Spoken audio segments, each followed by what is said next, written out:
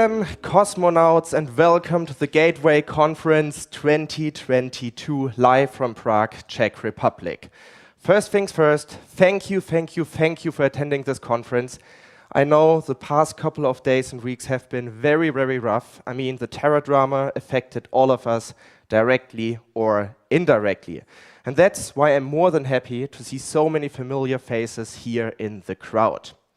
Brief introduction from my end. My name is Juri Maibaum. I'm the co-founder of DeFi Times. I also have a bunch of other projects in the interchain, such as Friends Validator and Cosmoverse. So yes, I'm a full-time cosmonaut, and that's why it's such a big pleasure for me to be here on stage with you guys.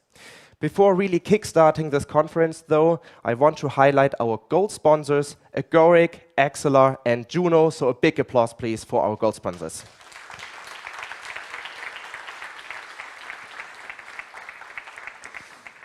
And now let us not hesitate anymore. Let us get this conference started. I want to introduce you now to the very first keynote of today. It will be held by David Rakusan and Victor Fischer from Rockaway. In case you do not know, Rockaway is also the entity that made this event possible. They are the organizers, so also big shout out to Rockaway. Thanks for making this possible. That said, David, Victor, please enter the stage. Thank you so much. Thank you, everyone. Welcome to Prague. Welcome, everyone. Welcome to the Gateway Conference. Oh, I don't think I have a clicker here. So, in a minute. Organizational issues.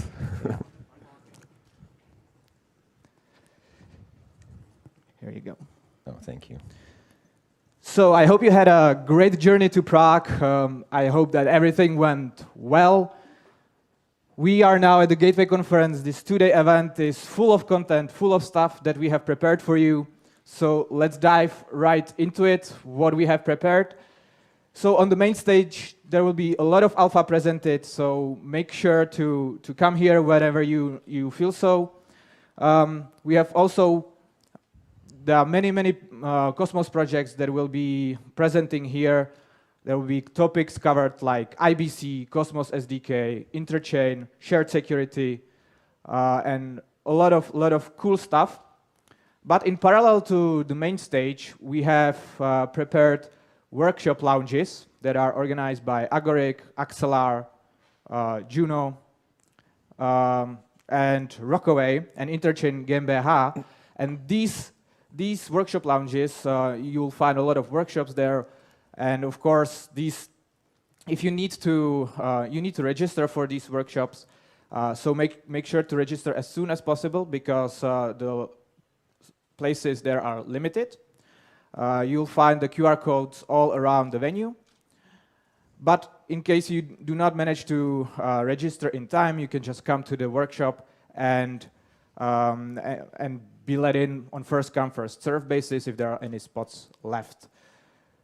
There is also a Telegram group which you can join. Just scan the QR code. We monitor it on a regular basis and answer all questions that you might have.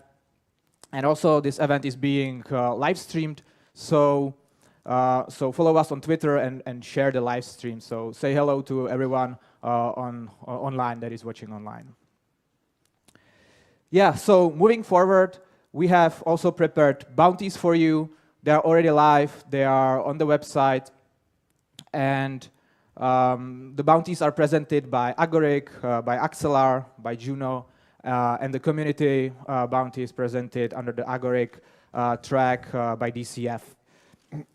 I already briefly mentioned that we have the Juno Hackers Lounge, which is right behind this big wall on the left from my side. So you can go there, you can open your laptop, do some work on the bounties, do some coding, reply to your emails. So it's a co-working space, so go check it out. And finally, I would like to note that we have also two parties that are prepared for you. The largest one is today at 7:30 at Epic Club. food and drinks are provided, so come and enjoy yourself. We have booked a DJ coming from all the way from Amsterdam, and the two additional DJs are top notch from Czech Republic. So I'm really looking forward to that. And finally, second party is going on Tuesday at 8 p.m. in Victor's Club, Lavalmont. All right, thank you a lot. Now Victor will tell you more about Web3. About the parties, and yeah. parties, yeah. So thanks. So thanks, David. Thanks so much. So the DJ who's coming tonight, his name is Elke Klein. He's a good friend. He actually plays at Burning Man. He plays at Robot Heart for the Sunrise. And we are so happy he's coming. So we want to show you also, while you are here, the best of Prague, and also the best of the Cosmos ecosystem.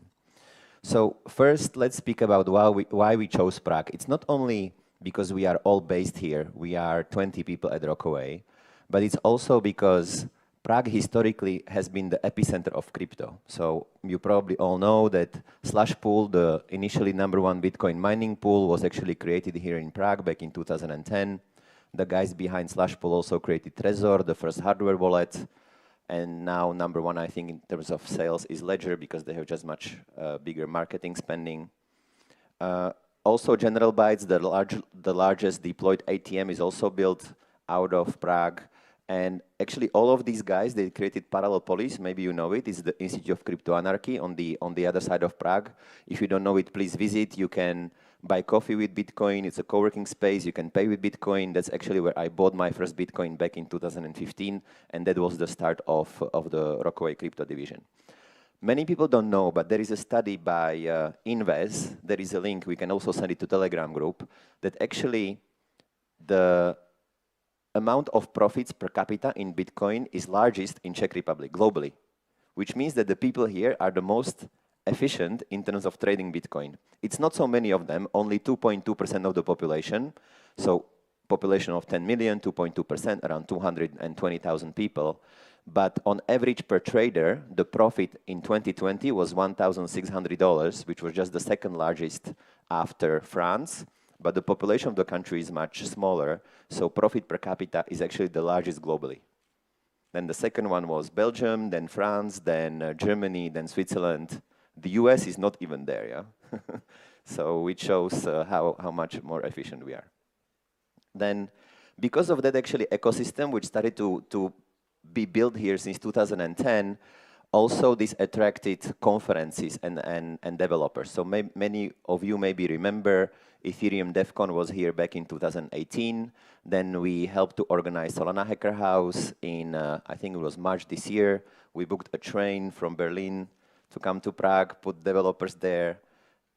Those who took train, I think Ismail took the train yesterday. You probably know that there is not a good internet connection, so we put a dedicated T-Mobile antenna, so we would have dedicated internet connection during that train. And of course, you guys, you are also here because right now we want to spread love for the Cosmos ecosystem. Lastly, there are also new projects like Marinade Finance. It's a liquid staking on Solana, which is also built out of here. NFTscoring.com. Feel free to check it out. It's an NFT platform which suggests you a typical price for an NFT that you choose. And also we have many graduates, computer science graduates. That's why Facebook, they have their artificial intelligence center in Brno, and Czech Technical Universities is recognized as well as Charles University. In this introduction of Rockaway, I wanted to basically take a bigger picture of how much money is actually invested into our space. And last year, in 2021, $33 billion were invested in crypto. And that was much, much larger than in 2017. We actually started back in 2017, so we remember the bear market and the crypto winter. But interestingly, it's actually much larger proportion of the global VC. The global VC invested last year was 700 billion. 33 billion of that is around 5%, and it's much more than ever before. What also grows is the number of deals. The number of deals invested last year is 2,000.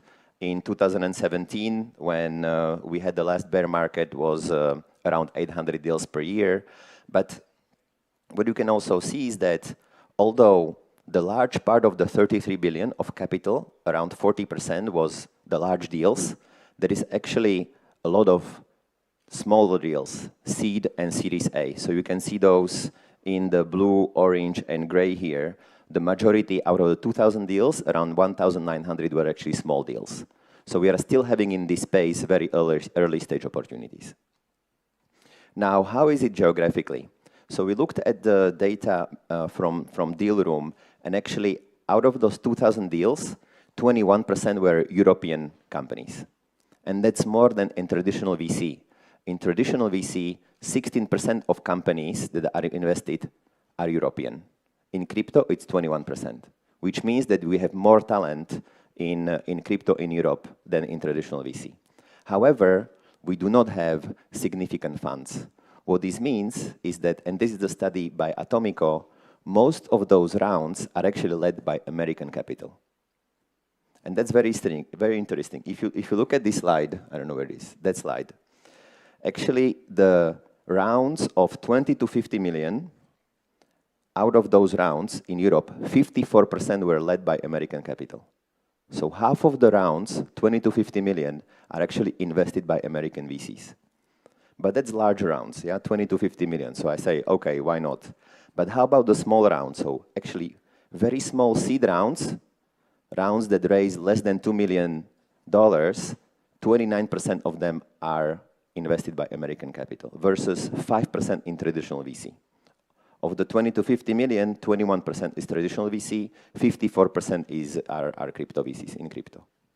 So we can see that, and you know, we are thinking a lot of why is this, and actually it's because Americans are, I would say, much more skilled than us in raising capital, I would say. So we just listed the largest funds which were created last year, and you can see there, you know, friends like A16Z, Paradigm, Electric, Polychain, Pantera, Multicoin. Those are just crypto investors. Then have crypto companies' investment arms. Now FTX has an investment arm. Jump Crypto, we all know. Coinbase Ventures as well. And there are also traditional investors now coming to crypto. So Paradigm is kind of like a spin-off of Sequoia, but now Sequoia also has a 500 million fund. Bain Capital also has a crypto fund. So all of these funds, most of them are raised in the US, are also now investing in Europe, which actually plays well into our strategy, because if you don't know Rockaway, we were started back in 2017, launched our fund in 2020, raised $123 million, and we're actually investing both into funds. So we have 24 funds in our portfolio, those which I showed you on the slide before, like Polychain, Pantera, Multicoin, Parafy, A16Z, but also investing into some Asian funds, and then we do the bridge between the US, Asia, and Europe. We have currently offices mainly in Prague. This is our main office. We have a satellite office in Zurich currently and opening a new one in London. We have a new first hire in London. Our objective is still to be the largest blockchain VC fund here and support the founders. So what's on our roadmap right now? We have raised, as I said, the first VC fund, $123 million. We have just launched a yield fund, which is basically a fund providing liquidity into DeFi protocols. It's the first fully regulated fund in European Union. Took us 9 months to put it together.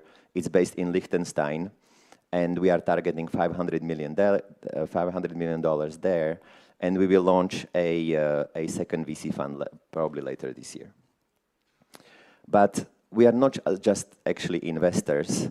We try to be as hands-on as possible. So we have a staking operations, and I think our staking guys should be somewhere here as well, Tomasz and DJ.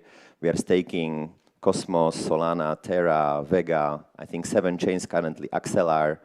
We buy our own hardware, so we are not staking in cloud. We put it in dedicated data centers. We have 2 data centers in Prague in order to ensure load balancing. Secondly, we have the yield fund, which I spoke about. So we provide liquidity into protocols into which we invest. We have a labs division where we actually develop projects on top of the blockchains with whom we are friends. We, for example, have a risk dashboard on Terra, so we knew what was happening last week, actually very early. You can access that. We can also send the link into the Telegram group, where we have all the dashboards across different blockchains. And lastly, we help our portfolio companies hire developers, and we do that mostly by organizing events like the Solana Hacker House and like this conference. All that I'm presenting is not at all fruit of my work. So it's actually the fruit of the work of the whole team. So let me present you the team. Dusan should be somewhere here. He's our Chief Investment Officer, super smart guy. So we met a long time ago. He was one of the first Ethereum miners. There is Marek also somewhere here. He leads our deal flow. He's my ex-colleague from McKinsey. We are good friends. There is Adam somewhere here as well. He's running the yield fund. If you have questions on the yield fund, feel free to approach him. There is David, who was just here with me. He was actually setting all of this together. We have Martin, who is our investment analyst, currently focusing on gaming. We have Philip, who joined us from CERN. He's our research analyst. We have Jan, who is also supporting Adam in the yield fund. Then we have the staking team. Staking team is Tomáš. You probably will see him running around. Feel free to ask him questions. We have DJ, we have MK, and we have Bara, who also helped with this conference. Then our labs team are currently 4 engineers. The 4th one is not here yet. It's Martin. He worked before at Avast. It's an artificial intelligence. It's a antivirus company. We have Dusan. He worked with Martin before. And we have Robert. Robert, actually, before joining us, was creating Croco.finance. And it's an application which allows you to calculate profitability of your Unisub V3 position. All of these are actually AI guys. And then we have our operations team, Radek, CFO, Olda, our legal, who is also focused on regulatory. He will have a speech later today about that. Mark, our head of investor relations. Lucie, without whom we wouldn't be able to function. And Matej, who also helps with legal. With that, again, welcome to Prague, and let's have fun together.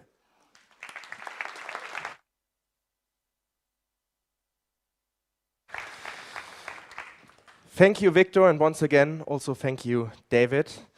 I mean, it's such a pleasure now to really got this conference started, and I don't want to waste much more time, and we will move forward with the very first panel of today.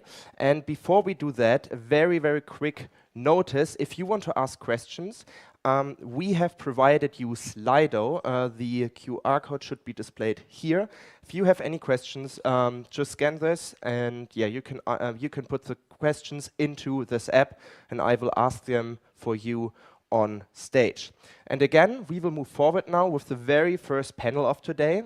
I'm pleased to welcome Dusan Kovacic, also from Rockarray. He is the CIO. Dusan, please enter the stage.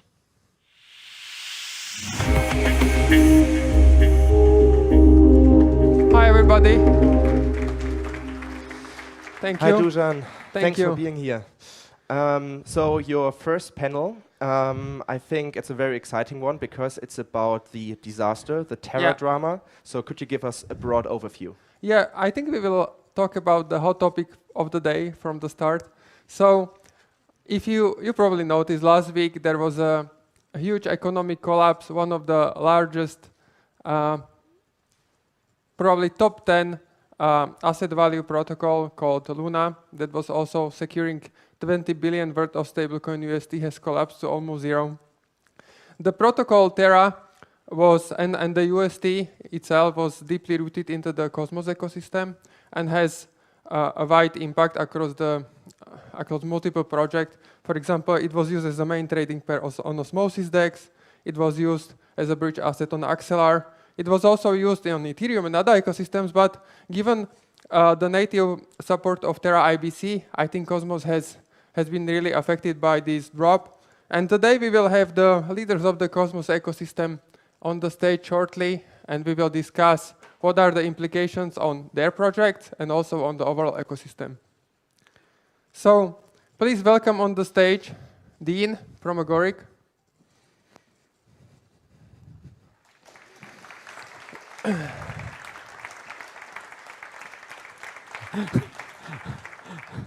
Hi, Dean. Please welcome Sergey, the founder of Axelar.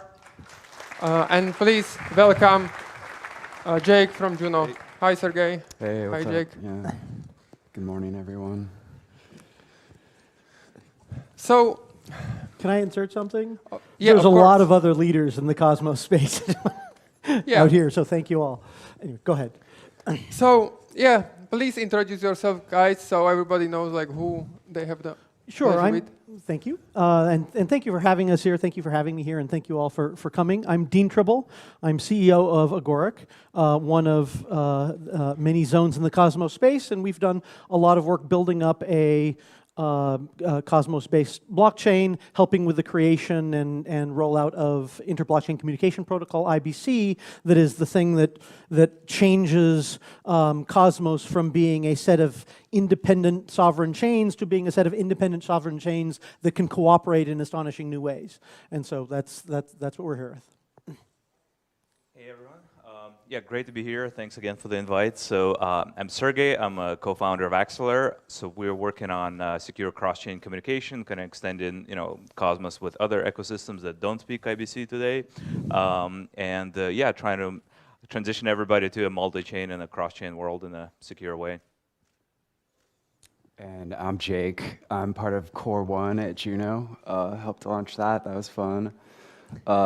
Also work on this thing called DAO. I don't know if people have heard of DAO. It's next-gen interchain DAO tooling. And also a co-founder of Stargaze. So I work on too many things. But Thank you for the introduction. So let's start with the first topic, which is the implication of the economic collapse on the protocol and on your protocol particularly and on the overall ecosystem. And I would like Sergey to start with his thoughts. Yeah, no, for sure. I mean, I think on the high level, so how kind of Axelar was related with Terra and the UST in particular is because we try to help them bridge in other ecosystems outside of Cosmos, right? So for those of you that don't know, kind of Axelar connects Cosmos with EVM chains, with Ethereum, like Moonbeam, Avalanche, Polkadot, Polkadot kind of through Moonbeam and a bunch of other chains. So we had about, I think, 35 million plus or minus of UST and Luna combined, kind of bridged across all of those ecosystems through the Axelar protocol. And essentially, I think what happened as the collapse started happening, of course, we saw a lot of people trying to rescue their funds. Some of them actually bridged them back to Ethereum, or more assets were bridged back to Ethereum, kind of swapped for USDC, right? Some people try to unwrap it, move it back to Terra. I think Terra was actually pretty clogged for some time, so people had definitely experienced delays. But I think yeah, what we've seen over the kind of few days is that most of that liquidity just sort of disappeared. I think there's about 1 million or 2 million that's left that was bridged out through Axelar. I think what has worked, quite well through our protocol is that when Terra chain was going down, because everything is connected through a centralized Axelar hub, we were successfully able to just pause the transfers through all of those ecosystems like in a consistent way, and then like let Terra do their thing, restart the chain, then we opened the transfers again, then Terra went down again, then we closed it again. So I think what really worked and what kind of to me demonstrated a big benefit of just having like a hub and spoke model that manages a lot of cross-chain connections, because you can like uniformly coordinate and react to these attacks, right? I think imagine if you had like pairwise connections across like half a dozen chains, then half a dozen chains, you have to do a lot of like pairwise work. That would be just slower. And so, yeah, I mean, I think overall, now we're seeing more liquidity moved into USDC from UST, and so kind of incentives on osmosis has started in USDC and other types of stable assets, and so that's probably, that migration is probably going to continue throughout the Cosmos ecosystem, because UST was definitely kind of the dominant stable coin. But yeah, and that's what we're seeing now. Dean? So, while our chain is deployed, our core technology is still on its way out. What I saw is, it is critical for having a large economy to have stable coins, right? I mean, that's the grease that makes real finance and real economies work. And until you have that, you've got a blockchain that's in the barter stage. And we know that a cash economy, a currency economy, just works better. Terra was indeed or rather UST was indeed the main present stable token, but lots of other projects, others, were working on other models for stable tokens to be able to provide, higher assurance, enable, yield farms that are across stable tokens and that sort of thing. So it really drove up, increased interest in that part of our project, which is, we've got a strong focus on how do you build a strong economy, and so have been working on how to do that stuff for a while. And so, prioritizing that, ramping that up, increasing exposure is one of the consequences here. It's really unfortunate, of course, what happened to people that had their money relying on this infrastructure, but it's just critical that having a robust stable token across chains is one of the things that is possible and straightforward in Cosmos, and it's something that over the next several months has got to go roll out into the space.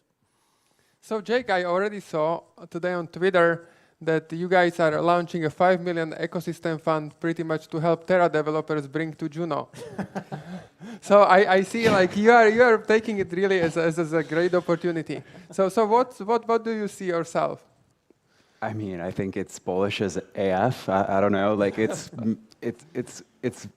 a really sad thing, and certainly everyone's felt like the pain, but for Juno it's been great, and we've already heard from so many teams, and a lot of people are coming over to build on Juno, and that's really exciting. And if you're a Terra dev out there, we've got a $5 million fund from our community to you to come build cool stuff on Juno. So yeah. So stepping back, what do you think can be learned, or what are the key takeaways you have from your protocol design, or or overall as a recommendation to other developers, like looking at the building stablecoins or building like applications on Juno?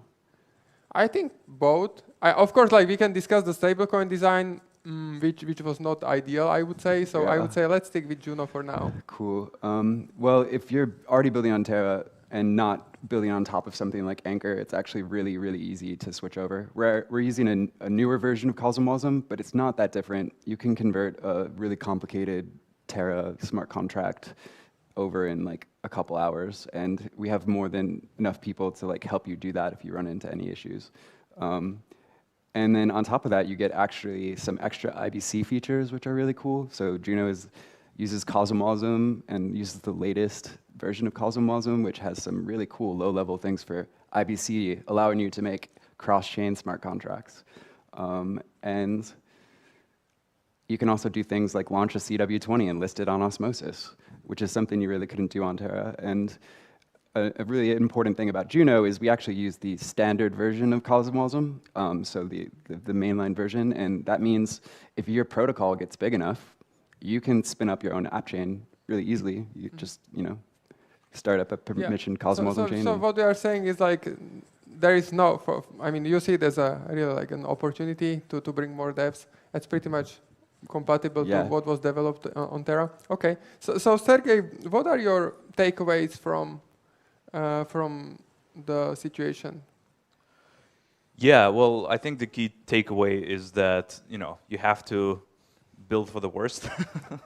I think that's the reality, right? I think, a lot of the time, there is a lot of, pressure to certain projects to go to market quicker, take certain shortcuts, on security and other things. Don't talk about this or don't talk about that. And I think what this attack has demonstrated, that you have to build for the worst, and like all the theoretical things that many people have been talking about for years, like we're going to have a large economic attack, we're going to have a large attack on the validators and things like that, probably will happen more and more often. So I think to me the biggest takeaway is that don't take shortcuts. I think prepare for the worst, plan for the worst, and you have to have the right architecture to deal with those situations. These economic attacks could happen, on any proof of stake token, on any stable coin, and you have to think about like how is your protocol going to react to that, right? And then you have to think about, I think at some point, you know, Terra had to think about, well, what happens if the large validator stake will just be bought by the market by an adversary that starts producing like fake blocks, right, on the Terra chain, and you know, they had to halt everything and so on and so forth. So think about those things in advance and saying, okay, you know, what if a large part of the stake will be, you know, corrupted at some point? What do you do? Like, is there, I don't know, halt mechanism? Do you stop, you know, producing blocks or things like that? I think we need to think a little bit more. The other thing, I think the big takeaway is just cross-chain, you know, protocols, you know, IBC, but also what we're doing with Axeler, really have to be surrounded by safety guard features, okay, which is not really, you know, at Axeler we actually have a number of really nice safeguard features that allows literally just to kind of a pause and resume without having to shut down the validators or connections or relayers. So that was really like smooth, so the network wasn't really affected. But you have to really think about those policies at IBC layer, at your application layer, which so far people took kind of a, you know, the correctness works, let's continue rolling it out as fast as we can. And I think, you know, we have to take a slight pause and rethink some of those assumptions. So Dean, yesterday in our private conversation you mentioned misbehavior of the Terra validators, which you have observed. And there was no penalty for them in terms of slashing as far as we are aware of. What are the implications for the Agoric design, or do you see any like key takeaways that you can take and implement into Agoric to be more secure? Okay, so yes, that ties into sort of my follow-up on what these guys were saying. So there were a bunch of teams, folks, heroes that leaped in to analyze what was going on, figure out what was going on, and so they're the ones that surfaced all of this, you know, what's actually happening there, what's going on in consensus. A couple of really positive things that came out of this is, you know, there was an economic meltdown, but the technology underneath all worked, right? It wasn't a bug in the software. It wasn't a failure in consensus. It wasn't, you know, I mean, IBC was working between chains. People were liquidating. Transactions were processing. There was a problem at the economic design that surfaced and could get economically attacked, but the underlying technology worked, and a wide variety of systems sailed through robustly, and then these teams were able to dig in and go, oh, there's sort of interesting other stuff happening here that turns out, you know, would be bad. We should make sure more of that doesn't happen, but it had zero actual impact on the correctness of the execution of Terra, of Osmosis, of Gaia, of, you know, of all these chains. And so that's a real huge result. You know, it's a huge result that we can take the people and the applications that were built on Terra and port them over to Juno, port their economic knowledge over to build in Agoric or build in JavaScript on Agoric.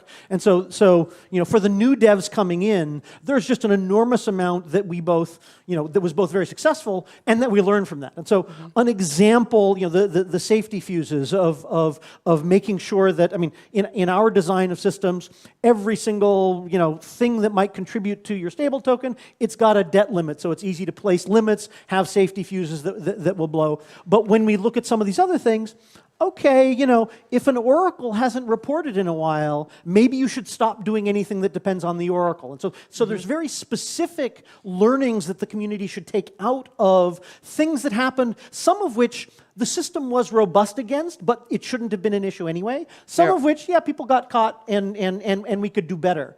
And so we've got some specific ones. You know, the handling of oracle divergence from trading prices and the speed of oracles is one of those, because that's one that's you know, pervasive across a wide variety of systems, and people have safety checks, but where we'll learn a lot to add more of, and that will show up in the Agoric ecosystem and the Agoric economy. That will show up in Juno. That'll show up in cross-chain activity with Osmosis. All those kinds of things. That some of those economic primitives have to be just right. And as I said, correct execution of an algorithm that has economic problems means that indeed we will see economic attacks that will take advantage of those, and so you have to design correctly and test correctly at all levels of your architecture. And ourselves, we observed, I mean, we are running in Rockaway a Terra validator, and at some point we observed blocks with like 8 1,000 transactions in the block, which was never seen before. What's your view on the performance like? So I think the performance was great. I mean, there were places where things got slow and people will learn from it, but some things in scaling large systems you can only discover when you actually scale in deployment, in production in large systems. And so that's one of the things that's awesome is, yes, we were seeing 8,000 transactions and stuff kept ticking. There were long blocks, consensus still worked. There were backed up chains. Things expired and new transactions came through and IBC stayed up and robust and all of these chains kept talking. I mean, that's just an enormous success at the level of complexity of having multiple blockchains in a decentralized fashion, permissionlessly connecting and communicating. And so those numbers, I occasionally rant about, performance of Tendermint versus claim performance of Solana and things like that. Yeah, Tendermint seems to be doing just fine. Okay. Yeah, that's 8,000 transactions in a real-life environment, not simulated in a lab, Right. real network conditions. But it was great, and I think we can do better. And I think it's important to continue to move forward and make sure we're funding public goods on which this is all built. Make sure we're funding core development and performance. And there's still a lot of work to do there. Cosmos Builders Foundation is launching soon. There's a lot of other efforts, and it's important as chains that we all continue to support those efforts. So we have seen this, we have had this observation that the Terra performance was okay. Does that also apply to your protocols and Axelar especially? Yeah, no, it was fine. I mean, we actually had more traffic from Terra in the earlier days when some incentives had become announced. Everybody just rushes in. You have thousands of transactions per hour sometimes where people just try to leverage these incentive rewards. We saw definitely increased traffic, nothing that affected Axelar. So I think kind of the technology worked. I think Tendermint worked, IBC worked. Yeah, some things expired and it required a lot of coordination from the whole ecosystem to keep things up throughout the week. But I think the technology largely worked quite fine. So we have been, according to Nansen, statistics of weekly active addresses, Terra was on the 8th place in the overall landscape of layer 1s with 150,000 weekly active users. Where do you think now will the developers migrate and build and together with the users? So there's developers and then there's users, traders, what have you. Developers, we go back to, right, Terra is CosmWasm. They're going to discover that there are a bunch of other chains in the Cosmos ecosystem that really would be delighted to have their help, and that they've developed relevant expertise that would be especially useful to all the activity in Juno. But all of their trading and business and logic and expertise of the, hundreds of applications that people built on Terra that had nothing to do with this, those are all portable, and that expertise, is portable, and most of those people that build in Rust and compile to WASM, they know JavaScript as well, and they can come over and build on Agoric too. And so, there's plenty of opportunity for developers, and nowhere near enough of that expertise. As for users, some of those are traders, and they've got plenty of trading venues. They'll move around. They'll move to to Juno, to Osmosis, to Evmos, to Solana, to various things.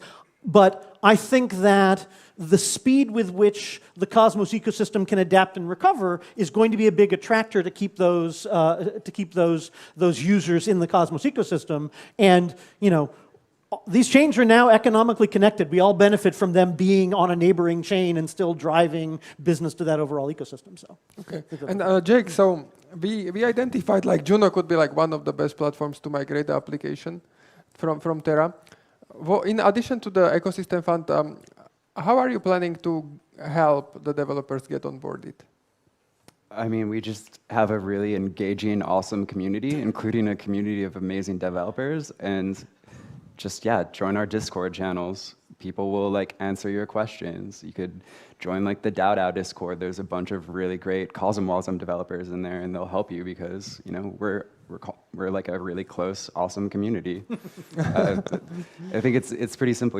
Reach out. I mean, my DMs are open. If you're a Terra developer looking for a home or having questions about how you might migrate your protocol, we're happy to talk. And in general, people are just insanely supportive in the forums. We also have Hack Juno, which is another competition that's going on. So we have got the dev fund, but there's also Hack Juno, which I think currently has like 1.7 million in prizes. So, and that's like happening this month. It ends June 16th. So, you know, go out and build some cool stuff, and maybe you'll get a Hack Juno prize on top of a Terra Dev Fund grant.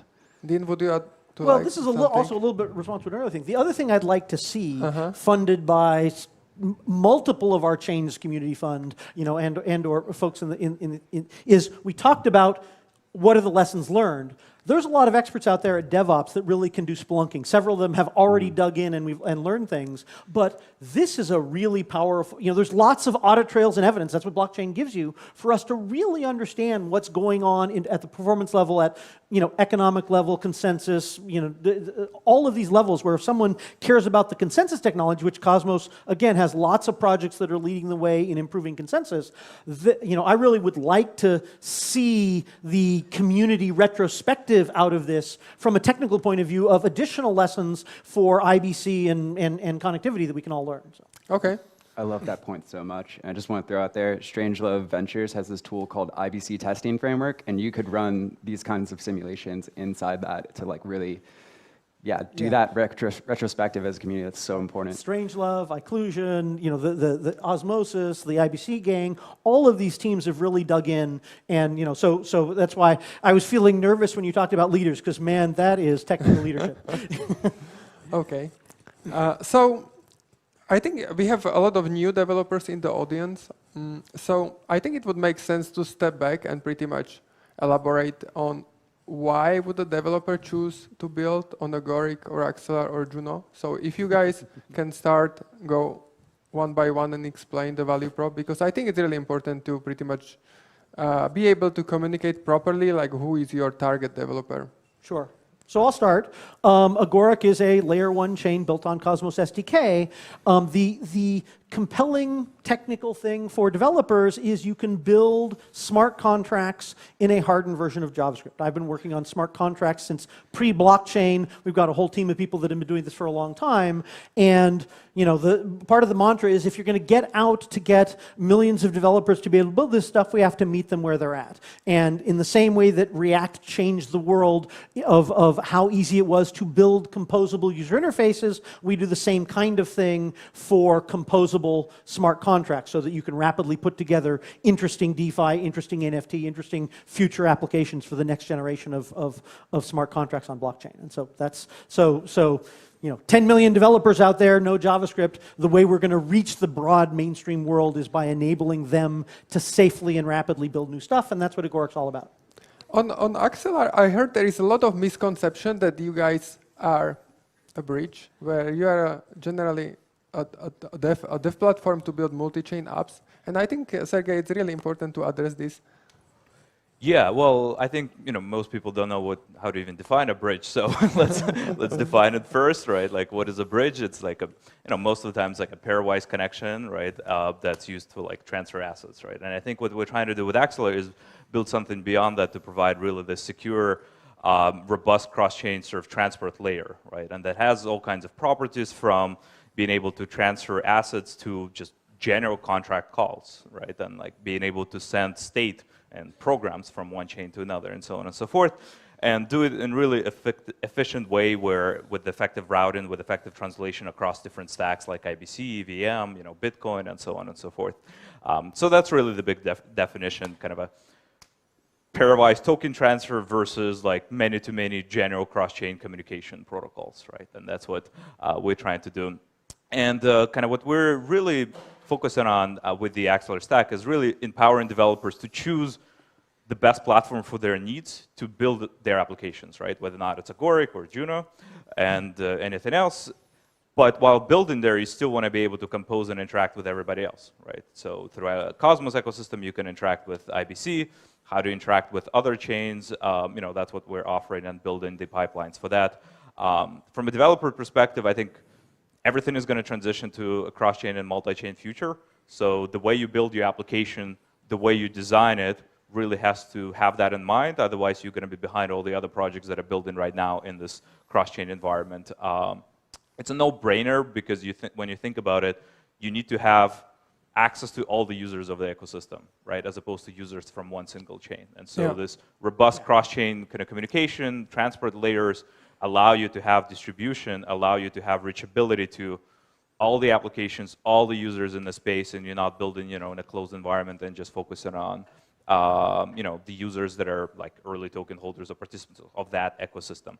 So I think that's really powerful, where you now can decide, like, what is technically the best platform, right, to build my smart contract? Like, what language do I need? What finality properties do I need? But still being able to compose and interact with everyone else across the ecosystem. That's what I'm excited about, and that's what we're building Axelar for. Yeah. So I think would make also sense to add, like, in addition to bridging, also the messaging could apply to a scenario, for example, when you can have like a native multi-chain application. Like, for example, you post the collateral into contract on one chain and you take a loan on another chain. So I think that could be also like expressed in like Axelar. Yes, I do want to point out that in IBC, the interchain account stuff is rolling out quickly, and that's that is empowering to exactly that sort of application where a smart contract on Agoric could drive Akash to manage, allocations of the work on the Akash network, or cause a trade on Osmosis, or take a liquidity position, or hand an asset off to Juno and something happens on Juno. But that interchain accounts is an application protocol on IBC. It's great to see another application protocol rolling out that really will enable a new class of cross-chain applications. Mm-hmm. And being able to bridge that stuff over Axelar just makes the reach even broader, of course. Yeah, and on that, actually, we're working on a couple of projects with a couple of teams to compose, right, interchain accounts with contract calls like on EVM chains, right? Nice. So cool. imagine the power then you're building, on Cosmos somewhere, and you can actually talk to EVM chains, and EVM chains can talk to your application, right, on Cosmos. And so this is really where Axelar does this sort of translation layer, that it needs to parse the messages. So I think, everything is going to be unified, everything is going to be connected, and just think ahead what's best for your application and prepare for this future. So Jake, I'm not a Terra developer, and I was a C++ developer once. Why should or what would be the best way to start for me building on Juno?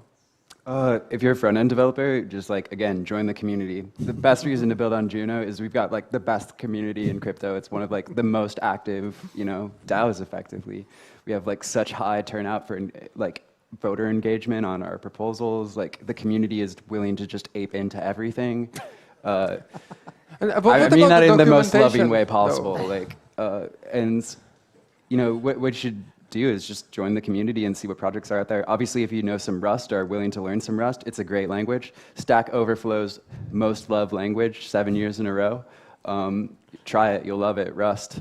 But I think another great reason to build on Juno is it's actually, if you do have the aspiration of launching your own Cosmos chain someday, and we're in a Cosmos conference, so you want to launch your own L1, but I mean, if you are coming from the Rust background, right, you have the choice of Solana on other chains. You can also do Juno. Yeah, so but on Solana, you can't have the roadmap of launching your own chain.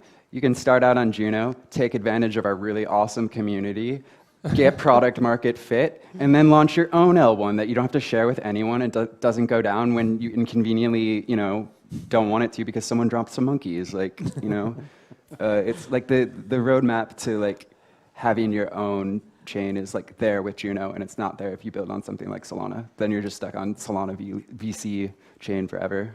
VC chain, okay.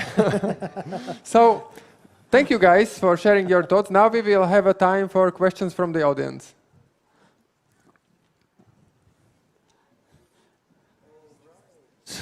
All right. Yeah. Thank you, guys. I think this was a blast. And actually, we have just time for one question because we're running out of time a little bit. If you have any questions and they're very urgent, just go ahead and ask the speakers and the panel participants during the coffee breaks or during the lunchtime. We have the time for that. But one question, and this question is actually for you, Dean. It's, has this collapse changed Agoric's plan for RUN stablecoin? Are you thinking about a stable not pegged to a government currency?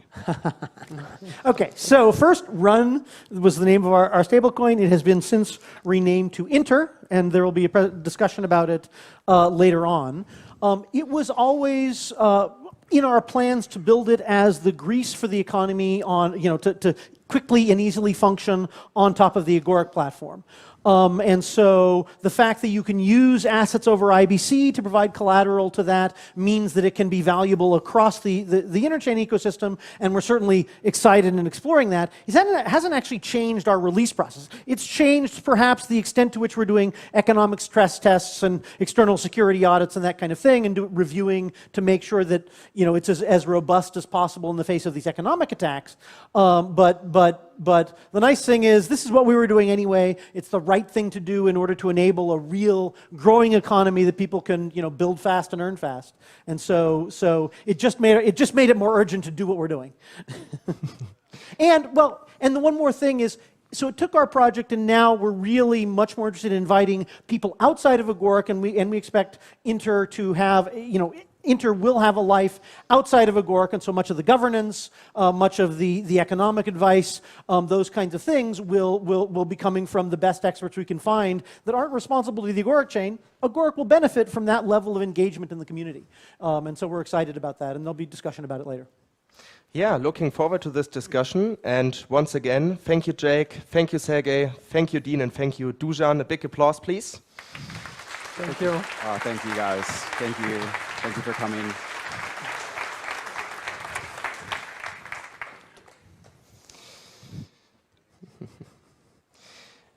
So, did you enjoy the very first panel of today? I know it's bear market, but please, guys. Please, guys. Anyway, so I think the very first panel was a blast, and now let us move forward with the next keynote.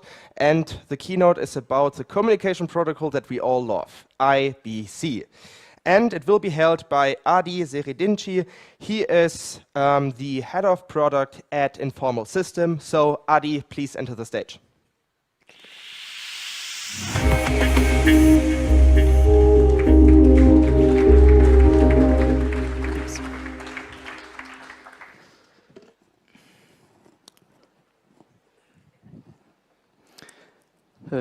Let's wait for the slides, I guess. Hello, everyone.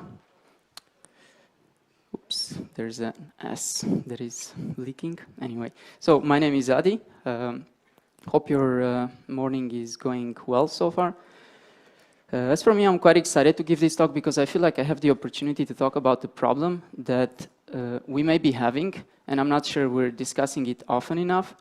So it's going to be a bit controversial, at least that's what I'm hoping. It's not a problem with a certain technology or a certain application. It's actually a problem that emerges once you have multiple blockchains that want to communicate through IBC. The title, as mentioned, is the Contributor's Guide to IBC. It was Hitchhiker, but I renamed it just to make it a bit more concrete and more focused. And yeah, I will not be focusing so much on IBC technical details, as I will be focusing more on the ecosystem as a whole that is enabled once IBC exists.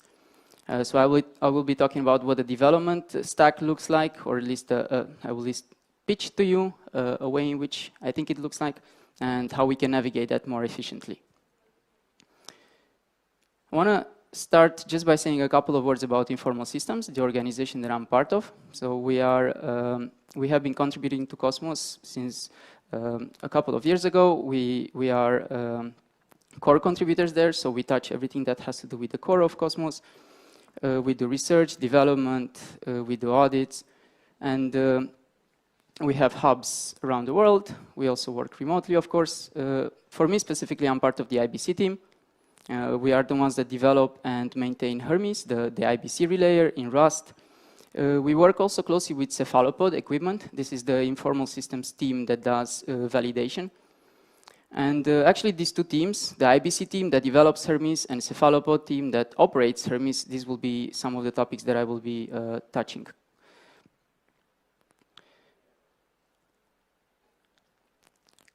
To set up the context a bit, I want to describe how I think about Cosmos. Is that I see it as this wonderful emerging organization. It's like a living, breathing organism, and IBC is effectively something that is like pouring fuel on that fire. It is fueling the growth, and it's quite spectacular. to see it grow that way, but it's also a source of complexity. It poses some challenges because things are a lot more complex than they could be. There's no overarching plan that describes how the ecosystem looks like. So this can lead to things like a bit of friction, a bit of complexity, there is a bit of inefficiencies. So this is kind of like the problem that I'm trying to tackle at an abstract level. Then the purpose of my talk would be, given this complex ecosystem, I would like to see how we can navigate it more efficiently. So how we can navigate the complex world that emerges once IBC exists. And similar like it would be in some old city that has no grand plan and you don't know how to find yourself, how to go find your friends and so on, you need to understand a bit where you are first. And furthermore, I believe that as contributors in this space, we all are, we have authority and accountability over making the ecosystem grow more smoothly, making it work more smoothly.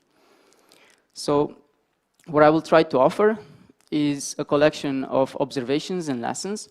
So I'm going to try to sketch something like a blueprint, or I call it a mental model. It's just a diagram, basically, of how I think the ecosystem could be described to help us understand it better. And I will also be a bit more concrete by discussing two lessons from the development and operations of Hermes in cephalopody. And these two parts are actually the roadmap of my talk. So first, it's a mental model that describes how the ecosystem looks like, or at least how I think about it at the moment. And the second part of the talk will be about these two lessons that I hope will be valuable for you as well. And let's start with the first part. It's a mental model for guiding contributions in a world that is as complex as ABC.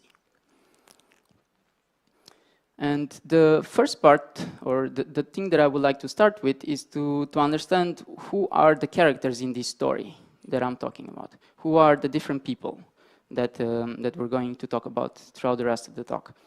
So first of all, of course, there's users. These are the people in their home with the ledger devices or with other means of accessing.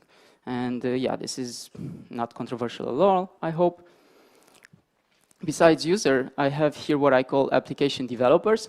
And this includes, on the one hand, people who write new applications, so new networks, who fork the SDK, or furthermore, they could be working in other SDKs or other ecosystems. And then there's also front-end, people running the front-end services, who are equally important. Besides application developers, we have another very critical type of characters, who are the operators.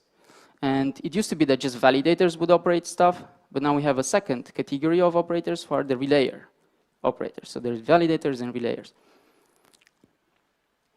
Besides that, there is one more layer that I call the infrastructure. So these are, again, developers, and these are the people who write your favorite SDK modules. These are the people who write Tendermint and maintain it. The people who did the research and understand and they maintain IBC. It's a bunch of other people that are working on the core technologies. This is where Informal is mostly focusing on. But I hope these four types of characters make sense to you. And then once IBC is enabled in a chain, the way we can think about dependencies, about these different types of characters, is that actually the dependencies are all over the place. So it happens that users, they often know who the developers are, and they often know who the infrastructure operators, the operators are, and they also know infrastructure developers. It often also happens that people who develop the infrastructure talk directly to users, talk directly to validators, talk directly to front-end developers. This means that there's kind of there's a fully connected graph here, if you will, or a fully connected network, in the sense that once something happens, it kind of propagates at all different teams across the stack. A user has their fun stack, and then they go on broadcast mediums like Twitter or Telegram or Signal, and they tell the developers, they tell the operators, and everyone is scrambling to try to fix it. And the same when people from infrastructure or operators are deploying something new, they also have to broadcast it to everyone, and everyone has to be kept in the loop. And I think this is wonderful because it keeps the community engaged. So I want to be clear that I'm not simply saying that, yeah, we got to throw this away. I think it's essential. It's part of the community. It's what makes Cosmos what it is. It's important for users to understand where the ecosystem is going. What are the new developments in protocol? Who are the new validators? They have to understand all those things. But they don't have to understand all the details of those things. At least that's how I think about it. So in a more efficient IBC world, actually, we could have, I'm gonna switch the slide. Yeah, in a more efficient IBC world, we could have something where these layers actually translate into direct dependencies, and there would be less, there would be less full stack knowledge that all teams have to have. The difficulty with everyone having to know everyone is that essentially it's difficult to onboard someone. So in a fully connected network, once you want to add a new node, that node has to be connected to everywhere. And we see that, for instance, when we try to onboard someone in the company, that it's very much information that newcomers in the ecosystem, they have to learn. So it's difficult to isolate different parts of expertise and to focus on those. So in a more efficient IBC world, the way I think about it is that you could have people that are doing infrastructure, and they are doing releases, and then these releases would propagate up the stack, and they would be refined as they go up the stack in more and more abstract terms. So users don't have to know, oh, this is an IBC channel, and the client is expired. They would learn about the core parts of the protocol, but not the details, the properties, but not the details. In this sense, the dependencies between different teams, the dependencies about different parts of the stack would be more clear. And that way people know what they can focus on. They know where they can have direct impact because they know who their users are. It's a bit also more predictable because now you don't have everyone just broadcasting their messages on Twitter or Telegram and saying, I want this, I want that. You start your day by knowing what you want to do. The point I think is quite simple that I'm trying to make. I think we don't have to give up decentralization. The point of this is that decentralization could maintain in the way it currently is. The locus of control could still continue to exist at each and every team. It's just that now teams would have clearer understanding of who are the other teams that they depend on and who are their users. This is pretty much the simple message that I have here.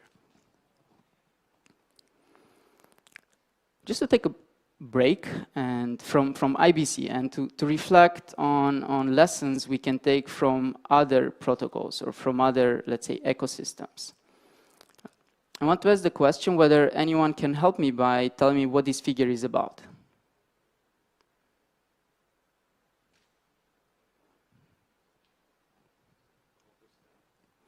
Protocol stack? Yeah, it's a protocol stack. Can we be more specific? Yeah, exactly. It's sometimes called the hourglass figure or the narrow waist of the internet. The very nice part about this is that once TCP/IP was adopted as a protocol, all of the technologies underlying TCP/IP, which are transport technologies such as Ethernet, Wi-Fi, wide area, and so on, they couldn't care less about the applications on top of TCP/IP. So there was an explosion of mediums for internet, and then there was an explosion of applications for the internet. And they didn't care about each other. They could evolve independently. So the critical part here actually is not the fact that it's a narrow waist, as it is the fact that they are decoupled. The top is decoupled from the bottom. This allowed, in my opinion, the two parts, applications and infrastructure, to evolve independently. And in my mind, this is like one of the wonders of the internet, actually. This is how I think about it. And we can actually go further, and we can also think about other kind of examples. In Unix, we have text, which is a pretty much universal interface. And this, I believe, also allowed applications to evolve at an amazing pace because they couldn't care about interfacing with one another. The interface was decided, it's text. So you could just focus on what you want to do. You didn't need to focus on how you interface with the other applications. Yeah, the point was that once you adopt the layer, now you can focus on what you want to achieve instead of focusing on how you want to evolve instead of focusing on how you have to interface with the other applications. And that hides a lot of complexity. So coming back to the IBC world, just want to stress the fact that I believe this is a very powerful technique, and we should try to experiment with it and understand it better. What I like actually is that I'm learning this from applications that I already saw previous in IBC. So I really like the way the Osmosis interface is hiding IBC primitives. I think that was a brilliant choice. You just know that you're depositing or you're withdrawing. You have no idea what are the underlying channels that you're communicating with. You don't know about the details of IBC. There's a lot of complexity hidden behind that deposit and withdraw buttons that we see there. And I believe that was a brilliant choice. There's a couple of other examples that just came to my mind while I was doing these slides. The chain registry, the ocular, and a couple of others, which are a bit lower in the stack, and they aim to shield operators from details of the infrastructure that is being built, or they aim to shield application developers from details. And this is pretty much the last slide that I have in this part of the talk. I do think it's a bit controversial maybe what I'm saying, but the template is not universal. So I think that depending on who your team is and who the teams you're interacting with are, it could be that you could have a totally different picture here. So it doesn't have to be that there's infrastructure, operators, applications, and users. But you do have users, and you probably will benefit a lot if you think about who your users are. And that's pretty much the point here, is that I believe you're at all different levels. We should be striving to build great products, and that pretty much starts with knowing who your users are. And that was the first part of the talk. And now I'm going to try to make it a bit more concrete by offering what I call 2 lessons, where we actually applied this principle of layering between 2 teams in informal. So I'm going to be talking about the IBC RS team and Cephalopod. IBC RS team is the team that I'm part of, like I said, and we're the ones developing Hermes, and Cephalopod are operating Hermes. And I will start with the question. What does it take to develop and to operate an IBC relayer? I'm already hinting that there's here 2 activities: develop and operate. So to develop, it actually takes pretty much intimate knowledge of the whole developer stack: SDK, Tendermint, IBC, application specifics. So these are quite software development-oriented activities, whereas when it comes to relaying, as all relayer operators and validators know, you need to know full node. You need to know how to operate them. You need to know how you're going to monitor it. You can do all calls, and this is a completely different set of activities. So just to stress here is that these are non-overlapping concerns, and we found out that it's beneficial not to collapse them into a single. And this is actually how we're organized, is 2 separate teams. And then in the interaction between these 2 separate teams, we found out that there are kind of 2 patterns. One pattern that we found was very useful was that we kept each other in a tight feedback loop. So the 2 teams could communicate in relatively tight feedbacks, at least in the beginning. And then the second kind of pattern that we noticed, or the second lesson that we took, it was that it helps a lot, especially when times are more under pressure, that the 2 teams are actually loosely coupled. So it may seem like I'm kind of giving you contradictory data here, tight, loose, so on, but actually it's complementary, the two patterns. And let's start with the first one. So the idea of having tight feedback loop is between developers and operators, the feedback loop that I'm talking about here, and it was aimed to solve a specific problem that we had. So I'm part of a developers team, and we are very, very noobs when it comes to operating our nodes. We have no idea how to do full node. So that means we cannot be our own user. We cannot deploy Hermes, and we cannot use it ourselves. We have to rely on others to tell us how we can improve it. We have no access to full nodes. And this was a real problem because we have no feedback then on what we're doing, on the kind of things that are important to be doing. So then what we did, we instituted a feedback loop, which said that we are going to listen very, very, very closely to one user that we had initially, and that user was another team, Cephalopod. And they would give us regular feedback, and then we would iterate very rapidly on that. And one very interesting observation from that we had was that, in fact, by them testing our iterated solutions very, very frequently, this would, in fact, de-risk the relayer software for all of the community, because we would not be putting out software that was not sufficiently tested. We found out that developer tools for testing it are very limited because they do not reflect real-world conditions.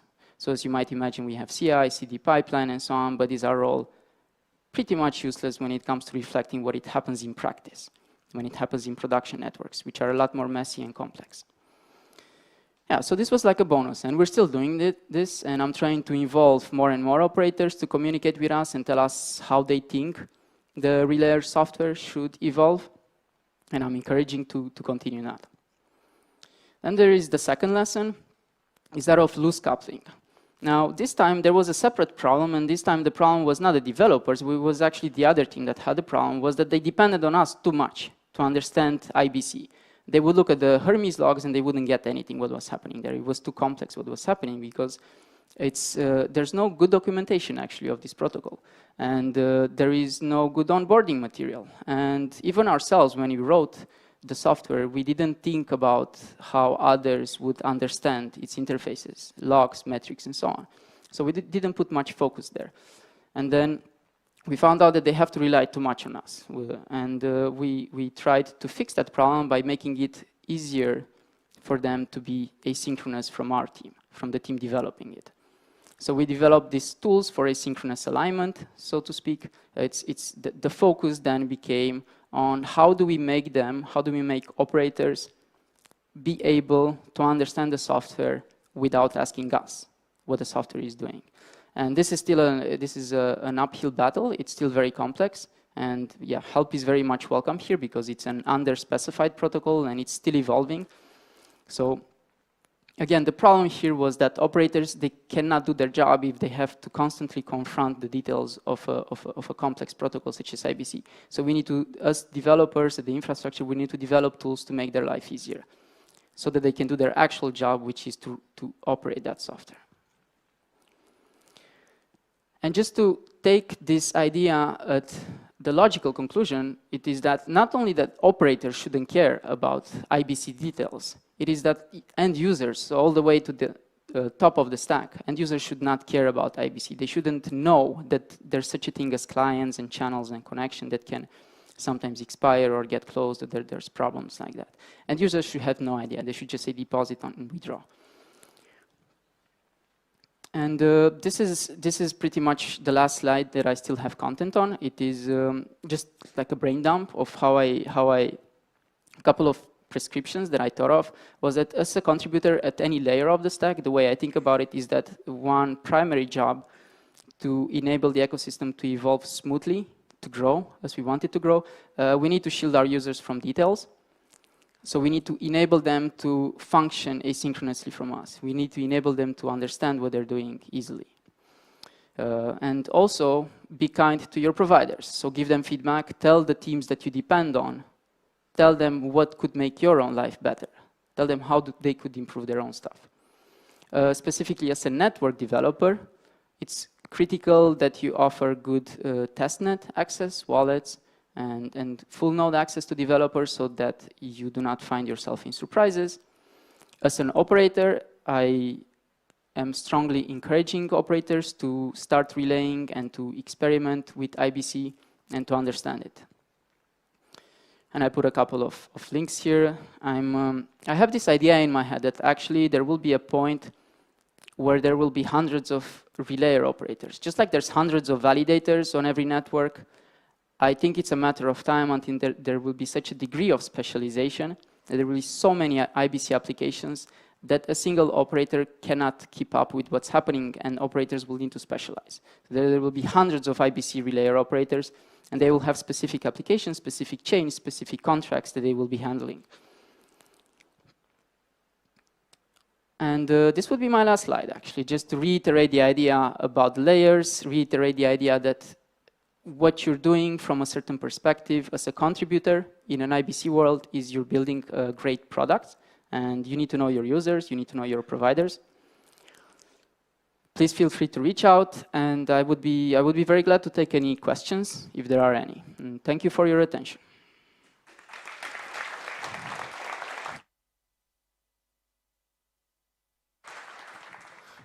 Thank you, Adi. Really enjoyed it. And you actually got some questions, and I want to ask you some of them. So the first one is, what is your prediction? How many IBC trains will we see by the end of the year? This is a tough one. I will get it wrong, so I'll just say 100. It's impossible to say. Yeah, got you. And another one, which I find very interesting, is the knowledge of lower infrastructure levels means that the industry is not mature. Why do you think that regular people should be bothered with it? Should be bothered with it. Well, if they want to be part of the ecosystem growth, then they should be bothered with it. Regular people should not be bothered with it as users. They should be shielded from it. I think that's what I was trying to say. Yeah. Got you. And one last question, I think it's a very good one as well. Like, where can people follow up with you regarding IBC here on ground? Here, yes, at the conference. Yeah, like in the coffee break area or where? Yeah, everywhere basically. Yeah, and speaking of coffee, we will have a quick coffee break for half an hour. So one last time, a big applause for Adi, please, and I see you in half an hour.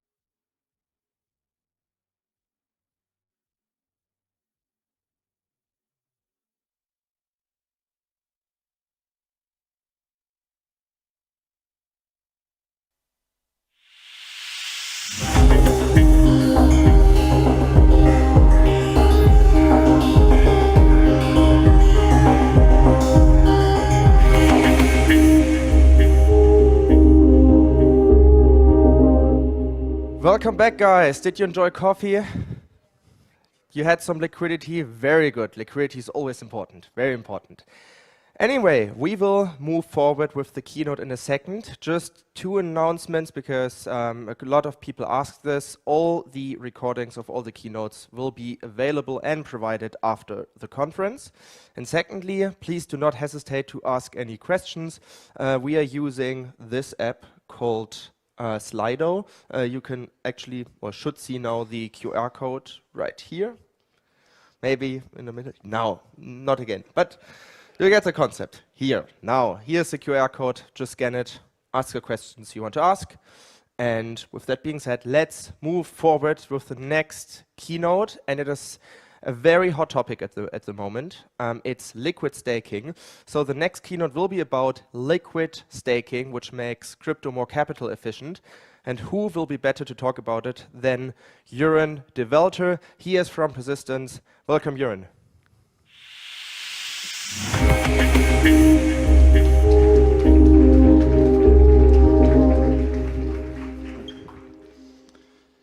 Hello, good morning, cosmonauts.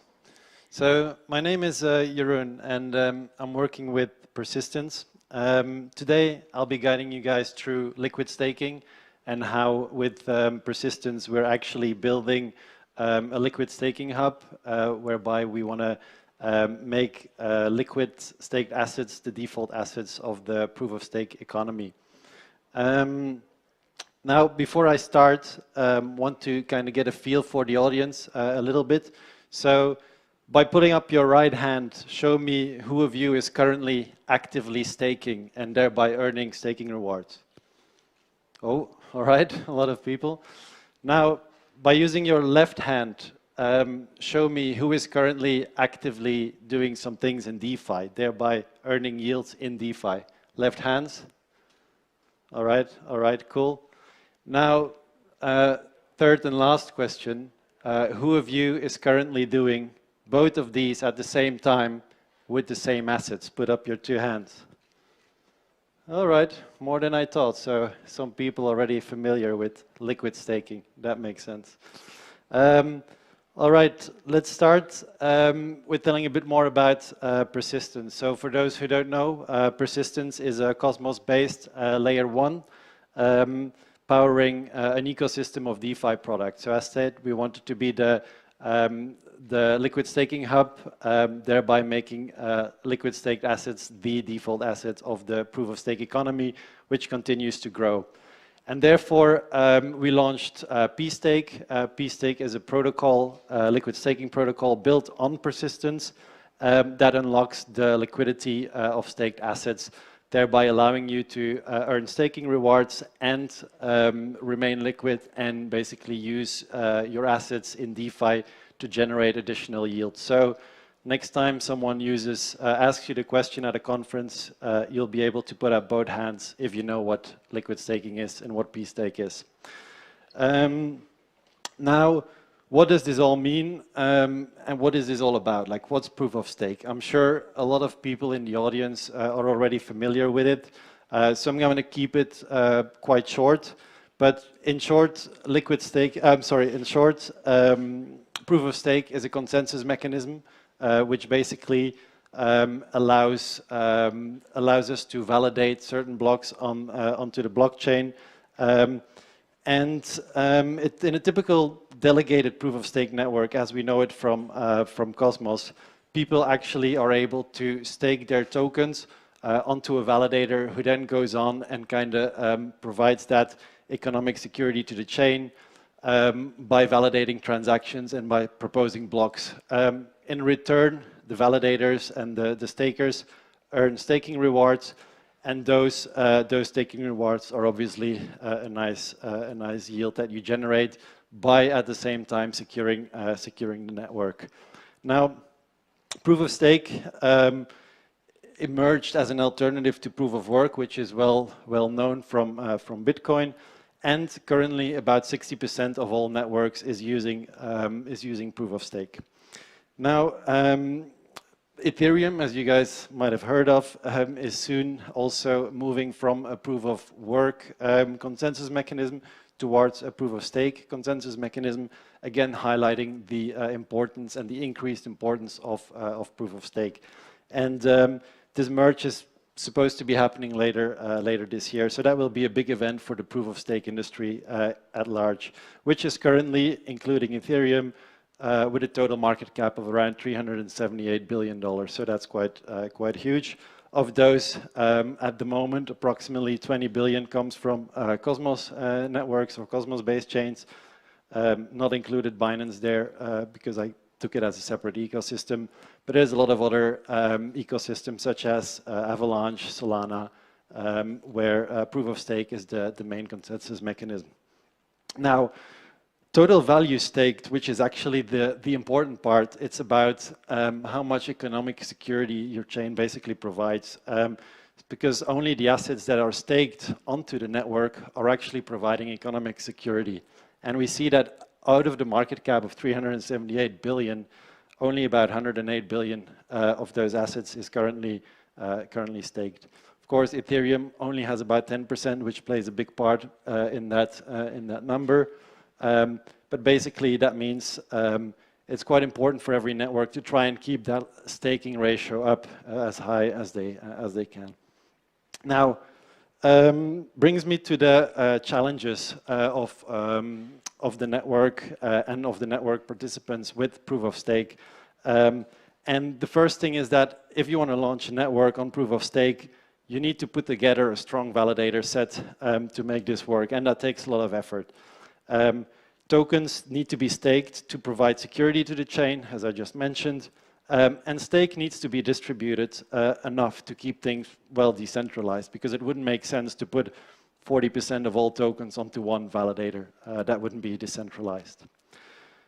Now, while those tokens that are staked, they provide security, they can't be used anywhere else, which might somehow be necessary. You need some liquid tokens for trading, maybe for some funding, for other things. So there's quite a few challenges coming with proof of stake.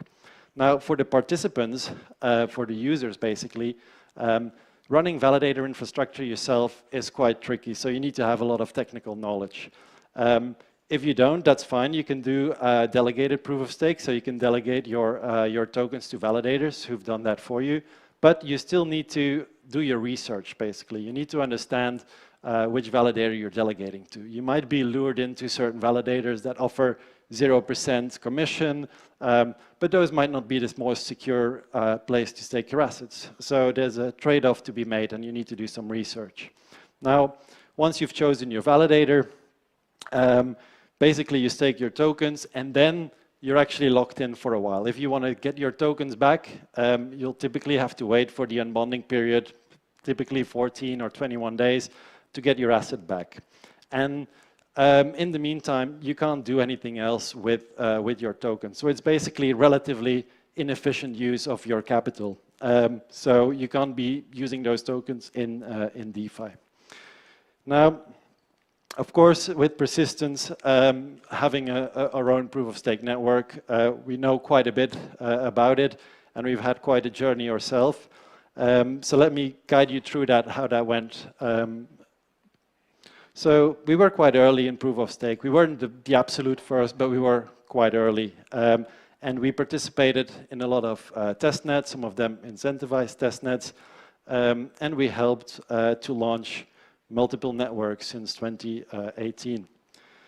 In the meantime, we also built out Audit One. Audit One is the infrastructure and validator arm of persistence, with which we actually are active on 26 networks as a validator, securing over 300 million assets under delegation, thereby becoming one of the largest validators in Southeast Asia. Now, I think it was Q4 2020, we came up with something called Stake Drop, where basically we did a very targeted stake drop of XPRT tokens, so the persistence tokens, to people who are staking tokens on different networks. With that, we attracted more than 3,000 stakers with a total amount of 1 billion assets staked to earn XPRT, basically. And that's when we realized that people we're actually looking for extra yield on stake tokens. In the meantime, we also launched our own mainnet, so persistent score proof of stake chain, with which we now have over 1 million transactions. We have 75 active validators, and we have a bonding ratio of about 86%, which is one of the highest in the industry. So the bonding ratio is the amount of tokens that is actually staked compared to the total supply of tokens. So 86% is pretty high in that sense. Now, with all of this, we also followed up in what was going on in the industry. And in the industry itself, some of our colleagues and friends started talking about something that was called liquid staking. So we got involved into these workshops, and that's where the idea about liquid staking and p-stake emerged. So we started working on p-stake in, I think it was December 2020, and basically from there on, we started with the what's it called? The proof of concept, basically, or the MVP was ready in February 2021. Testnet was live in June 2021, and our mainnet was launched in July 2021. Now, so we've been in the industry in the liquid staking space for quite some time now. So we were hoping that everyone around us is very much aware of what's going on. So yesterday night, the Persistence team went out in Prague to go and have a look and see how well known p-stake is and liquid staking in general. Next thing is a little meme video. The subtitles are quite important, so try to make sure you read them. Я думал, намного лучше будет это все. И очень плохая музыка, просто очень плохая музыка. Я думал, намного лучше это все будет. Сколько раз сюда ходил, было намного лучше. Ну и на этот раз как-то не удалось. Во-первых, народу мама, музыка не очень. А что за направление? А? Что за направление? Направление? Какое направление? Что за направление музыки играет там?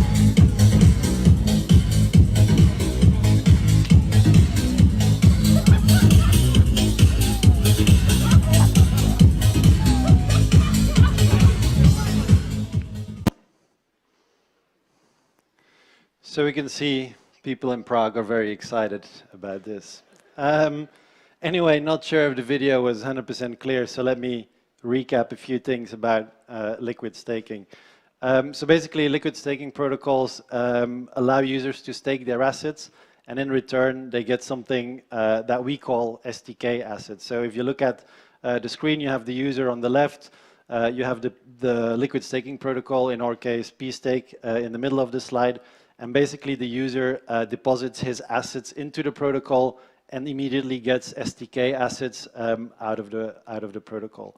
Now, what the protocol does is basically it goes on and stakes those tokens, the assets itself, onto the network, onto a set of validators. And they are typically well-selected validators, good reputation, and to make sure that at least they are staked with a reputable validator which meets certain performance criteria. In some of the protocols, also in some of our products, we actually use a on-chain scoring mechanism where these parameters and these requirements are basically set and monitored on-chain, and the validator set is automatically adjusted based on that. Either way, tokens are staked with the validators, which will start earning rewards. These rewards will go to the protocol, and the protocol will pass those rewards on to the users. Now, what you need to know is that there are differences in between the protocols in ways of implementing this. Some protocols use an exchange-based or an exchange rate-based token. Other protocols use a rebasing token as a liquid stake token, and some others use a dual token model. Now, that's quite technical, and I don't want to go into much detail on that today. But just once you go out there and start liquid staking, make sure you understand the tokenomics and what exactly the protocol is offering, whether it's p-stake or whether it's other protocols. make sure you know the tokenomics behind it. Then we've been talking about these SDK assets or staked assets, but what are they again? So just quick reminder. So if you stake, you know that your tokens are actually locked because you're securing the chain. Now, you're earning staking yield, which is nice, but you're also subject to an unbonding period, as we discussed earlier. And of course, there's slashing risks. If your validator gets slashed, a part of your stake might get slashed as well. Now, the SDK assets or the staked assets are actually very similar. However, they're like an elevated version of it. Basically, they do allow you to unlock your liquidity, thereby allowing you to gain additional yields in DeFi, for example. Of course, you can also instantly exit your staked position by just selling your SDK assets on a DEX, where there would be an SDK asset trading pair.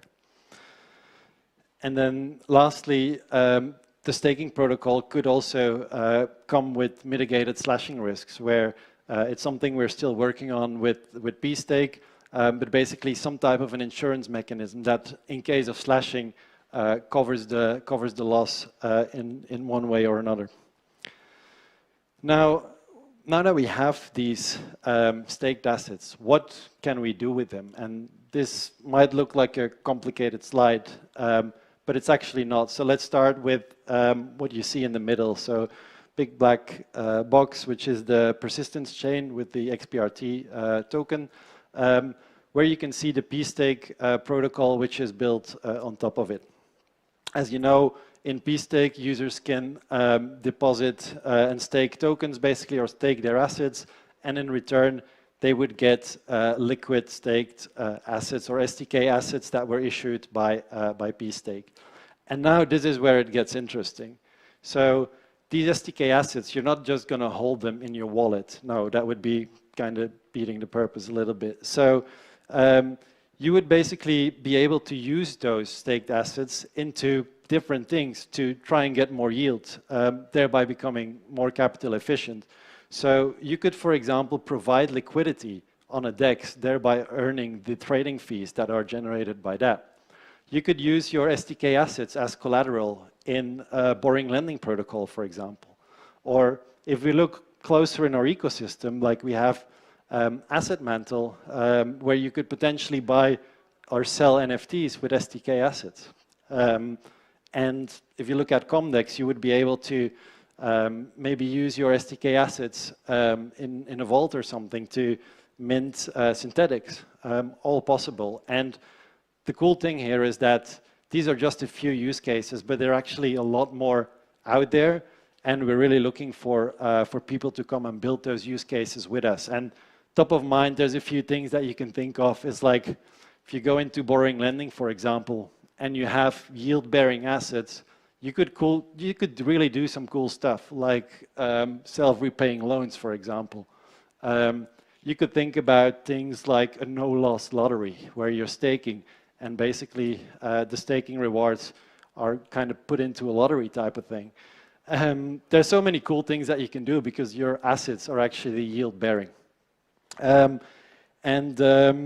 Yeah, that's basically what we're doing and what we're working on. Forgot to mention one thing. So you see CosmWasm on the left there. Something we'll be enabling in June. So basically, you can come and build smart contracts onto persistence chain to cater for any type of use cases that we can think of. Now, pStake itself has been live for a bit, but we're also rapidly expanding into more assets. We're currently active with SDK XPRT and SDK Atom on Ethereum that has been live for quite a while now. Later this week, we are launching SDK ETH, which would be a solution to liquid stake your ETH. We're also in the last phases of testing on our SDK Sol solution, so that will also come out this month. And then next month, we'll have SDK AVAX for Avalanche, and we'll have SDK BNB for Binance, and thereby we're backed by Binance Lab to deliver that. And then, of course, we'll have SDK XPRT and SDK Atom in another version, basically, where we'll, instead of issuing them on Ethereum, we'll issue them on the persistence chain, which is IBC enabled, again, opening up to a lot of different use cases through IBC. Now, you might ask, why did we not do that from the beginning? Which is a question we've had many times. It's like, why did you guys do this on Ethereum? And the answer is actually pretty simple. Like I told you about our journey, and we started thinking about liquid staking way before there was anything on Cosmos like IBC, or there was no DEX, there was no Osmosis on Cosmos yet. So basically, we were thinking of liquid staking, and the use case is really like to generate additional yield. But if we would have done it back then on persistence, couldn't have generated any additional yield. So that's why we went to Ethereum at first. But now, with a lot of innovation coming out into the Cosmos ecosystem, we're looking at issuing those on persistence itself. In Q3, we'll also do more and more other Cosmos-based assets. And of course, we're very excited to see the innovation that is going on in the liquid staking space, especially within the Cosmos. I know there's a lot of projects working on the same things. Lido is coming. We have Quicksilver. We have Staffy. There's a lot of different teams working on this, so we're super excited to see the next couple of months of innovation within the liquid staking space. And of course, I mean, I mentioned briefly, like there's about 108 billion of assets staked. Of those, there's only about 10 billion liquid staked. So that's actually a huge opportunity for the market to transform from staking towards liquid staking. And with persistence and P-Stake, I think we're very well positioned to capture that opportunity and build really the liquid staking hub for the proof-of-stake economy. Now, we won't be able to do that without developers, and that's why we're looking for more and more people that can come and build with us. With the Persistence SDK, you can build app chains within the Persistence ecosystem. You can build modular apps directly on top of the chain, and you can build smart contracts using CosmWasm starting from June. With that, the Persistence Foundation is taking multiple steps to foster the developer community. We have grants available, so if you have certain use cases for SDK assets that you want to develop and come build, come apply for a grant. If you want to build certain monitoring tools, anything, you need delegations, come talk to us. We'll have bounties as well. We'll be supporting and organizing hackathons. Yeah, we're really opening up the ecosystem for more and more developers to come and build the liquid staking hub together with us and build all these use cases around it. So either way, come talk to us. You'll also find us at our booth later today. Me and my colleague Robin will be there. Basically, invite you all to come and speak to us. We have a little game as well in which you can win some swag. So we have some stickers, we have some webcam covers, and some T-shirts and some hats. Now, point of the game, I'm quickly gonna explain it already. So we have a staking die, we have a DeFi die, and you basically have to throw the dice. And if you get two of the same numbers, then if you don't get two of the same numbers, let's start there. You'll just get a simple sticker. However, if you throw two of the same numbers, then you can throw with the P-Stake die. And if you throw the same number again, then you'll get all the swag that we have, all for you. Otherwise, you'll get some other stuff. And either way, you can just come by. We'll be looking forward to talk to you. Think that's it. If you're curious and you want to learn more, just yeah, come talk to us. I thank you so much for your attention, and see you soon. I'm not sure if there were any questions. Thank you, Jeroen. Yes, we have some questions, actually. The very first question is, and this is like a very good one, how do you differ from other liquid staking protocols in Cosmos, like for example, Lido Finance? Yeah, good question. I mean, I think Lido is not really active yet in the Cosmos ecosystem, but they're obviously building towards it. I think every liquid staking solution has their own types of implementations.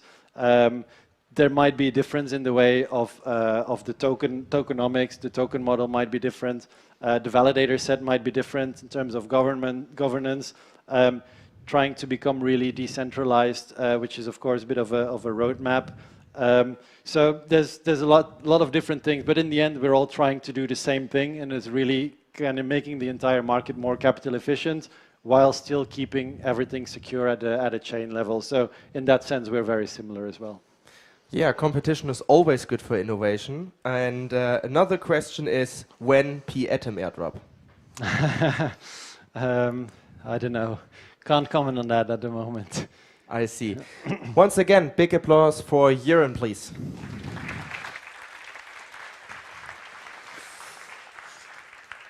And now I have a question for the audience. How many of you guys are developers? Quite a lot, very nice. And how many of you guys can code in JavaScript? And how many of you guys can code in Solidity?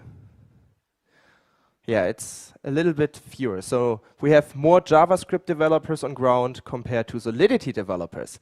Luckily, we have Dean Tribble on the show right now, the most famous mustache in the interchain, who will teach you everything you have to know about how to code smart contracts in JavaScript. Welcome to the stage, Dean.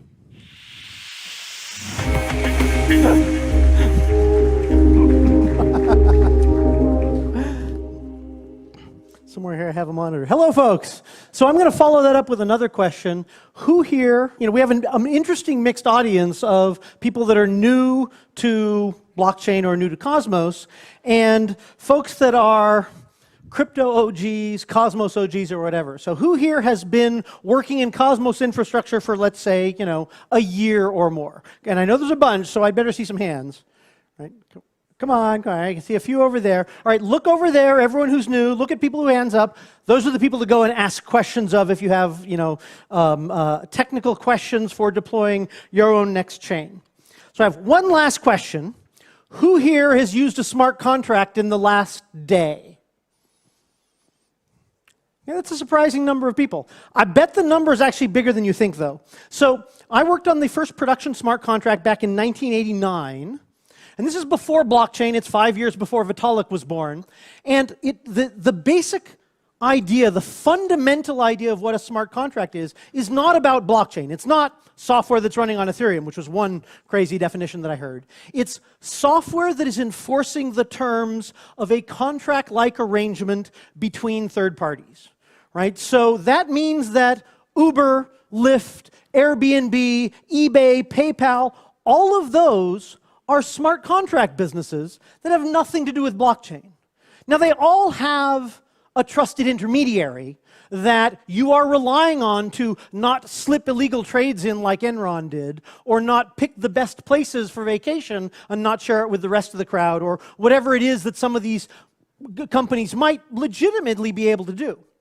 But that fundamental use and that fundamental concept of software that is enabling strangers to cooperate in a structured fashion was a hugely enabling thing that helped the growth of the internet. So smart contracts were a $1 trillion business long before blockchain was around.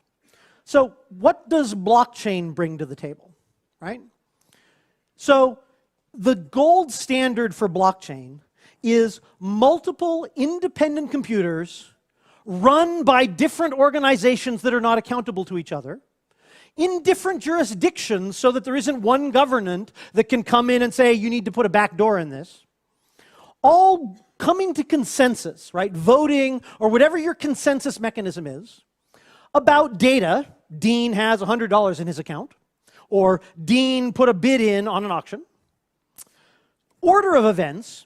Dean put a bid in on an auction and then withdrew his bid, but the auction was closing. Which one happened first, right? And it can only be one, because either I got my $100 back or I won the auction, right? And so something has to choose, and when you've got several hundred machines in different jurisdictions and in different administrative domains, there isn't any one place to stand that makes them all do the same thing, unless you have some of the kind of advanced technology that people have been building in the blockchain industry in order to have these machines come to consensus about that, even when under attack, even when they've got people that are trying to make them do something preferential because, by gosh, Dean wants out of that auction. Right? And, oh, I just hit the wrong button. Now, there we go. And finally, they're coming to consensus about the results of the computation. Not only did Dean win the auction, but here's the prize he got behind door number 1. And so the thing that blockchain brings is high integrity of execution. Right? It's that now I no longer need that trusted intermediary, the StubHub in the middle, the eBay in the middle. I can rely on the software directly. And that means I can do more smart contract businesses, which means I can enable more cooperation between strangers, and I can do more kinds of business that I could not have relied on that trustworthy, that trusted intermediary in the middle that I may or may not actually trust. And so that's what blockchain brings. And that's sort of a level set for people that are both coming into the industry, but also people who've been here for a long time working on core bits of technology, but really didn't step back and think about, why is this novel? Why is this interesting? And we've been pursuing this dream, myself, several of my co-founders at Agoric, of enabling more distributed cooperation, personally, in order to enable a more cooperative world, but fundamentally, this is technology to enable more strangers to cooperate for more purposes, for more business, for more social activity, whatever it is. And that's what the technology that we've been building is about. So what's Agoric building? So first off, we were founded in 2018, but several of us had worked together before. As I said, I worked on production smart contracts. Our team has worked on bringing disruptive technologies to markets in everything from standards organizations to startup companies and Fortune 500 companies. And we're building a layer 1 sovereign, independent zone using Cosmos SDK, just like each and every one of you probably ought to do at some point in the next week or so, right?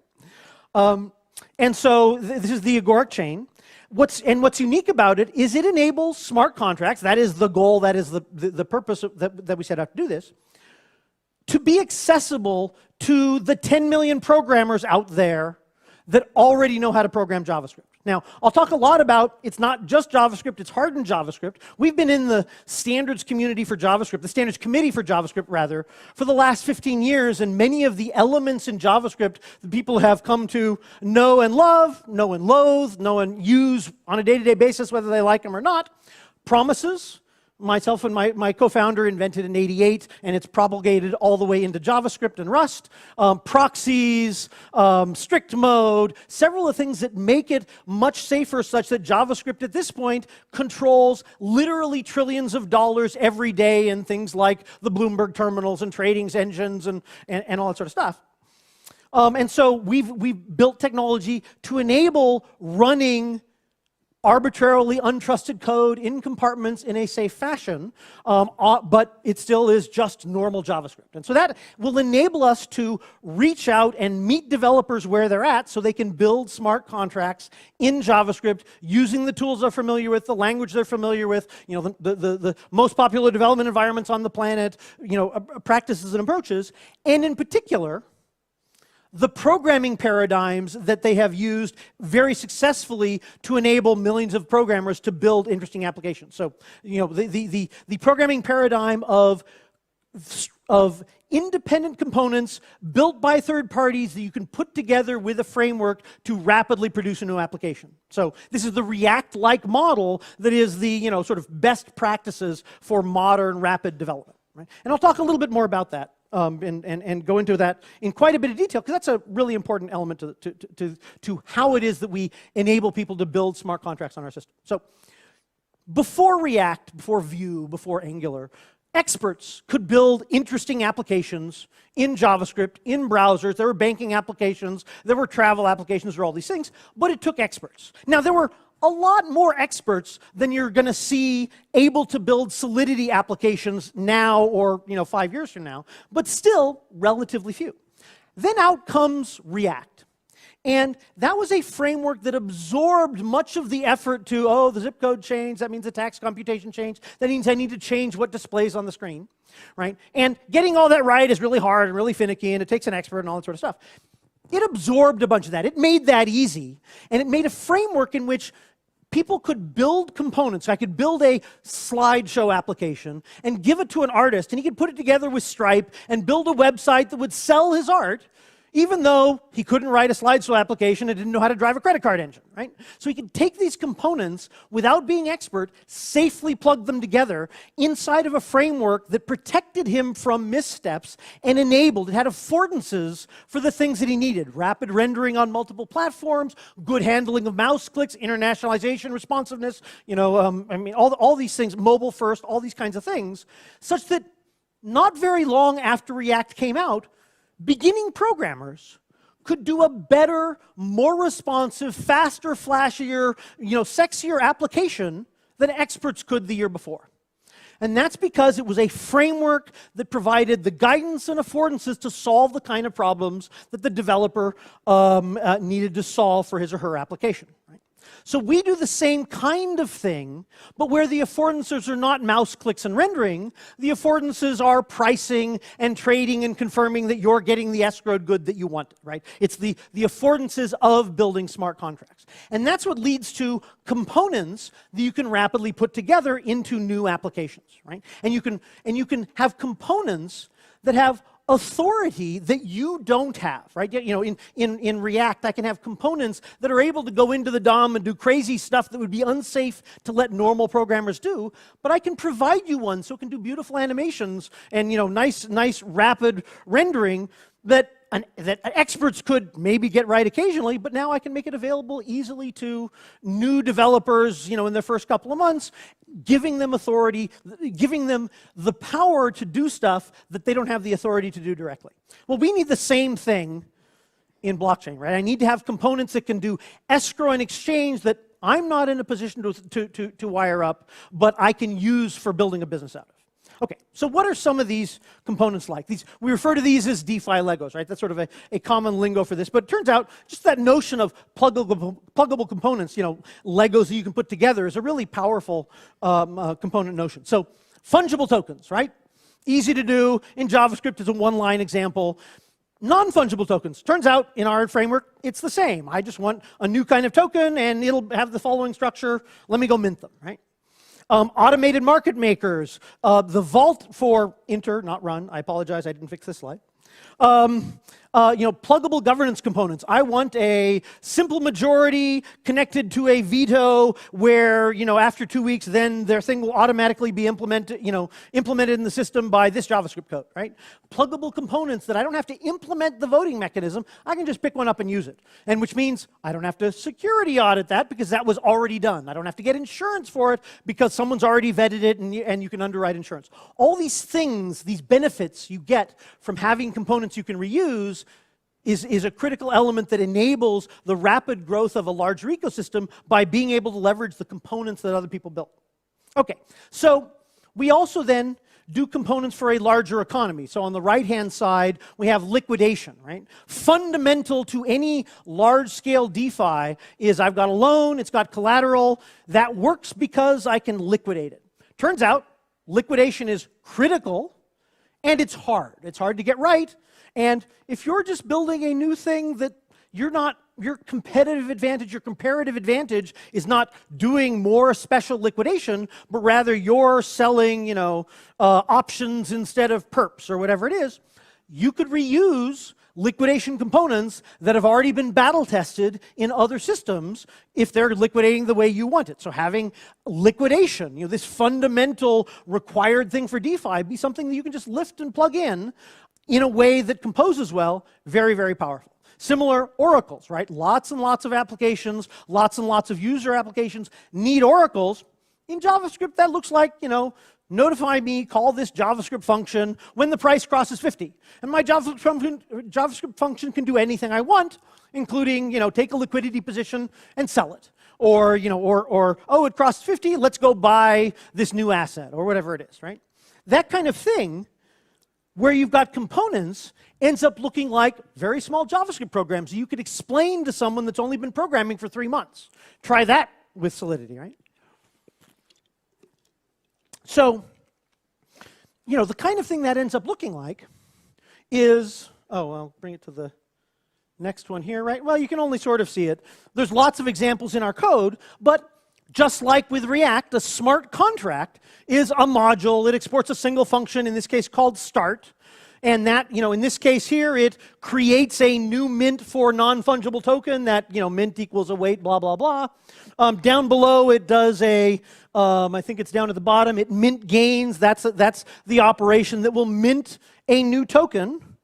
That will mint a new token using that brand new NFT that I just instantiated, that I just created a new issue for in one line of code up here in my smart contract. So you can end up building smart contracts that are just look like a component that millions of programmers are familiar with.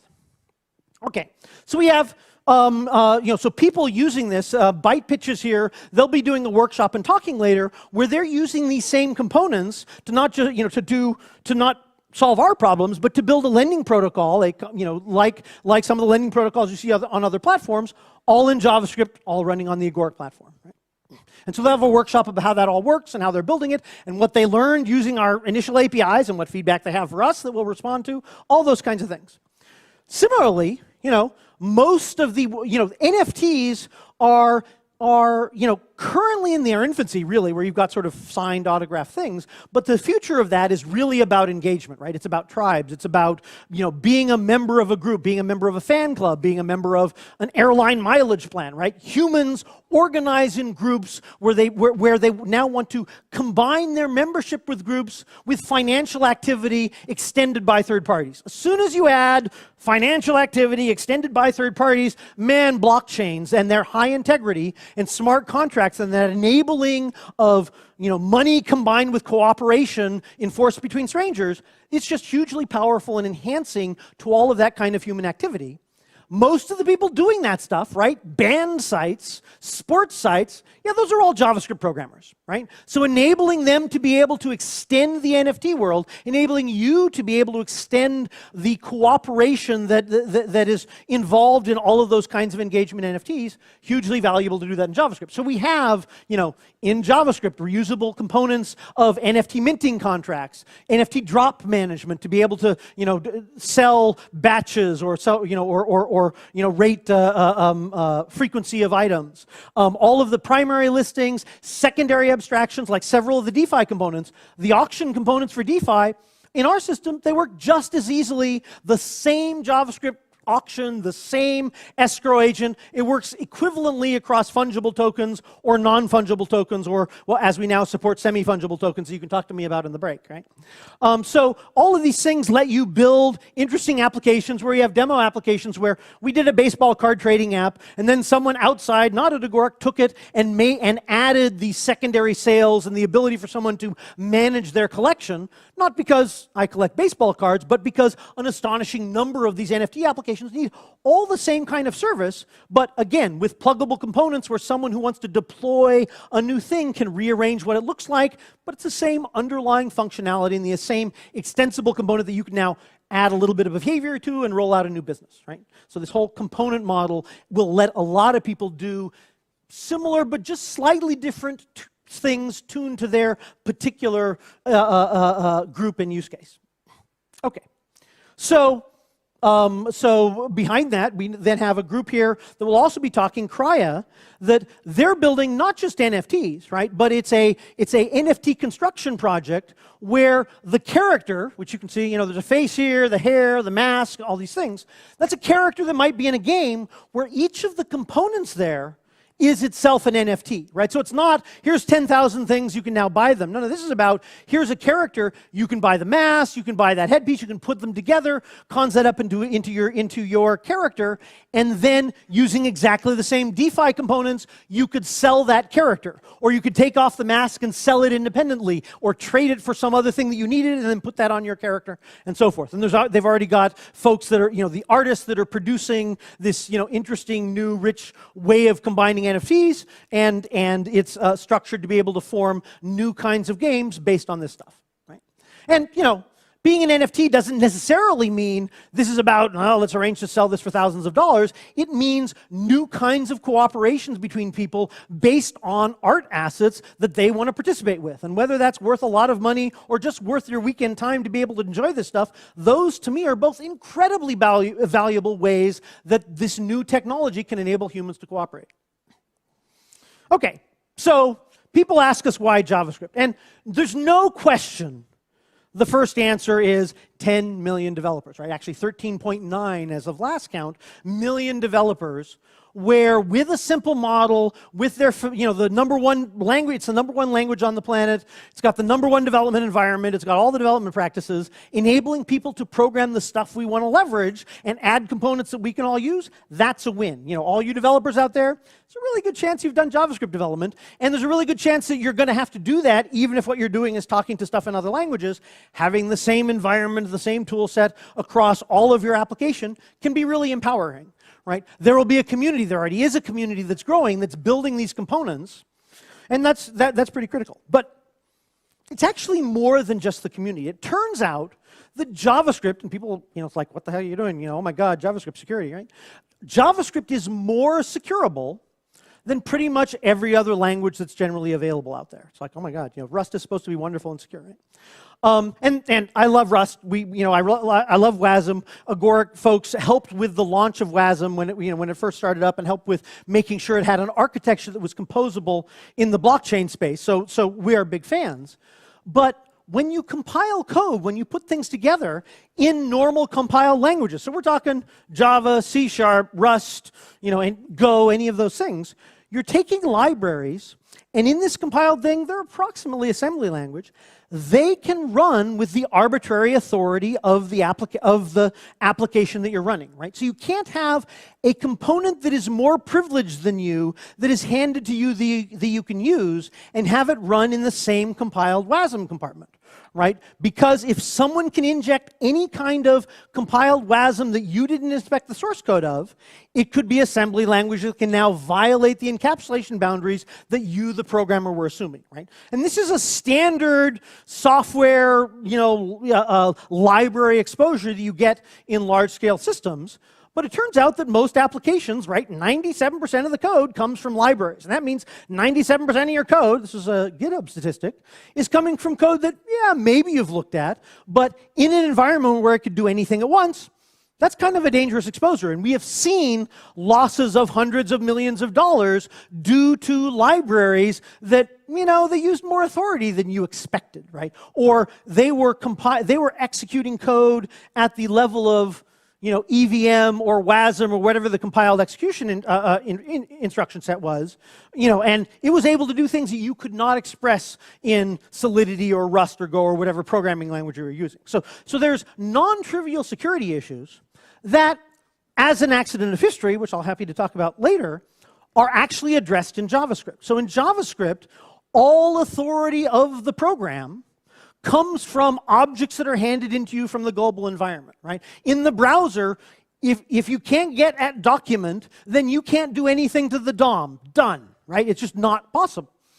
There's also some malleability where you can change what array iteration does and stuff like that. Hardened JavaScript locks all that down and uses this fundamental architecture of JavaScript to use, it turns out, secure OS practices from the strongest and most secure OS architectures on the planet to enable having compartments where I can have an object that has the authority to take the client's money and spend it anywhere we want.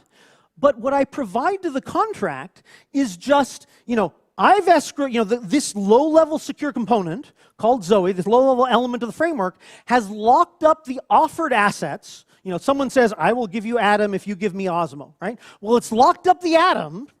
It has not made it available to the general smart contract code. And now the general smart contract code knows there's Atom to be had there if only you could provide the Osmo. And now the only way it can get the Atom out is if it provides the asset that the client asked for, right? This is what we call offer safety, that the client didn't say, here's some Atom, I hope you do something good, right? Send money to a random number and hope something good happens. No. It said, I will give you Atom if you give me Osmo. Right? And the Atom goes into escrow. The JavaScript code runs using objects that it can say, okay, here's some Osmo, give me my Atom. And the underlying thing says, yep, that's the Osmo I was looking for. Here's your Atom. We've now done an exchange, but no bug in the contract, no malicious behavior, no rug pull in the contract can cause that Atom to be given to the contract unless it provides the Osmo, right? And so there's literally billions of dollars lost on Ethereum of contracts that they take the asset in, then they screw up, and the user doesn't get their money back, right? So having a framework where I can have strongly privileged components running in the same environment in a very lightweight fashion with the user-defined, arbitrarily untrustworthy code, and knowing as a client that I can provide assets and either I get what I want or I get my money back, no matter what the contract code is, man, that is just a huge reduction in the overall security risk of each individual contract, security risk to clients, security risk to developers, security risk to the overall system, right? It enables a new level of writing smart contracts. So that's why JavaScript is we can actually make an environment that will actually be safer for building all these smart contracts than you can do in any other platform that we've seen. Okay, so I only have a couple more minutes. I will race through some of this. So we have a layered system. It is a big project. We're getting there. We're almost done, but it's a big project. We use Cosmos Tendermint underneath. Thank you all for having built all that stuff. I mean, yes, we support it, but man, the experts are not at Agoric. The experts are out there in the community, and it's awesome stuff. And we use build as our staking token. We have the Agoric VM, which is standards compliant JavaScript with running hardened JavaScript so that it is in this lockdown environment that lets us have, long-lived, persistent processes that will load back up and continue running if the machine goes down, and all these kinds of lovely technology things that you can use in Web 2 as well as Web 3 stuff. With the smart contract framework, this React equivalent but for doing smart contracts, called Zoe, that provides that thing I was saying of offer safety, where you can't get my Atom unless you can't get what I give you unless you give me what I want, right? And then on top of that, we use that very framework to build an ecosystem, to build an economy, to build a stable token that I'll talk a little bit more about in a moment. And then on top of that, you build your user-defined contract. So that's the layers of the system. So let me do 55 seconds, we'll see. So we have our staking environment underneath. Above that, we have the smart contract economy where, JavaScript, tools, components, all those things provide the build fast side of that mantra that, at the very first slide, I said build fast, earn fast. That provides the build fast slide. But the goal is smart, safe, rapid construction of smart contracts that run in a stable economy. That's what we're providing. And for an economy, to my mind, to economists' mind, requires a stable token to provide the grease for exchange, right? So that you can see that the price of an asset is the same today as it is tomorrow, so that the cost of execution, right, is not twice as much tomorrow because the token went up. It's only twice as much tomorrow if you actually see the price change, right? So having, moving from the barter economy of existing things like ETH and so forth to paying a stable token so that you can compare prices on a day-to-day basis and you can compare prices on-chain with prices off-chain, that really simplifies having exchanges and having economy. So we build that into our system. There'll be a talk later today about the interprotocol, which is the stable token that we're building for our system that, oh, by the way, is useful for a lot of other potential systems.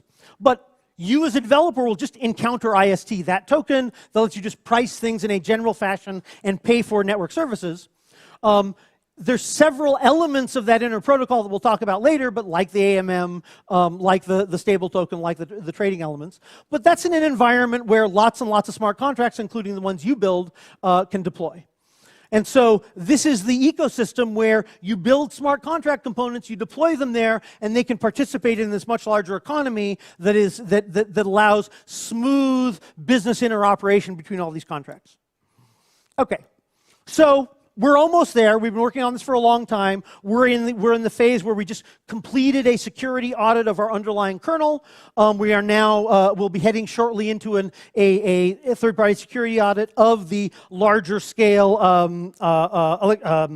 smart contract, stable token ecosystem.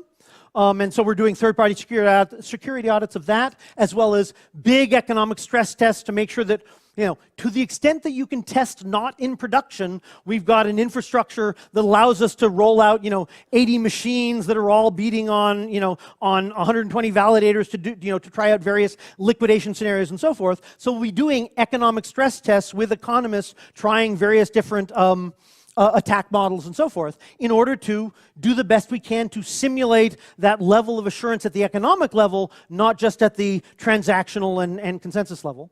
And then we will be coming up in July with release candidate 0 that we will then go through validation, integrate and with IBC to connect into everyone else's test nets, and rolling out the overall first launch of the stable token and economy late summer. So there's a bunch of events. I mentioned several of the people that are building on Agoric. They will be having workshops talking about how they're building, what they've learned, why it's good as a JavaScript developer. We'll be talking about Inter later on, and I will be available to talk about any layer of this technology elsewhere in the conference and at a couple of office-hour sessions. We have a room over there which has graphics all over it from somewhere here is Lucian from Designatives that did a beautiful job on the graphics. And so please come by and visit. We really look forward to talking to you. And I know I'm a little bit over time, but it may be that we can take some questions. See if he lets me. Yeah, thank you, Dean. Yeah, one round of applause, please. Yeah, we can actually take one question, and I think that's a good one because you had a panel about it just in the morning. So do you think that Agoric will benefit from the Terra drama as more developers could go ahead and build on Agoric instead?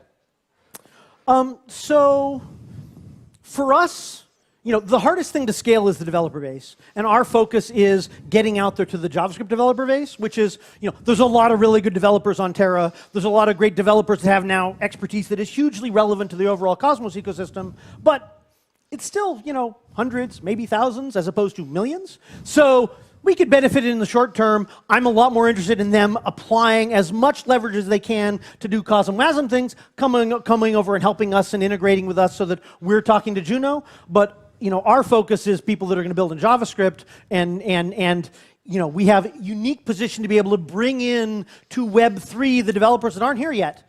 And so yes, we'll benefit a little bit, but mostly we're focused outward. Yeah, very excited for that, and also keen to see this network effect on Agoric. Dean Triple. Thank you. Thank you for having me. Yeah.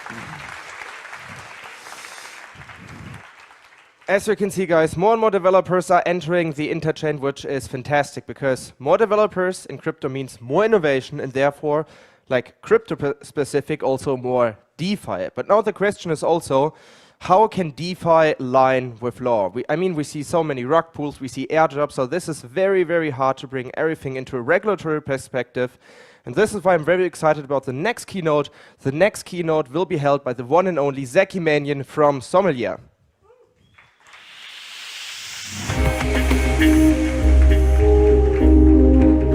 Hey.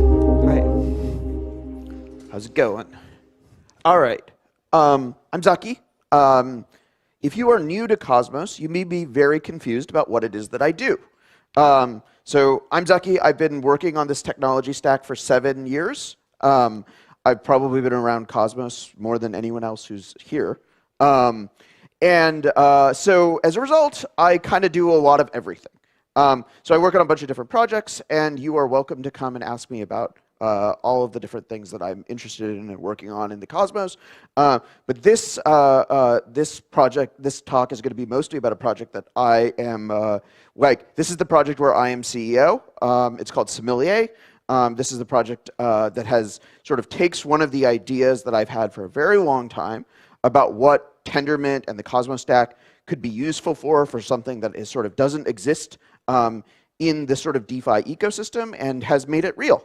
And so let's talk a little bit about it. So I would frame why Build Sommelier comes from this place of like, we assume, like, you know, when we started building blockchains, sort of general purpose smart contract blockchains back in 2015, I think what most of us who were working at the time imagined the blockchains would be for is for DeFi. DeFi was always the dream, DeFi was always the vision of what it is that, like, why would somebody want to have a general purpose smart contract blockchain? So it's been really exciting to come to, you know, to when 2020 happened, and suddenly we had hundreds of thousands, millions of users of DeFi tools on these systems, people who were making and losing large amounts of money, and naturally this got regulators interested in you know, who've always been sort of interested in cryptocurrencies, even more interested in what it is this DeFi thing is. But so we've created this like community that we call degens. But what are degens, and is there any sort of redeeming value to them? And we do a bad job of communicating this as an industry. I think of the DeFi user community as the group of people who are beta testing or alpha testing experimental financial software. And there would be no reason to do that if there was not the possibility of either great loss or great gain. And the thing that is unique about sort of the DeFi process, DeFi as an industry, DeFi as a community, is that the stuff that gets built from this beta testing, the stuff that we learn works and learn doesn't work, actually is public infrastructure. It is open source software. And what the end goal of all of this is to have the mechanisms of finance be public infrastructure rather than private systems running within some sort of granite walled building. So the problem with this phase is that regulators see this stuff as a casino, but software only works when people start to depend on it. If people don't depend on it, you will not have people who are angry at this thing, who are not finding bugs, who are not figuring this out. So what we are doing is we are still very much in the battle testing phase of sort of a DeFi-enabled financial system, which may go on for like a decade. So right now, we are in a very difficult place, especially in the US, where regulation is done through enforcement, and regulation does not see the bigger picture of what it is that we are trying to build in the DeFi space. So you have this like regulation through enforcement thing, where no one knows what the rules are, but certain people get into litigation with various regulators, and we sort of inadvertently discover like where the boundaries of the system are. This is not a coherent way to build an industry, and all it has resulted in is perverse effects throughout the entire system. So what I would hope we are sort of getting towards, or what we would want to do from a regulatory point of view, is get to a place where the regulatory system is offering incentives for projects for clear disclosure, for more coherent explanation of like how tokens are distributed, where power lies within the system, you know, what the incentives are of all the different participants, rather than this like enforcement through regulation through enforcement type mechanism. That is hopefully the future that we somehow get to, but it doesn't look like we're getting there anytime soon. So what we need to do in the meantime, in the meantime of this chaos, is, you know, to get to my point, is we need to figure out a way to make more and more things in DeFi like sort of self-certifying and less reliant on trust. Trust in a brand, trust in a website. These things are, you should be able to somehow trust that like the mechanism of an automated market maker like Uniswap without having to interact with it through like uniswap.org. That must be the vision of how we interact with DeFi. So with this vision in mind, I'm here, Montes is here from the Sommelier team. We started working almost more than a year ago on Sommelier, which is a Cosmos SDK. So what is Sommelier? It is a Cosmos SDK chain that connects to Ethereum via an application-specific bridge. So we don't use, so the sort of generic bridge providers. We use an application-specific bridge that's based off of the same code base as the Gravity bridge to coordinate the execution of DeFi strategies. So why do you need this? The reason you need this is the initial sort of experience of DeFi, which is very much like where Cosmos DeFi is right now, was very capital inefficient, but it was a very even playing field for a lot of different actors. The first version of automated market makers was you put your liquidity in, everyone's on the same playing field, everybody's locking their liquidity for long periods of time. You don't have any advantage over any other participant in the market. If you look at where Ethereum DeFi has gone, the race for capital efficiency, the race for TVL, the race for fee revenues has driven DeFi into this much more complex place. As a result, the returns for sort of ordinary users have gone down, and the sort of DeFi dream of not just having a different front end for finance, but actually getting participation in the sort of the intermediary role, the back end role of finance for the general public seems to be dying. So Sommelier is an attempt to use all of this technology that we have in Cosmos that we are so excited about to kind of shift that trajectory. So this is a picture of the Sommelier's first strategy. The UI will go live. We'll talk about it towards the end.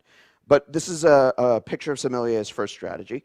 What it is, so in a lending protocol allows you to earn yield by making tokens available to be borrowed. It is sort of like, it allows like anyone to be a liquidity provider, a depositor into this sort of extremely resilient online bank. But we have many tokens that have similar risk profiles. So, there are, in this ecosystem of blockchains, half a dozen large stablecoins. They all track the value of the dollar. Many of them have very similar risk profiles. But you can earn vastly different yields on lending them, and those yields are constantly evolving over time. So if you are today a person who is trying to figure out, hey, I have some cash, I would like to earn yield in this crazy blockchain system, how can I do that?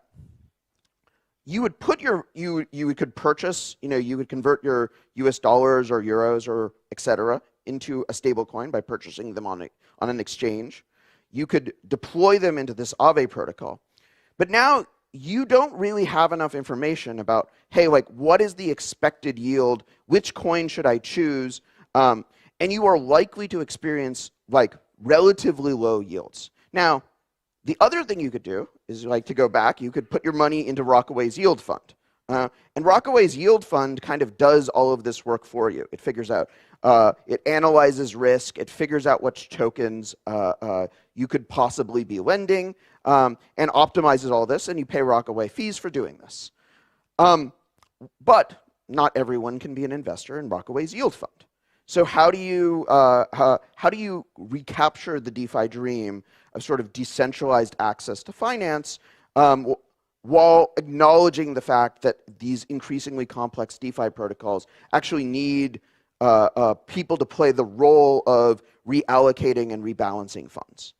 So this is the solution thing that Sommelier is a solution for. We leverage this ecosystem of validators that we have built in the Cosmos ecosystem, and the idea of an off-chain sort of strategist to make for a non-custodial system. So what Sommelier will do when you put your funds into the Aave seller is it will take those funds and run a sort of a data-driven real-time model of where it anticipates the best yields will be, and reallocate what stablecoins are being lent by the user to this. And for this service, you will get paid. The SOM network will collect some tokens. The strategy provider will collect some value. So this is our sort of our concept of doing this, which I think is really unique. Right now, you kind of think of the model of what is a blockchain. Most blockchains are built with something like what Ethereum was in 2015, 2016 in mind. They're using the blockchain as this like sort of neutral computation layer that other people can build applications on top of. What Sommelier is it's using a blockchain for what it can be, which is a coordination layer. It allows a variety of different roles to exist, be incentivized to interact, and execute this coordination, the needed coordination for this use case amongst themselves. We have seller creators in Sommelier, so very important role. Seller creators actually create the smart contracts that interact with the DeFi protocols on the like underlying L1. So you can run. So for the Aave seller, we have a smart contract that sort of executes, that contains the funds, executes the business logic, runs on Ethereum. There are strategists, and strategists provide a data feed of like when and how to rebalance. And then validators execute the rebalance function based on inputs from the strategist. So to come back to this question of like, how is it that we actually ensure that we're building sort of a system that doesn't put trust in any single party, whether it's me or Sommelier, the sort of protocol group, or like a single DAO. We actually have a lot of checks and balances in this system. So SOM token holder governance vets sellers before deployment. They have a strong incentive to do this because that's the way they get paid.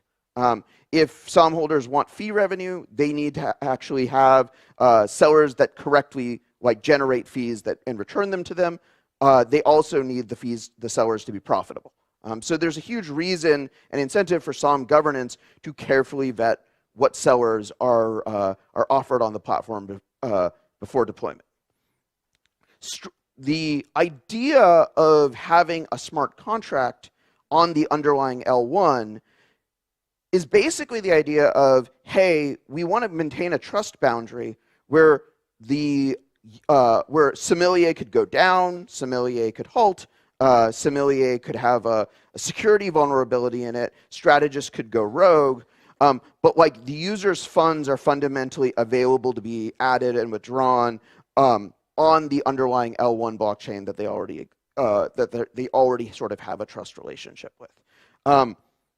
And then the third check and balance in this whole system is the idea that validators can pick a new strategy feed provider. So essentially the validators can fire the strategist if they get a better offer, if someone else comes along and says, hey, I can generate more profits from the network using my model and my predictions about how to run this strategy, than the current provider.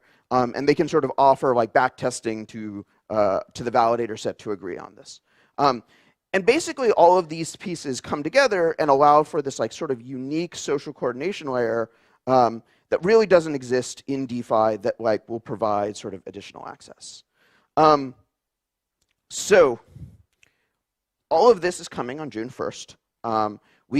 So like where are we in this whole process? Many of the Sommelier validators are here. We just finished a network upgrade that enables this new seller system to exist. We just finished it on Friday.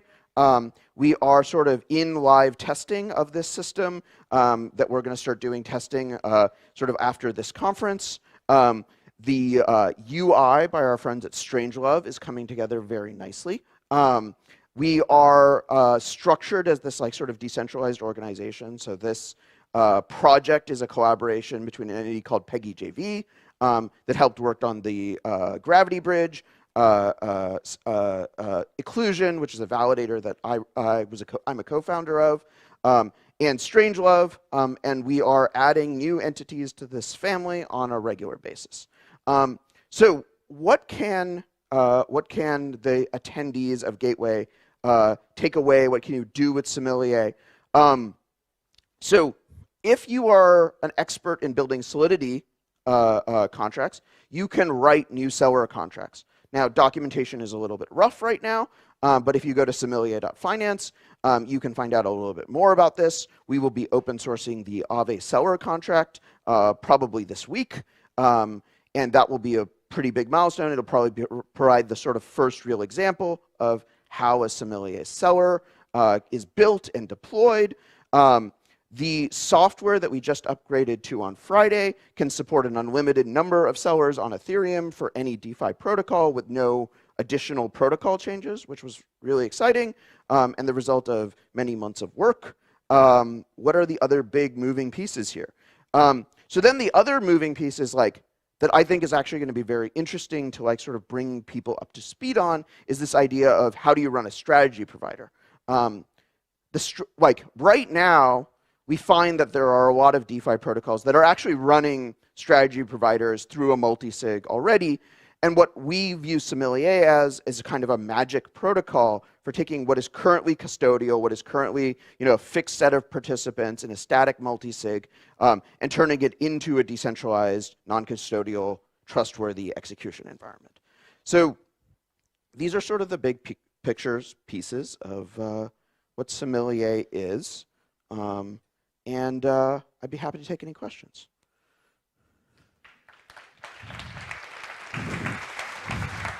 Thank you, Zaki. Yeah, we actually have a couple of questions. Let's go. Yeah, the first one is your take on SIPS 008. So, airdrops and their controversies. So one of the other cool things that went into the so we've had a little bit of a tortured history with Sommelier. One of the things that we were originally doing is, we started out this project. We were very excited about Uniswap v3, which came out, in May of 2021. Then we learned through a lot of analysis and experimentation that pretty much any strategy that a decentralized entity can do to provide liquidity on concentrated liquidity to market makers like Uniswap v3 loses money. And so there was an original go-to-market plan for this protocol that was very focused on Uniswap v3 liquidity providers. The initial version of the system that we just deprecated had a whole bunch of machinery for doing that and managing Uniswap v3 liquidity positions. But we basically realized that it would be a disaster to go forward with a protocol that just loses money.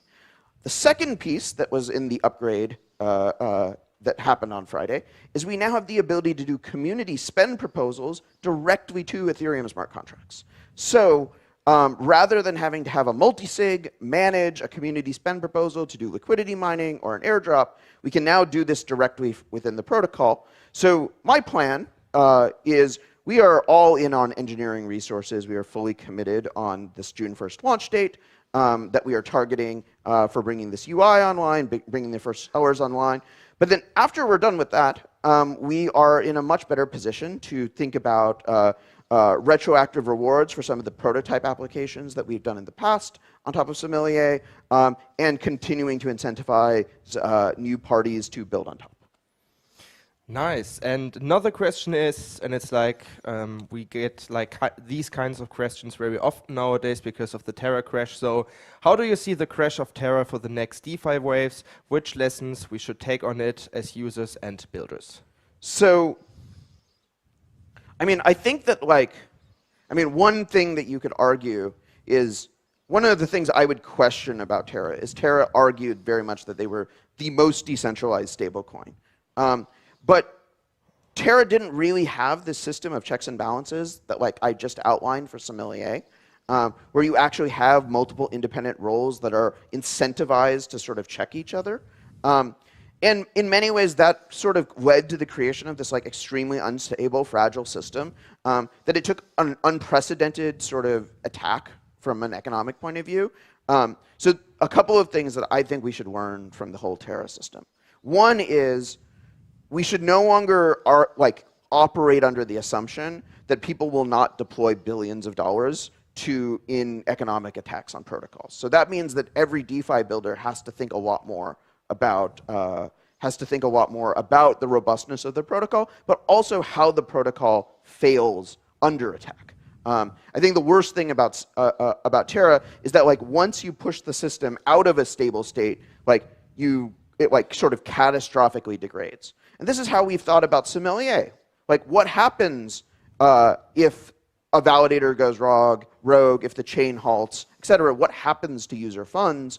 And a big part of the like architectural thinking of the system is that users would actually be able to get their money out, no matter sort of like what happens to the protocol. And I think those are the things that are going to end up being important. Yeah, 100%. And last question, do you think people like the crypto mom Hester Peirce have a real impact on the regulatory framework in the US, or is this just a drip on the hot stone? I think Hester is a really positive force, but ultimately, like there are a bunch of like competing sort of forces within shaping the regulatory picture within the United States. One side of it is the sort of built-in reactionary thinking, the sort of desire to just please sort of anti-crypto forces by demonstrating regulatory action and enforcement action and big fines against projects. That is sort of viscerally satisfying to a certain set of the establishment, rather than trying to like construct. Hester has probably been the most constructive regulator in the entire ecosystem in the United States. And I would think that this is a huge opportunity that like, it sort of depends what happens politically in the United States, how the next set of elections and the set of elections in the 2022 elections and the 2024 elections actually play out, how much power the sort of constructivist elements have. It's going to be interesting because you are going to see presidential candidates in 2024 in the United States running on pro-crypto platforms, most likely. And so that could also be a pretty big sea change. Thank you, Zaki. One big round of applause, please. Yes, and now we will have a lunch break for around 1 hour. So yeah, I will see you in an hour.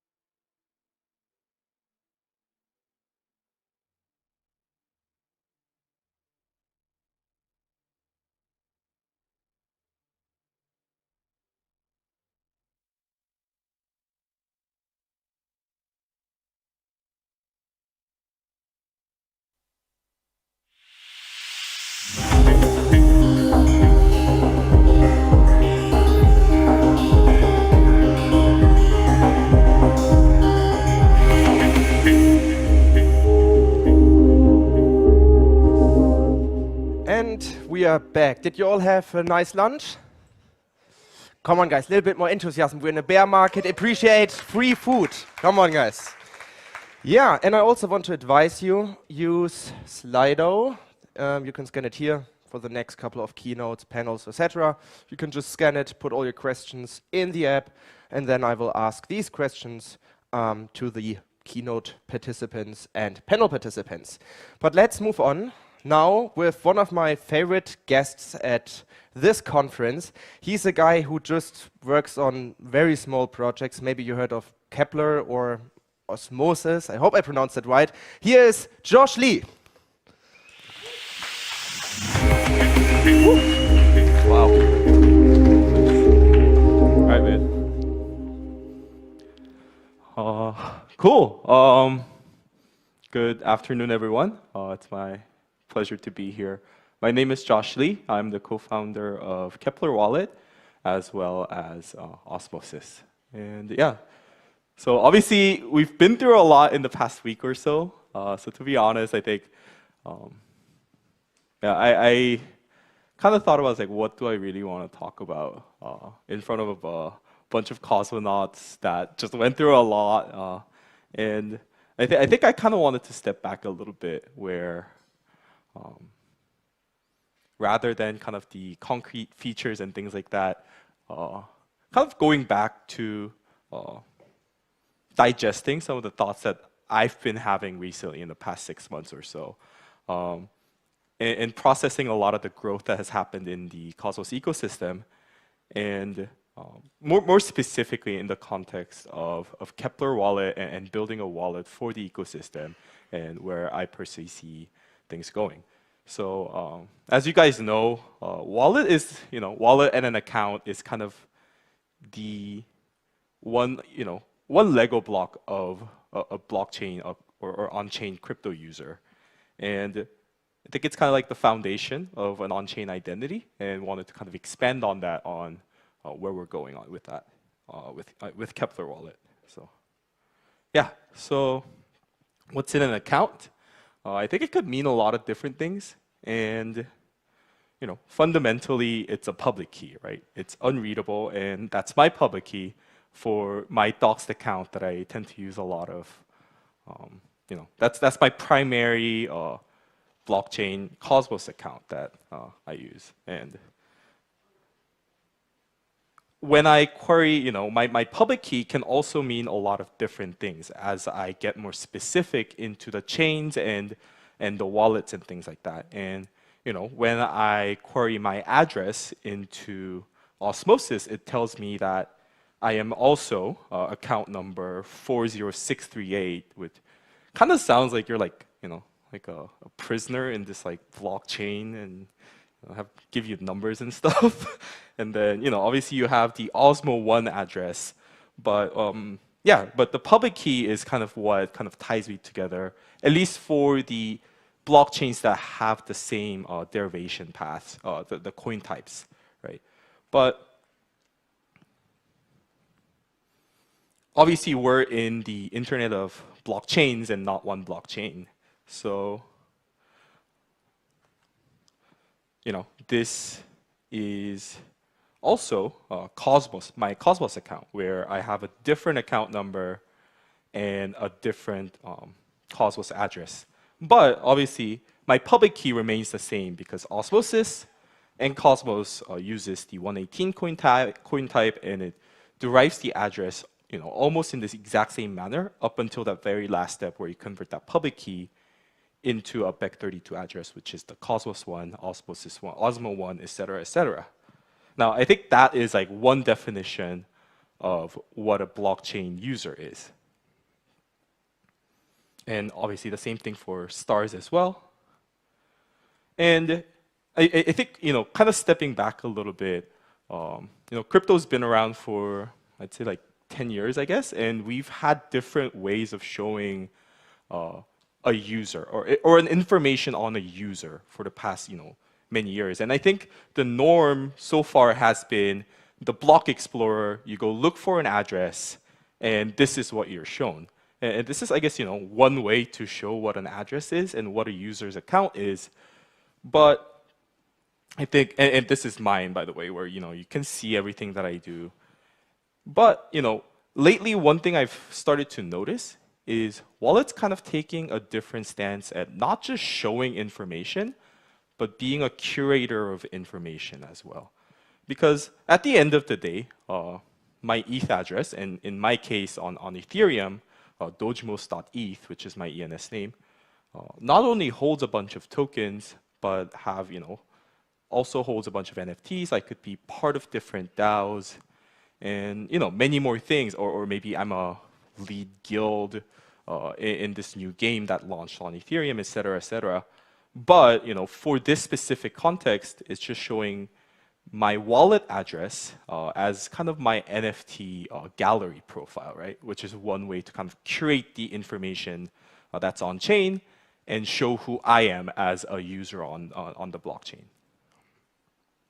Now, this is what we typically see as a user when we query a user on Cosmos/Minscan. And so far, I think we've been focusing around building a user profile around tokens and token balances, and transacting on delegations and undelegations. Maybe a little bit on governance modes, but I think a little bit less so. But I think what's interesting here is, I guess we're missing an emoji there, but I think what's interesting, one interesting thing that's been happening is the on-chain, block space used to be a barren desert where, all you had was like people just holding tokens. Maybe you'll send it to an exchange with this memo, and then, someone else will buy it, transfer it out to a wallet, and then what's the most you can do? Back in 2019, Cosmos was, at the most, you'd be able to stake, redelegate to another validator, and then, if you're more of an active user, you would participate in governance and things like that. But I think it feels a little bit different today, where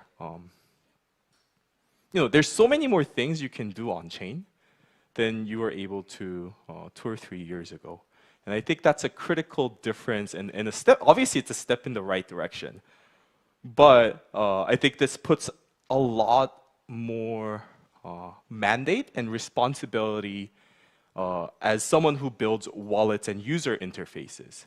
Because previously, something like this could make sense for, it's kind of a one-size-fits-all solution. You have a bunch of transactions, you have a list of tokens, you have your delegations and things like that. But once your on-chain profile contains more information than just token transfer, staking, and governance, I think as someone who builds front-end interfaces, I think there's a mandate to build not only application-specific blockchains, but application-specific front-ends for these blockchains as well. So just a little heads up on what we're building is I think we want Kepler to kind of feel more like a playground just as much as the way that blockchains have evolved. It went from holding money on your wallet and account.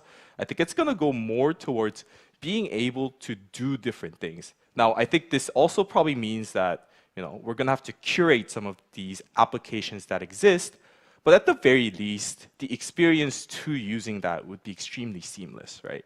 And yes, I know every time we ask, like, hey, what do you guys want from Kepler? I think the first thing that we always get is dark mode, and I know I've been saying that it's coming for the past 6 months or so, but it is really coming.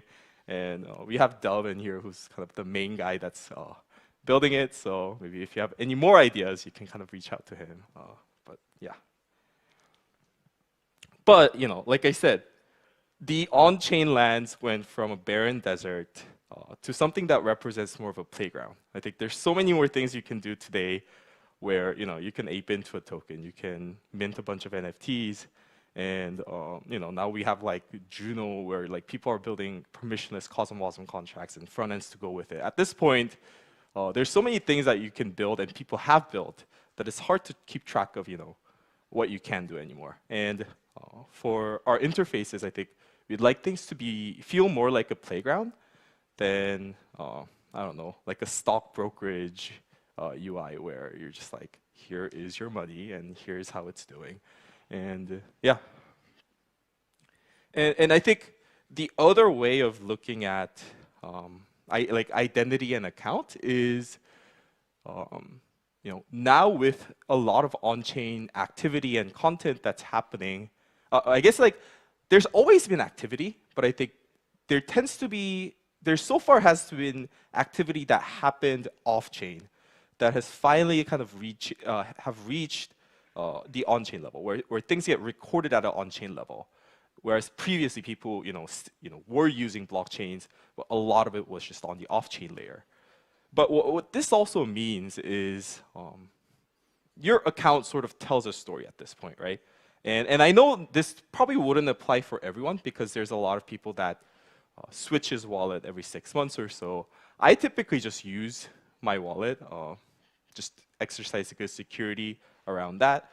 But what this also means is like, I was able to make the first IBC Atom transaction in the entire world. And that was like one of the most like proudest moment in my, working in Cosmos moment, because it's like I got to do it on Kepler Wallet, which was a product that I was part of making. And, I've been around in Cosmos since 2017. So like we've been waiting for this like 2 or 3 years, and getting to do that on my own wallet on a product that I helped build was, a very like satisfying moment, right?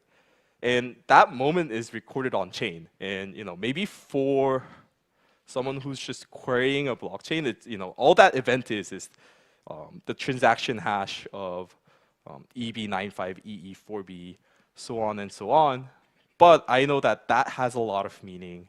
And maybe for some of the people that are close to me, maybe that has some of that additional context, knows that that transaction hash can, mean more than a blob of text. And when I think about it, it's like, what is the right place to put some of these contextual information? And like, where is the best place to present that? To be honest, I can't find any better place than a wallet to kind of go into that direction and provide that contextual information. Because at the end of the day, when a user wants to know, it's like, when a user is using a blockchain, I think the first tool that they kind of grab onto is the wallet, right? So for the wallet to provide more than just a blob of text and provide meaning and provide a story into kind of your crypto journey and what you are doing, I think is kind of this direction that we are heading towards. And a lot of these transactions that you make on chain is a story about yourself, right?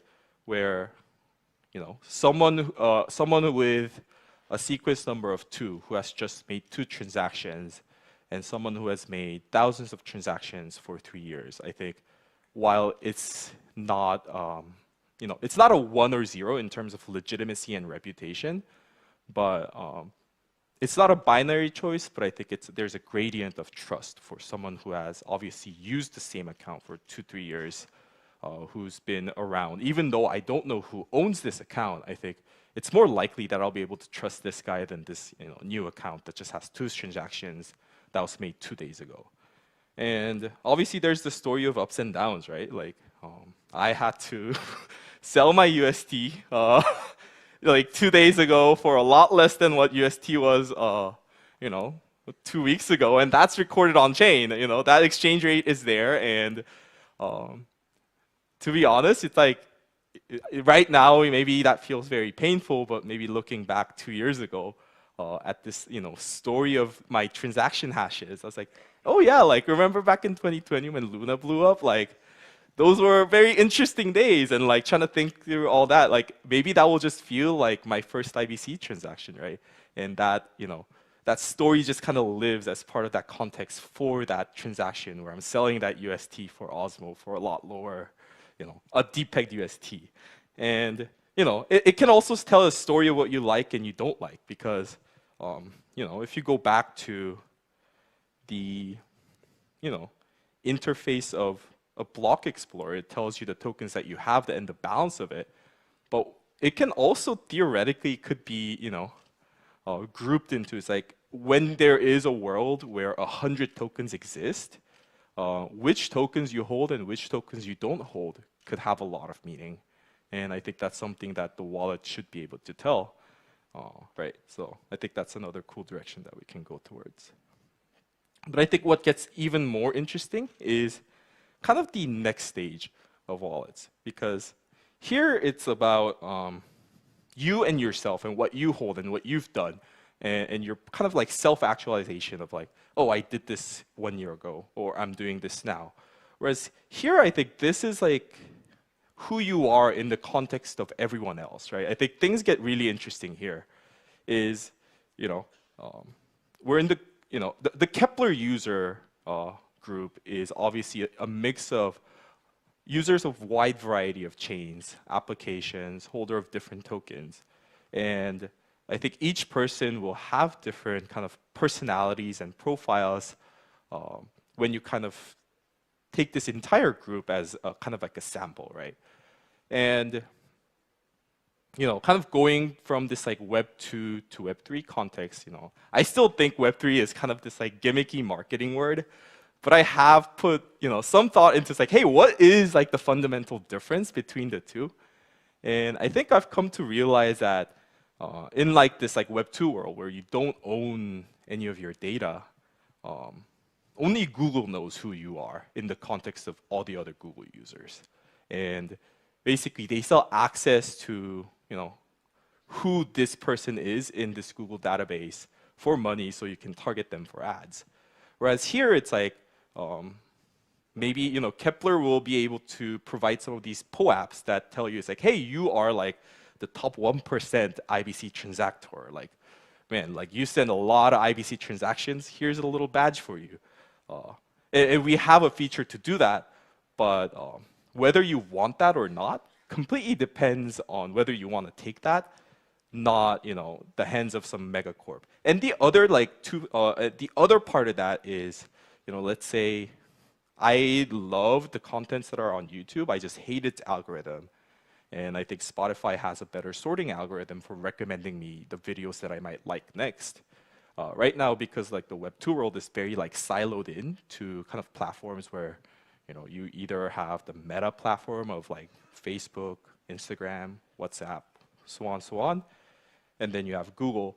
You can't really mix and match, right? And I think kind of the best part about the Web3 ecosystem that we're building is like, hey, I have my data here, but I don't like what you're offering me as in terms of the feature. I can just kind of take my data and ask this person to do the exact same service that I personally feel is more valuable for me.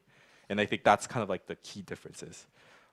Maybe I kind of like went on a sidetrack a little bit, but I think that's a fundamentally very important difference because,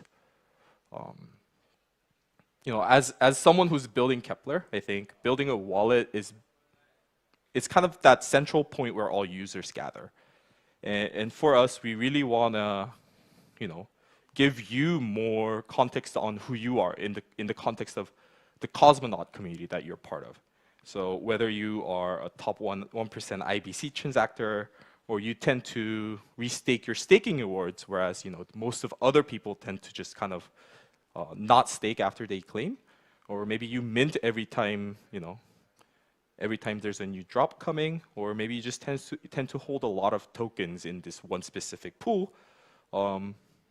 Being able to provide that context and being able to show off that context is, I think, what's really important and what we want to do. And you know, we have these composable tools in ETH, such as POAP. I think the tooling itself, or building that feature itself, isn't the difficulty here. I think the difficult part is, you know, assuming I have my POAP, like where can I show it off, right?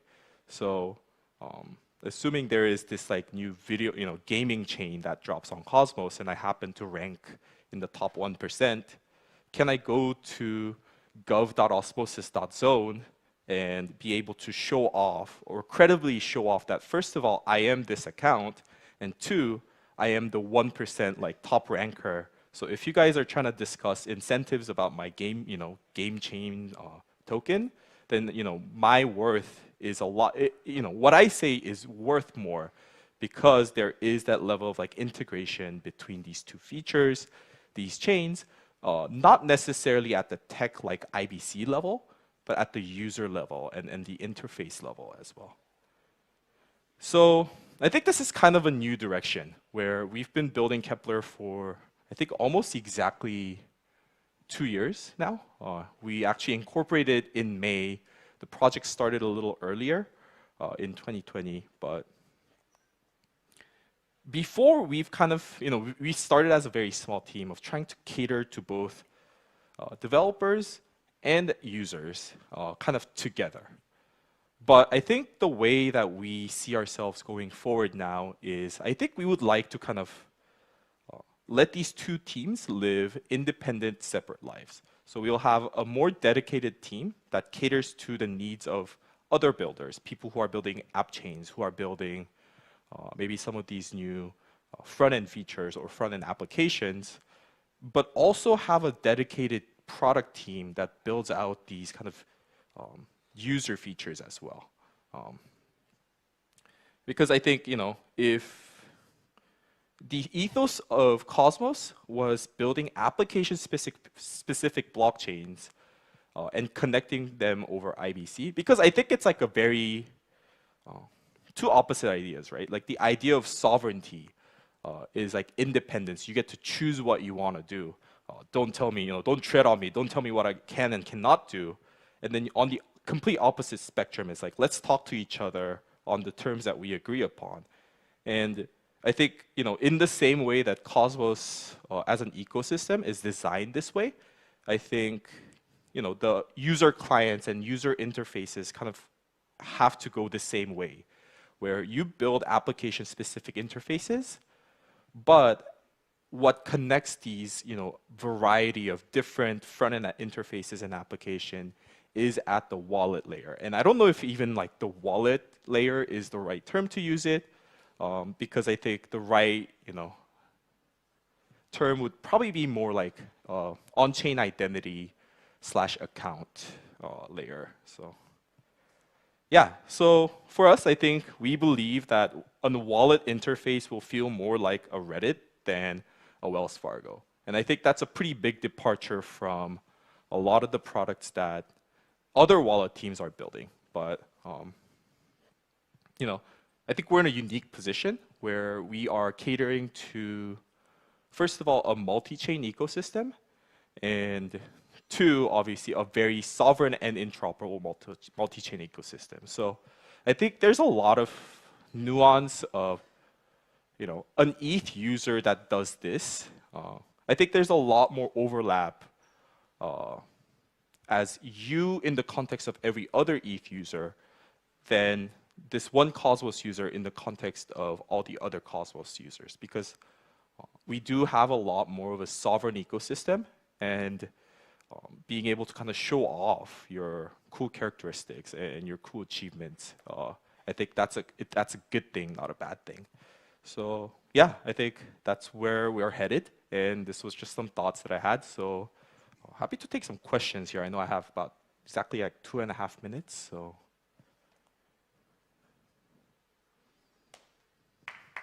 Sweet. Thank you, Josh. Awesome. And we have some questions for you, so if you would mind to stay a little bit on stage for a couple of minutes. So first one, actually a very interesting one, because it's also an obvious one. What is actually the business model of Kepler as a company? Yeah, so Kepler as a business is, I think I've been trying to figure this out for the past 2.5 years as well. But I think first of all, what we offer is obviously a curation of which chains we offer. We obviously don't block the use of Kepler extension to anyone. You can just add your own chain in. But I think there is a level of curation that we offer where it's like, hey, we've kind of gone through here, and it's not like this chain just offered us $1 million so they get a spot. There is some level of like filtering and due diligence that we do to make sure that that goes on. And then the other thing, which is pretty interesting, is we started off as a wallet company, and I think currently our biggest team is our infrastructure, where we offer, I think, probably the best in class for Cosmos endpoint infrastructure, scalable, node endpoints running full nodes. And obviously, some chains are more of a struggle than it is for others, but yeah, I think those are kind of the two things, and obviously we ask chains to pay for it. In the long term, to be honest, I'm not sure, but I think when you are running the best playground in the entire cosmos, I think the problem you know it is a happy problem when you have too many users and you don't exactly know how to make money from that, rather than you know exactly how you want to make money and then you have no one that wants to use your product. So yeah. Another very interesting question, because it's like a very hot topic right now. Do you plan to launch your own token like MetaMask is doing? I'm actually just gonna answer no to that. Okay. Straight up no, because I don't want people to speculate on it. But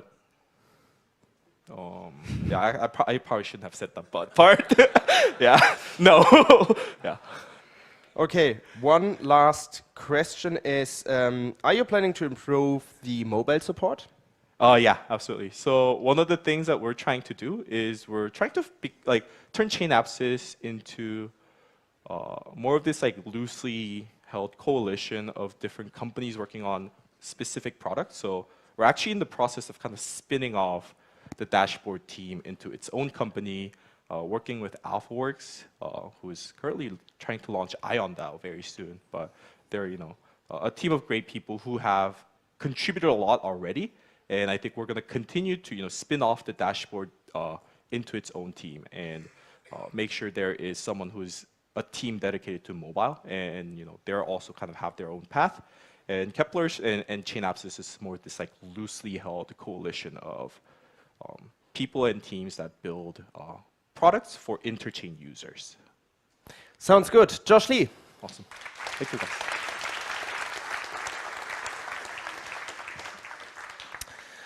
Now let us move forward with another panel, and it's a very interesting panel because it's again about IBC, but with many, many thought leaders of the Cosmos space. So I'm very, very pumped for this discussion.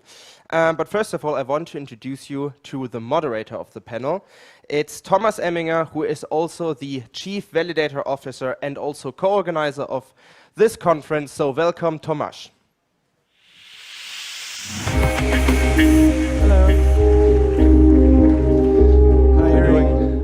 Pleasure to have you. So, IBC, we talked a lot about IBC already. I mean, it's a big topic, but still, another panel about IBC, so what can we expect? I would like to discuss the changes in IBC, how it will work for the users, for the developers, and so on. Sounds good. Yeah, I will leave you the stage and see you in a sec. Yeah. I would like to invite Charlie Fay, Brian Fabian Crane, ZeroX Brainjar, and Josh Lee from Chainapsis. Please, warm welcome for them.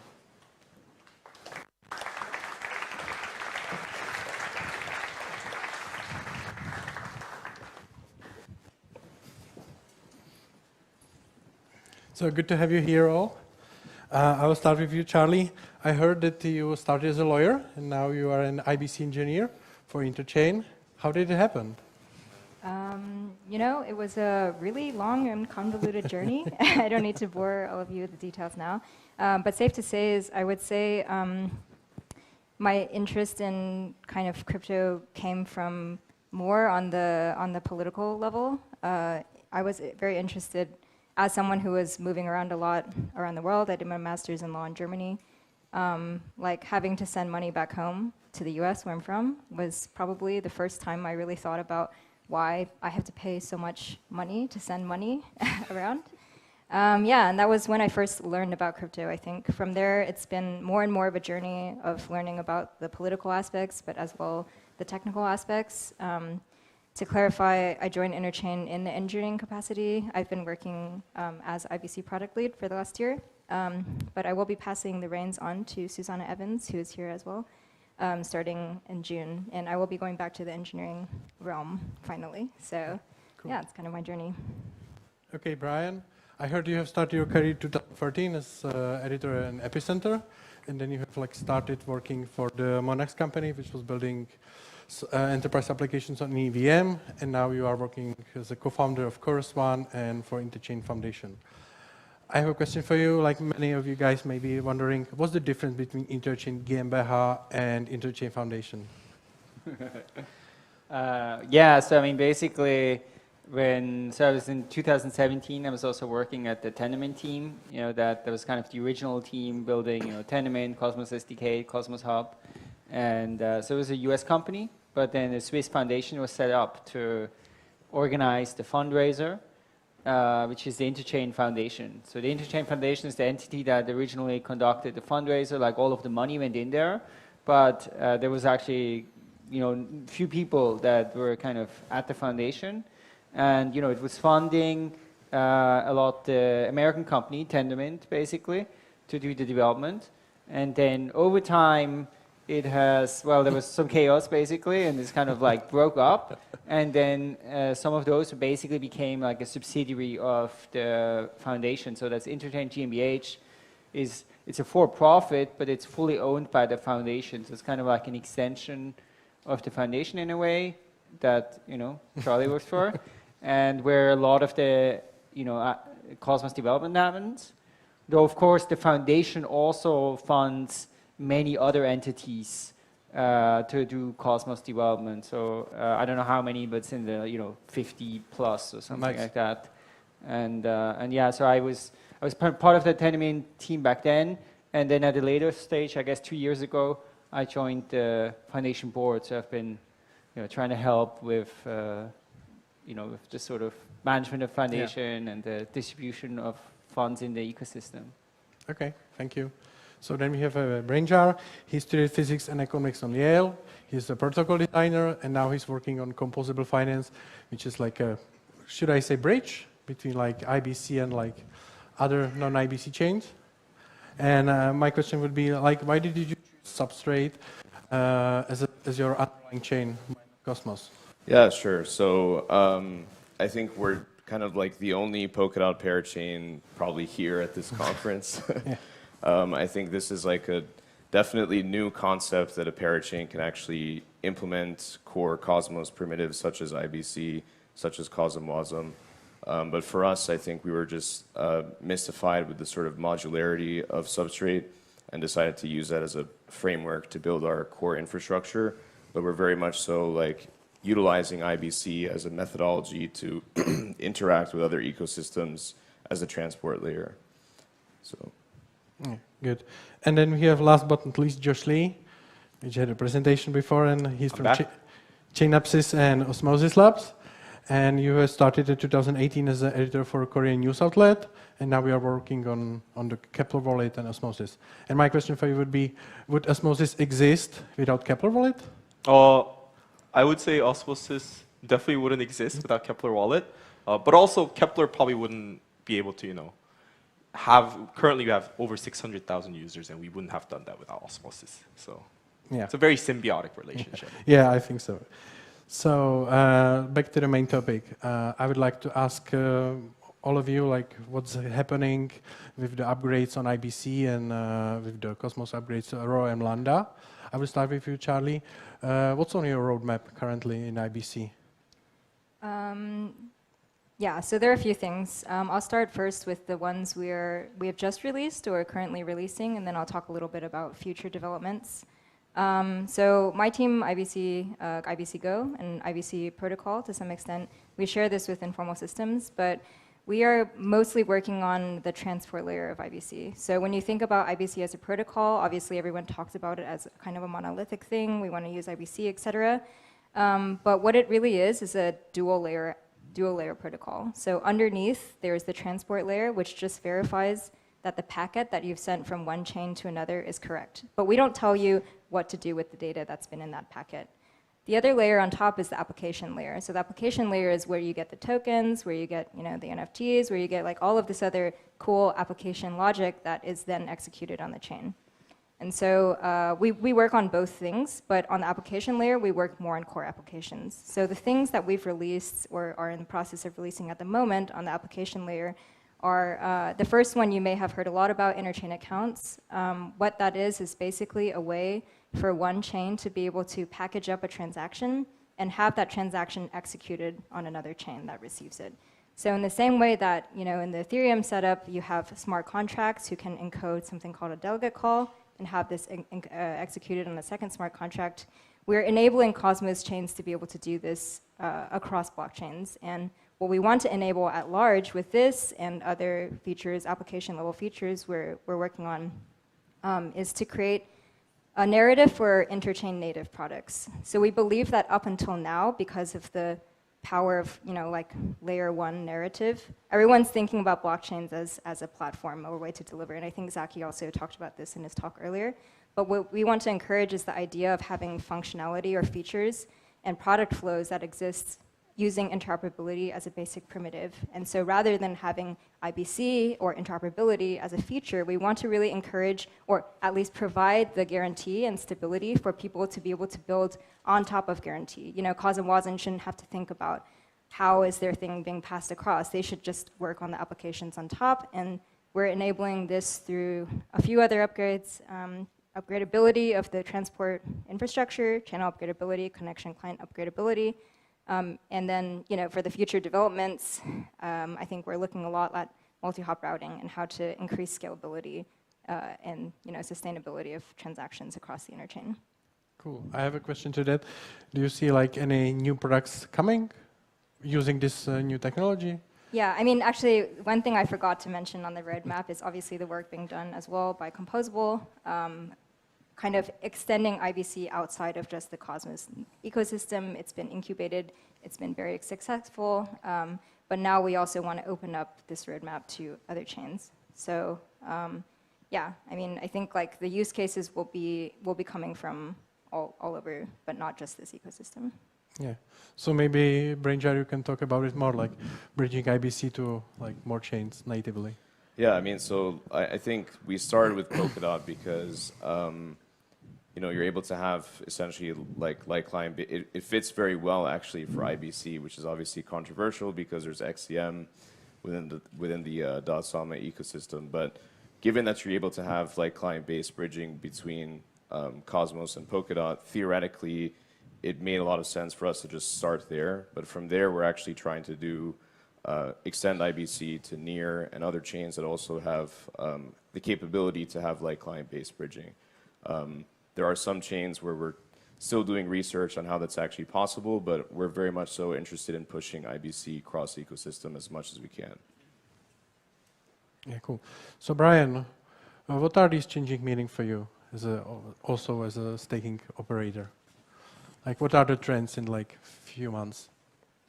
Yeah, I think these IBC changes probably don't have like too much impact, right, on validators, Like maybe IBC relayers. That's also like a thing that validators can do. Yeah. I think one thing, I was talking with somebody earlier a little bit about it, I guess, MEV I think is a topic that's like, like a huge topic in Ethereum, and, we are doing, of course, we're doing like research on it, so we have like a team like that's kind of trying to understand this better.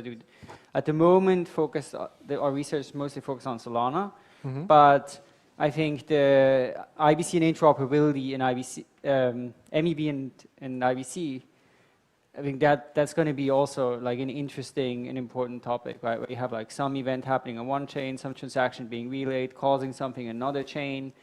And so I think as IBC becomes more adopted and as MEV becomes something that, I think everyone has to deal with in some way, I think this is going to be true for validators.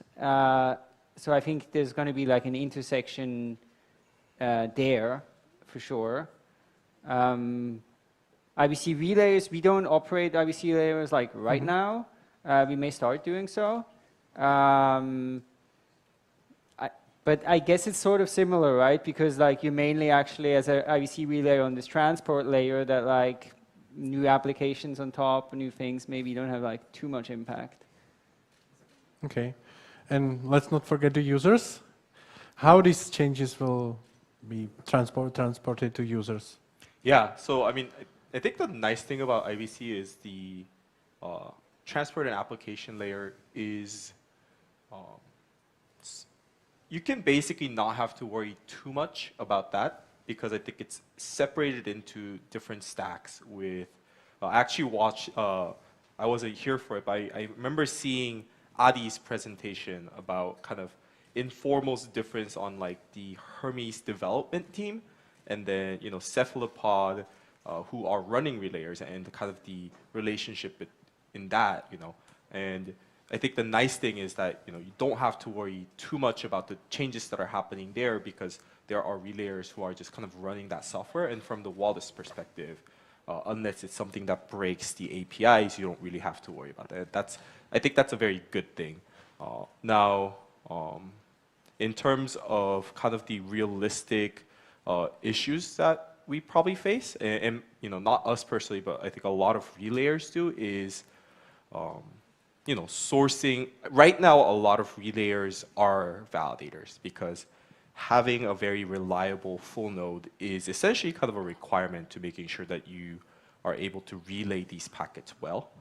And as soon as we enter the cross-chain MEV territory, where you're able to order order which blocks get in which order it gets in, as well as this cross-chain transaction, it's like that has way too much slippage, and it's like, hey, I'd like to buy, this coin, and you can capitalize on it. And right now, I think, everyone is pretty much PVE, where it's like, hey, let's just be nice to each other, but who knows, that might not be the case. And in that world, how would the relayer service provider scale? How would the endpoint provider scale? And how would, what would be the role of a validator?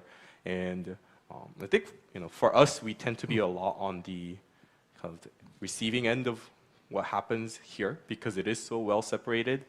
But ultimately, we do also have to kind of make choices in which services we want to provide and how we want to provide that. But I think we're sort of detached, I think more in terms of the system itself, rather than just how it's implemented for users. So. And so do you think, guys, that the ME will be the main source of income for running a relayer? Because right now you have like nothing from it. God, I hope no.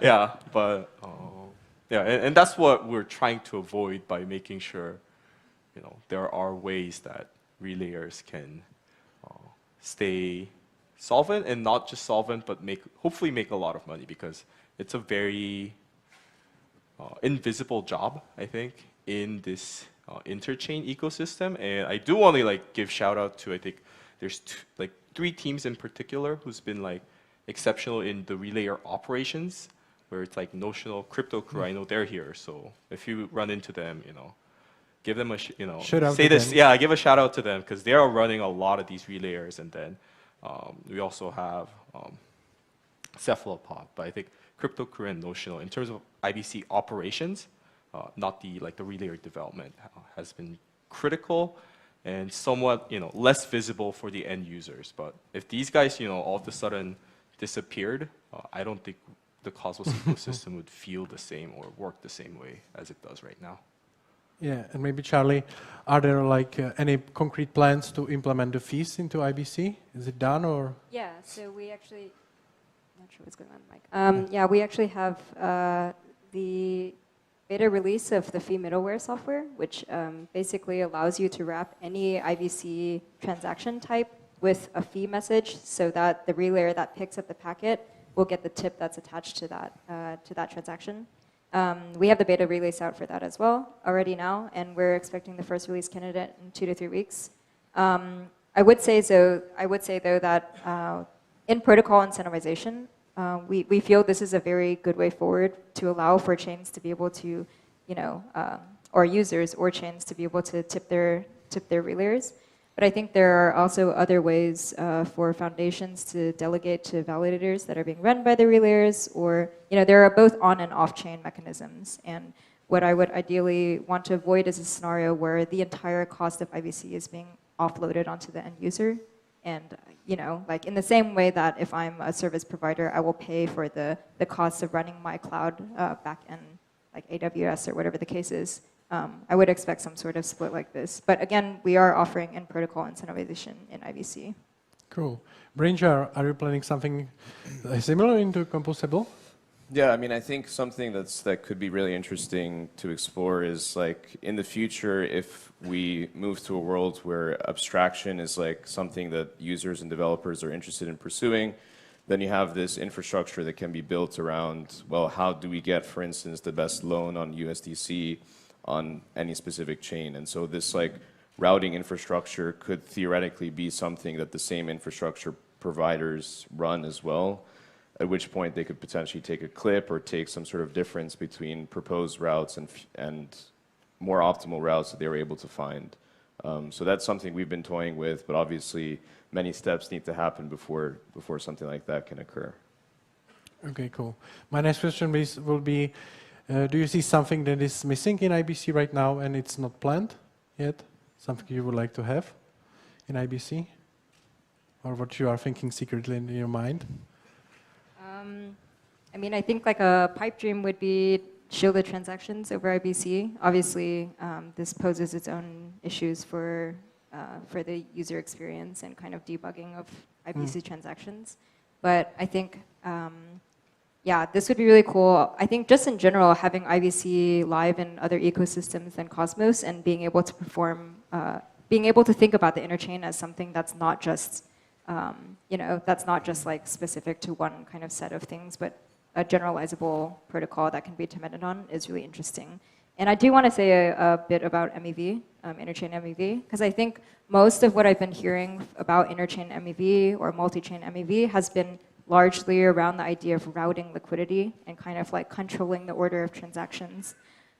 This is obviously one way of conducting MEV, and it's the one that's available to us right now, given the setup of IBC and the interoperability protocols. But I think what's really interesting is to start to think about ways that we can create a situation where a transaction flow is so reliable across multiple chains that you can start to have the same sort of transaction atomicity that you would expect from an Ethereum transaction, and being able to conduct MEV across chains in a way that doesn't like enforce you having to wait for a transaction to be verified as successful in order to kind of go to the next step. Because I think that way of producing MEV is, I mean, and when we talk about MEV, it's obviously like, okay, it's people like exploiting the system, but when you think about efficiency of liquidity as it flows through a system, you can think about MEV as a way of incentivizing people to exploit those inefficiencies and therefore exposing them and allowing us as people working on the infrastructure to figure out ways to improve the infrastructure. So arguably, I think a certain level of MEV is to be encouraged, and actually we do kind of want to bring this to light just because it exposes these inefficiencies. But at the same time, we don't want to create a scenario where in order to participate in MEV, you have to be an extremely large liquidity provider who has pools on either side and can kind of like, like a supply chain sense, control all of the links or all the entire route. Like we want to make this a fair game for everyone. And so this is, I think, ideally the future that we would develop the protocol so that this is kind of the type of MEV that can be exposed. Okay, cool. My last question would be like, can we compare like the protocol design to law? Like, because it's like a law, it's a consensus and so on. Do you agree? It's kind of a law for the future? The design of the protocols? I would say Cosmos has actually been leaning very well against this idea that code is law. Obviously, each chain is a little bit different in that spectrum, but I think as an ecosystem at large, been a lot more flexible in governance taking over code. I mean, if you say law is politics. Yeah, maybe I would agree. exactly. And I think there's a lot of politics there. And I do think that Cosmos started off as like 90% tech and 10% politics. I think we're moving into a territory where it's becoming 50% politics and 50% code.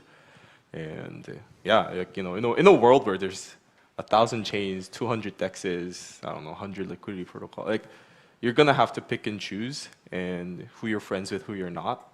And yeah, we're gonna see things like IBC NATO, and that's where these like IBC atomicity will be guaranteed amongst these group of chains that have that level of trust. And as soon as you leave that territory, UX or time to confirmation or things you can't you can do will be reduced. But I think that's actually, that is by design, and I think that's actually cool that we're sort of seeing this happen slowly, but definitely seeing it happen. Yeah, I personally think that, to be honest, there should be a kind of like balance there, right? Because having something so strongly dictated by a technical infrastructure that is not subject at all to any human element seems for me to be not a world that I necessarily want to live in. At the same time, I do think that there is a huge amount of potential for certain technical implementations to, for example, in fiat world, vote buying or kind of vote tallying, or just generally how governance is conducted in the implementation details is really messed up. And I think there's a lot of potential for technical infrastructure which is strongly enforced by the system in which it takes place to govern those things such that you don't have the kind of like mass corruption and spectacle that you see in a lot of elections today. But at the same time, I don't think that it's not a situation that technology is always going to be the right solution. I think having healthy and constructive governance forums where there's discussion among humans and human participants in a system about what kind of world or what kind of chain they want to build and live in is going to always be a fundamental part of the Cosmos vision of governance. And I think that's probably one of the best ways to kind of decide how to move forward together as a community. Yeah, great. So we have a few questions from the public. Like this one was almost answered, but like when the relier provides, relier providers will stop pay for IBC transaction and start to earn on that. When it's happening? Do we have some kind of estimate? I mean, I think, like I said, the release candidate for the middleware is going to be out in 2 weeks. From there, we can expect to, I guess there will be the first chain starting to implement. I cannot guarantee, as like IBC core developer, I cannot tell you when the chains are going to upgrade to this fee middleware. I can tell you that there are several chains who are in the process of testing it. So, I mean, I guess what I would say though is that I hope by kind of revealing the important work of relaying that the current and off-chain incentives that they have access to, namely delegations from the foundations and from users, will continue to be a source of revenue for operators. Okay, thank you. Next question is, how IBC impact the utility of Atom as a token? Yeah, I mean, I guess we just had a governance vote, which was about adding Cosmosm to the hub, and I think, it ended up being rejected, and I think, why was it rejected? I think one reason is exactly that, IBC is so powerful and adds so many possibilities that actually you can do a lot of things without having to put, the code on the hub.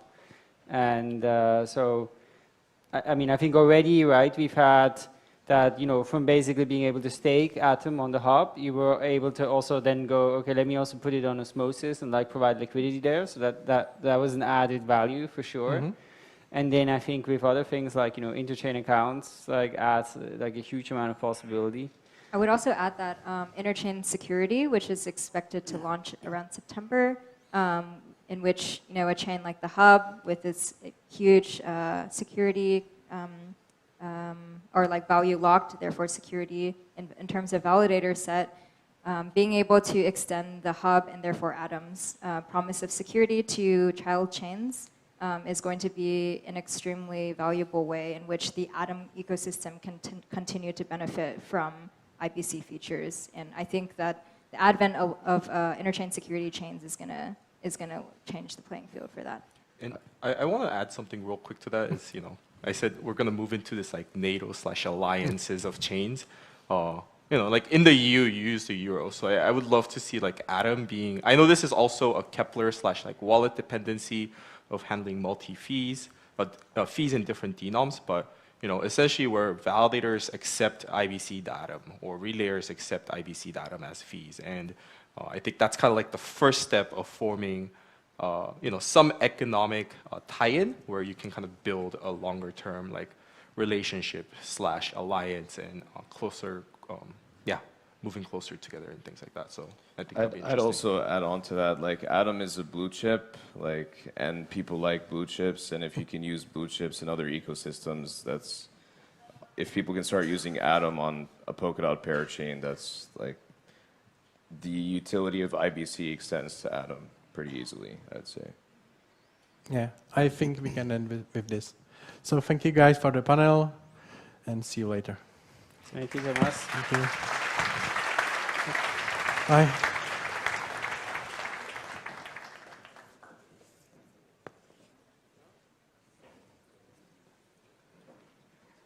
I hope you guys enjoyed the panel, and let's welcome Yuri on the stage. Yeah, what a nice talk, Tomasz. Really enjoyed it. Thank you. Was a pleasure, and I really learned a lot as well. So, yeah. That was my plan. Thank you. Bye. Thanks. And okay. Actually, somebody should have come to take the chairs, but we will just move on. Now here. Welcome our friends who will help us a little bit, but I can.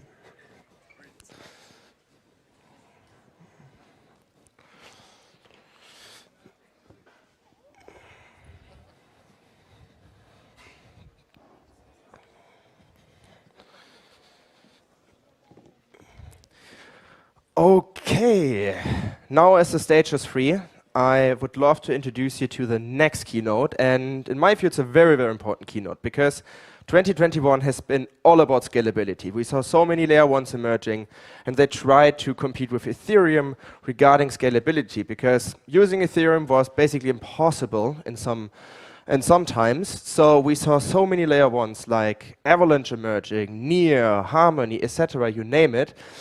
But now we have all these scalable solutions. But what are we going to do with them? Because it's very hard to connect them. I mean, we heard about IBC yet, but not all chains are IBC enabled yet, and some of them will never ever enable IBC. So how can we connect them? And this is where bridges come into play.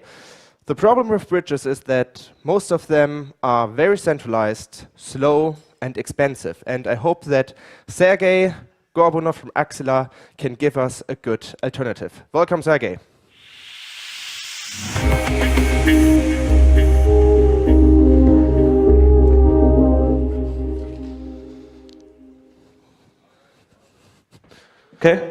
Okay, awesome. Hey everyone, great to be here, and thanks so much for coming. Doing some construction. What? Sounds good. Let's do some construction. So before we get in there, would love to just understand a little bit about the audience. I guess curious, from everyone that's in the room, how many of you are kind of from within the Cosmos ecosystem, know different projects, know what IBC is? Can you raise your hands? All right. And for how many of you, this is like your first blockchain conference, you're just learning what the development is, you learn different ecosystems? All right, awesome, sounds great. So we have about like 30-70% mix, 30% of folks that are just learning the space. So I'll try to go a little bit slow just to give you a little bit of a sense of, what is Axelar, what are some of the key benefits, and we'll take it from there. Very high level punchline. What we're working on making secure cross-chain communication for Web3. And we have kind of a plan and a roadmap how to get there, and I'll walk you through some of the ideas. All right.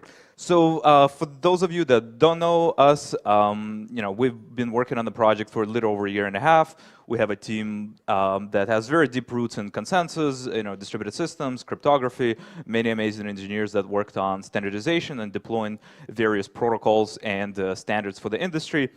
And I think it's kind of a must if you're really trying to solve kind of cross-chain communication or interoperability, because a lot of it is very, very technical, and you have to be very, very thoughtful about how you design it and how you scale the systems. So super privileged to work with this kind of amazing team. All right, so let's kind of step back a little bit very quickly. The last decade in blockchain has been really transformational in many ways and forms. Right, we began the space in the ecosystem with a few foundational projects like Bitcoin, Ethereum. Many early applications were built around those ecosystems, but everybody quickly realized that those platforms on their own could not really scale. Right, so as a result, a number of different layer ones were developed, in 2017 to 2020 timeframe. Many of them really optimized for solving the scalability, trilemma, building a better programming environment, or just targeting specific use cases and specific markets that they were attractive to them. But only the last, I would say, kind of year and a bit, the applications are now starting to understand the need for all of these different blockchain ecosystems and trying to figure out how do I go cross-chain, how do I go multi-chain, what is going to be my long-term scaling strategy in order to provide users with the minimum transaction cost with the best user experience along the way. So lots of different applications are transitioning to these environments and figuring out how do you scale and how do you reach the global distribution of your application. And as a result, we have IBC, which is great for connecting within the Cosmos ecosystem, but mostly connectivity across different ecosystems have been dominated by various bridging ad hoc protocols, right? The problem with most of them that you see in the market, they're centralized or they're federated, so you have a very closed or a small validator set that ensures the transactions kind of go through, but usually that validator set, is close to a federation or a small committee or just purely centralized. And as a result, you see a lot of hacks, right, and a lot of problems in the space. We've seen them over and over again over the last year. The other big problem is that most of the early generation, the kind of bridging technologies, they only provide you kind of with pairwise connectivity, right? And I'll talk more about throughout the talk today. The pairwise connectivity has a lot of actual limitations, and you have to be very careful about, how far you can take that technology, especially when it comes to cross-chain interoperability. So not a great situation we've been at. It's kind of a first-generation interoperability service. Services really increase the risks, and we've seen that over and over in the ecosystem. And that's what we really need to solve, right? This is a big fundamental problem. And some people kind of have this intuition or thinking about, well, okay, we can live in the multi-chain world, the cross-chain is hard because of all these attacks and so on and so forth, and maybe that's okay. And I think the answer is no. No matter what, everybody wants to access all the applications, all the users, all the ecosystems out there. And so you're going to need to build a secure and robust cross-chain communication protocols in order to get us to the next level of usability where anybody can interact with all of these ecosystems. And that's what really we're trying to focus on. So the core focus of Axeler is to really empower developers to pick the best platform for their needs. Right. Select the smart contract language, select the finality or the cost or the gas fees, everything you need, but still being able to compose and interact with all the other ecosystems in an easy and uniform way. Okay.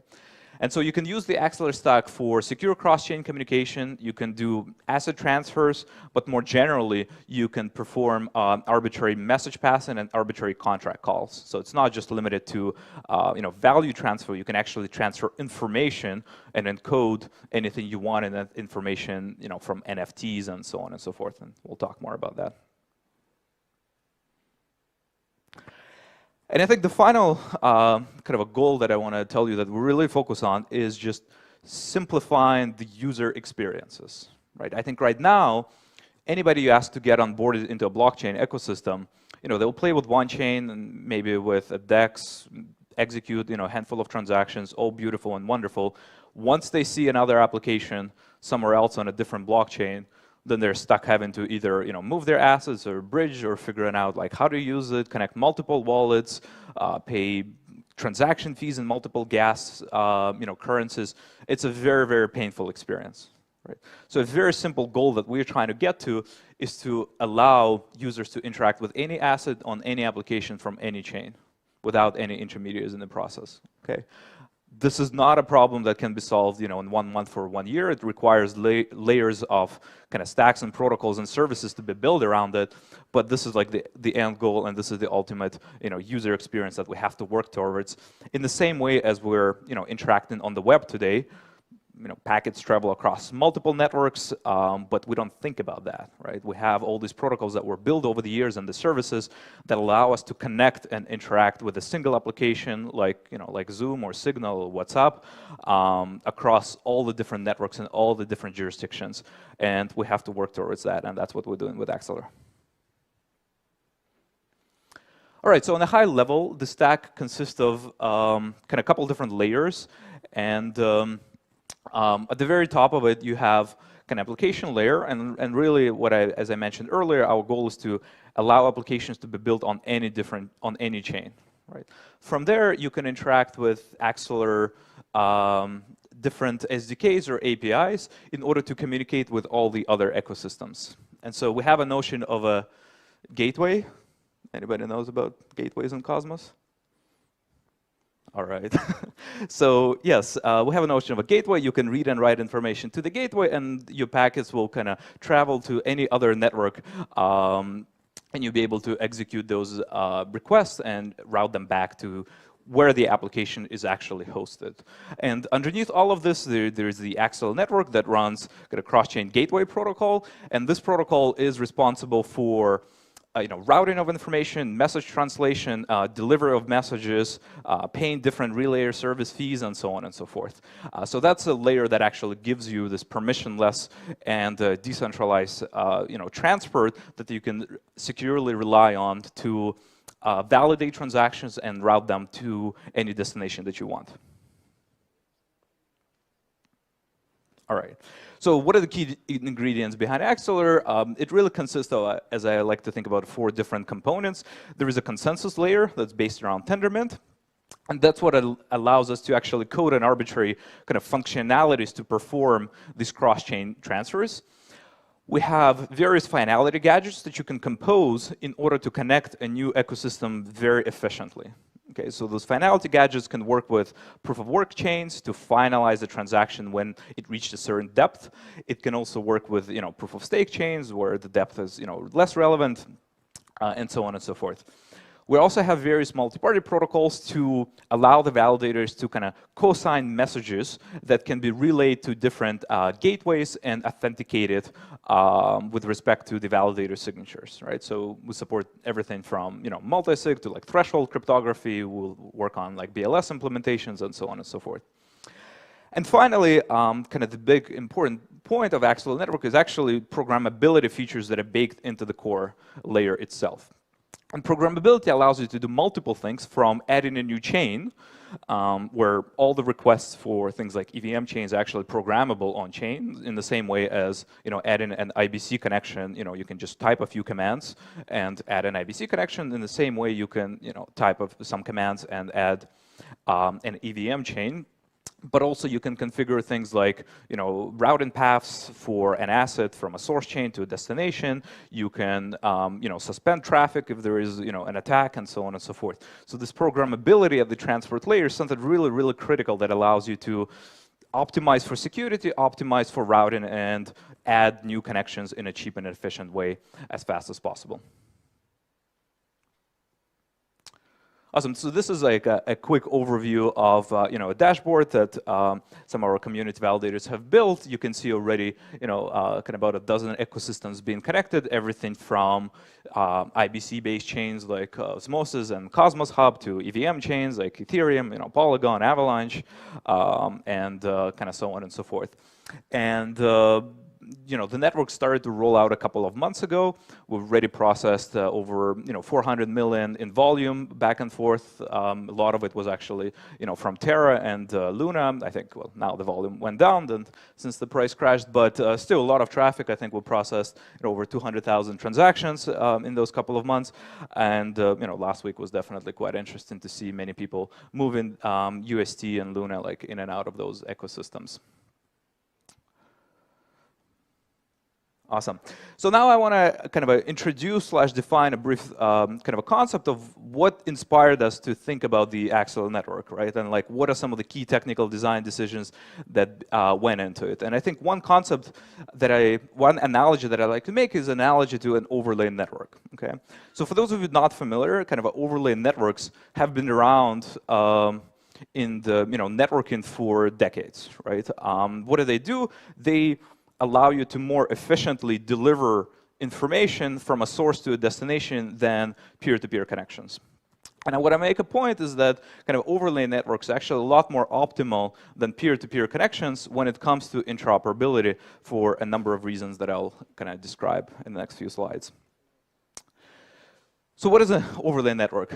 Very simply, kind of simplifying some of the technical architecture decisions behind it, you can think of it as a kind of hub and spoke model that sits on top of existing consensus mechanisms. Okay, so you don't have to understand specifically how different consensus mechanisms work. It's a network that sits on top of all the other networks, and that's what sort of Axeler does at the very core of it. And it's responsible for providing these cross-chain functionalities, like cross-chain asset transfer, in a much more efficient, scalable, and a secure way than if everything were to be connected, in a pairwise way. And I'll walk you through some of these properties in a second, but that's a key takeaway. And this is, again, the similar kind of model that we have overlay networks on the internet. And so every time you actually browsing content or communicating with somebody, even though there is kind of an underlying peer-wise topology that messages go through, a lot of the time your traffic is actually served by one of these overlay networks like Akamai, like Cloudflare, and there's a few others that are out there. And so those are the networks that allow us to get these sub-second latencies when we fetch a content or a movie. It's not a direct connections. It's all like overlay networks and all caching and all kinds of other mechanisms that give you those experiences that you're used to today. Okay, and so the core 4 properties that I want to outline that are very important for interoperability are things like universal routing, message translation, and unified security. So let me walk you through those. What I mean by universal routing, very simply, an ability to be able to onboard a new connection to a new ecosystem and automatically interconnect it with all the other previous networks, right? In one simple way. So as more connections are added, you're not adding pairwise connectivity, you're not adding fragmentation. All the other previously interconnected network can automatically communicate with any new connection that you add in. Why? Is because these overlay networks kind of understand the routing topology very effectively. They can, understand a new path has been added, and they know how to communicate with this new path without having to, synchronize across the entire world. So that's one. 2, things like message translation. So Axeler at its core already translate messages between IBC and EVM chains, for instance. Okay, so what that means is that tokens from Osmosis can be transferred via IBC to Axeler, and then Axeler would translate those messages to EVM-based messages, post them on any Ethereum-based chain or EVM-based chain that you want, and vice versa. Okay. We're also extending this to more general message passing calls, so through interchain accounts, through general message passing on Axeler. As a developer, what that means is that you can really write your application, again, on any chain, communicate with any stack, let's say it's an EVM stack, but have access to all the other ecosystems through these translation layers by communicating with one simple and universal API on the chain where you actually develop your application. Okay, so you don't have to understand how does IBC actually work, right, or vice versa. You don't have to code your messages in a very complicated way, and the message translation layer helps you do that. Think about it as in any simple way as you want to communicate with somebody else. You have to do translation properties across geographic regions, across nations, and so on and so forth. And that's what Axeler does. It helps you translate these messages from different formats in a uniform and consistent way. And a final property, which is incredibly important and something we saw actually the need for over the last week with the Terra hack, is a notion of unified security. Okay, so what do I mean by this? By having this overlay network that connects all these different ecosystems allows us to actually precisely keep track of, let's say, the assets that have been moved across different connections. Right? And if one of the networks is actually compromised, then you can ensure properties at the network itself that say something like, if X dollar value has been transferred to a chain, I don't know, let me say whatever, chain Y, then no more than X can ever be transferred out of that chain. Okay, and By having the accelerator in the middle, you can enforce this rule across all the other interconnected chains without having to go and fix like pairwise connections.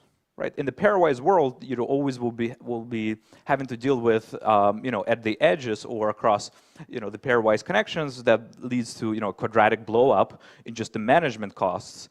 But by having everything kind of concentrated and condensed on the network itself, you can deal with those things very efficiently, and you can enforce very strong rules that even in the case of a chain compromise, even if there has been a fork of the chain or validators have been corrupt, you know that no more value that has been bridged into that chain can ever flow out of it. Okay? If you were in the pairwise world, then enforcing these rules is kind of impossible because you always have these pairwise connections, and you have to, and you would have to enforce these rules across all of these different ecosystems. And finally, an important property is that you can actually have very strong governance rules at the network itself to, let's say, pause transfers in and out of a given chain if it gets broken. And this is something we actually had to rely on, throughout the last week when Terra was going down and then restarting by issuing the governance, commands on the network. We can temporarily suspend the network. We don't have to, terminate the connections. We don't have to tell the validators to disconnect anything. It's actually programmable at the network layer. And so if there are compromises in the ecosystem, you can actually mitigate them quite easily. Again, doing all these things in a pairwise world where the number of connections would be quadratic would be a lot more of a management overheads, right? And it's a lot harder to orchestrate these things in a pairwise connected world. All right, awesome. So now I'll just give you like a quick sense of what are some of the functionalities you can do through the Axel network, and everything starts with things like universal asset transfer functionality, right? Very simple. I think people have been doing this, for the last year or so. If you want to move an asset from one ecosystem to another, you can either build an application like that on top of the Axel network, or use one of the sample front ends that have been deployed. Can take an asset from any of the ecosystems, move it in and out. And the thing that we really try to optimize for here is the user experience, right? So from a user perspective, it's a single transaction that they have to submit in order to execute their transfer on the source chain, and they never have to touch or pay any relay fees, any intermediate fees like on Axel or on the destination chain, right? So all the fees are folded into the single transaction on the source chain. The user makes one click and then forgets about it. As I mentioned, everything is programmable on the chain, so we can onboard new EVM chains, we can onboard new IBC chains, and keep on adding very strong compounding effects to the network. How do you work with this? Well, there are different ways you can actually interact with this. You can get things like deposit addresses that allow users to send directly from their centralized exchange wallets or dump wallets. You actually don't have to interact with the MetaMask, which gives you a much wider distribution angle. You can also perform smart contract calls by communicating with one of the gateways that we deploy. And more general features that we actually rolled out recently are things like general message passing, right? So the basic idea here is that instead of actually passing arbitrary tokens, we want to enable users to pass arbitrary messages, right? And a message here really can be anything from a contract call to NFT transfer to a state synchronization to an Oracle request. And this allows you to kind of go from the model, let's say like a Bitcoin, where everything is about transactions of Bitcoin and like very limited script language around it, to something like Ethereum, which is more like Turing complete, where you can arbitrary code programs, you can arbitrary code messages that you want to relay from one chain to another. And so that's what this general message passing enables you to do. Very high level how it works. You have Axel gateways. On top of it, you can write your application-specific logic in the smart contracts. And that logic can execute requests to the gateways in order to read and write messages. Okay, so in the gateways, information from the gateways is then picked up by the Axel network and services. It gets routed and executed at the destination chain, and you don't have to think about anything else underneath it. So, and some of the early examples that we're starting to see around this general message passing are things like Web3 super apps, which I think is actually something we're going to see more and more in the ecosystem, where a lot of one-off technologies like wallets or exchanges are now entering this world where they're trying to provide more unified collections of services from a simple front end for the users, right? So for things like moving the tokens around, displaying NFTs, participating in buy and sells on various dexes. So all of this we're starting to see becoming more and more aggregated on the front ends. And with general message passing and arbitrary contract calls, you can then extend your application to support any use case that you have in mind, right? And continue building a single application with all of these different use cases without having to think about all the different software stacks that you have to support, right? It can be hosted on one chain, and messages can be routed from the home base of your application to any other application in the ecosystem and compose with one another. And like I mentioned, the use cases extend here anything from NFTs to universal AMMs, kind of cross-chain, synthetics, gaming, and so on and so forth. And I think the very interesting, again, kind of a property of this is that before we really were thinking about moving assets to where some of these applications were, right? That's what the first generation of bridges were. Now I think we're starting to see a lot of compute actually moving to where the assets are. Right? So instead of moving or bridging the asset, you can take a part of your program or logic, you can deliver it to where the asset is, perform some calls with respect to it, and then do state synchronization across different chains to synchronize it and agree to the state that application actually needs. So super exciting. I think it's actually a programming paradigm shift that we're going to go through over the next few years in the blockchain ecosystem, where instead of building on a single environment and having synchronous communication, you're now building in this cross-chain environment with asynchronous communication, with message passing, but that gives you a much wider distribution and much wider user acquisition capabilities.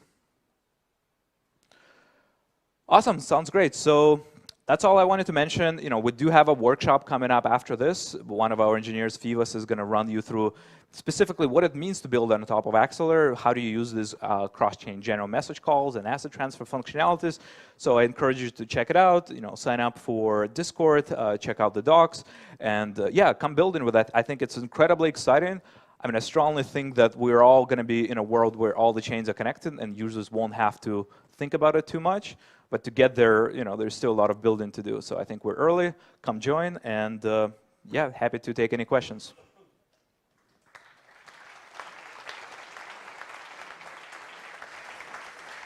Thank you, Sergey. We have time for one question, so I will pick the question with the most likes. For the other questions, just reach out to Sergey in the workshop room or in the hallway. So the one question with the most likes is, can you bridge to Bitcoin? Yeah, we're actually working on a Bitcoin module, for some time now. We had it running on the testnet for 6 months, and we're just doing some network upgrades to swap a signature scheme for it. So yeah, Bitcoin will be interconnected. It will automatically be interconnected with all the other chains. And yeah, kind of stay tuned. Yeah, thank you, Sergey. Thank you.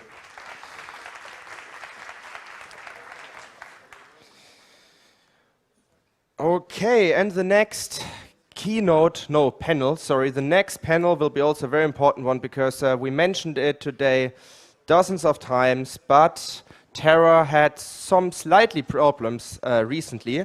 So now we need an alternative in the interchain. And therefore, we will have, excuse me guys, could I just take the 2 chairs? That would be pretty cool, thank you. We just need the 2 chairs. Yeah. CryptoSeed is becoming an organizer, yeah. So yeah, we have 2 very cool speakers now to discuss an alternative for Terra/UST. They will talk about the mechanics of the IST protocol. Please welcome with me very loudly Zeki Manian and Dean Tribble once again.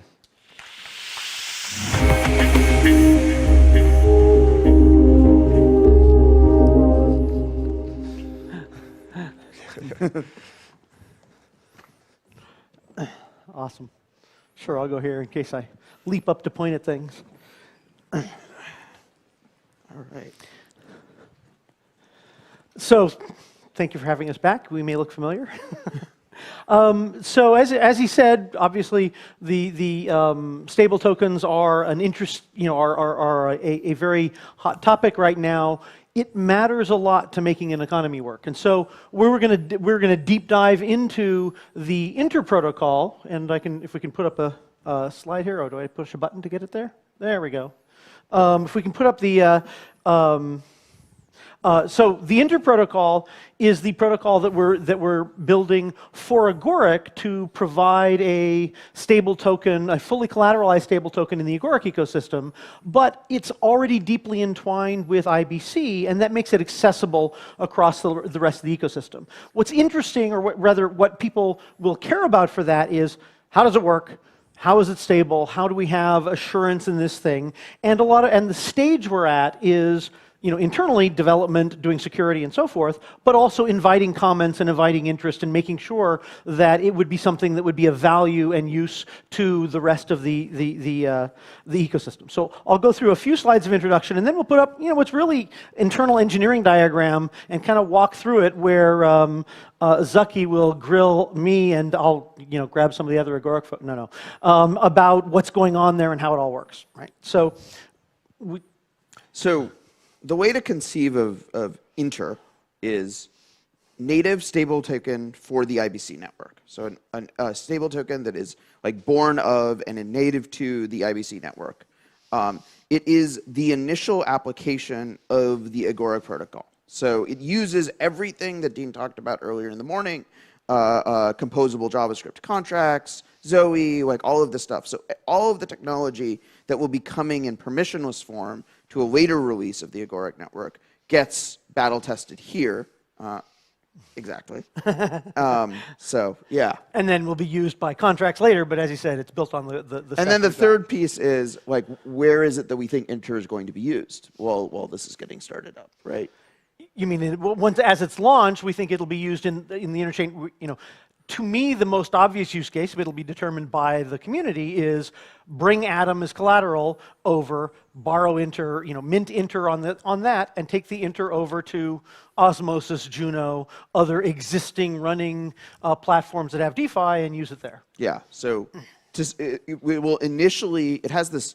The Agoric platform needs a stable token. It will be used to pay for gas, but the way Inter is conceived right now is this first period of Inter is it's really about bringing IBC assets over to Agoric, getting Inter, taking Inter out to the IBC network for use. Yep. So the Inter protocol is a set of smart contracts and sort of an overall architecture. There is a white paper up right now. It's on the Agoric economy page, but Inter, sort of growing beyond Agoric, there will be a separate launch of a separate Inter site, or a separate site for Inter, that the community outside of Agoric will be building and maintaining and growing stuff. The key smart contracts that comprise Inter are the vault system, which is an over-collateralized vault like a Maker vault. So the goal here is fully collateralized stable token. No algo magic. It's somewhere there is either dollars or there's some crypto asset that is worth more than you minted against it, so that the liquidation process can cover debts if the market turns. And we've seen that model be robust in the face of market downturns. Maker being the most obvious one. So that's what the vault system is. It then needs to engage in liquidation. That's a separate contract, so we can evolve and enrich the liquidation as it goes by. The liquidation, the initial version of liquidation, can automatically liquidate on an automated market maker, on a Uniswap V1 style AMM, but where IST, the interstable token, is the central token that all of the assets are in terms of in this Uniswap V1 style AMM. The reserve then is where initial capital to provide a buffer for liquidation, a buffer for shortfalls in liquidation in case the market turns down quickly. The reserve holds assets that will be ever growing to provide additional stabilization and collateral for backing the IST, the interstable token, as we go forward. And the reserve will keep a lot of its capital as liquidity in the AMM, and we'll go into some of that. And then the last two are the parity stability module that's similar to the PEG stability module, but we have economists on staff that won't let us misuse the word PEG that way. So parity stability module, for basically being able to take a real reference token like USDC that's got a direct dollar backing, and use that as a type of token that you can translate into go from one USDC into one Inter or one IST. And then finally, there's some integration and support into the direct build staking in the Agoric platform for a small portion of IST. Right? And so the key here is there can be multiple contracts that all of which have the ability to mint IST based on debt limits for that contract, and we expect over time with governance to be able to extend that as people come up with more robust, better collateralized, stronger mechanisms for doing stable tokens. And as the IBC network gets more economic capability. Yes, right.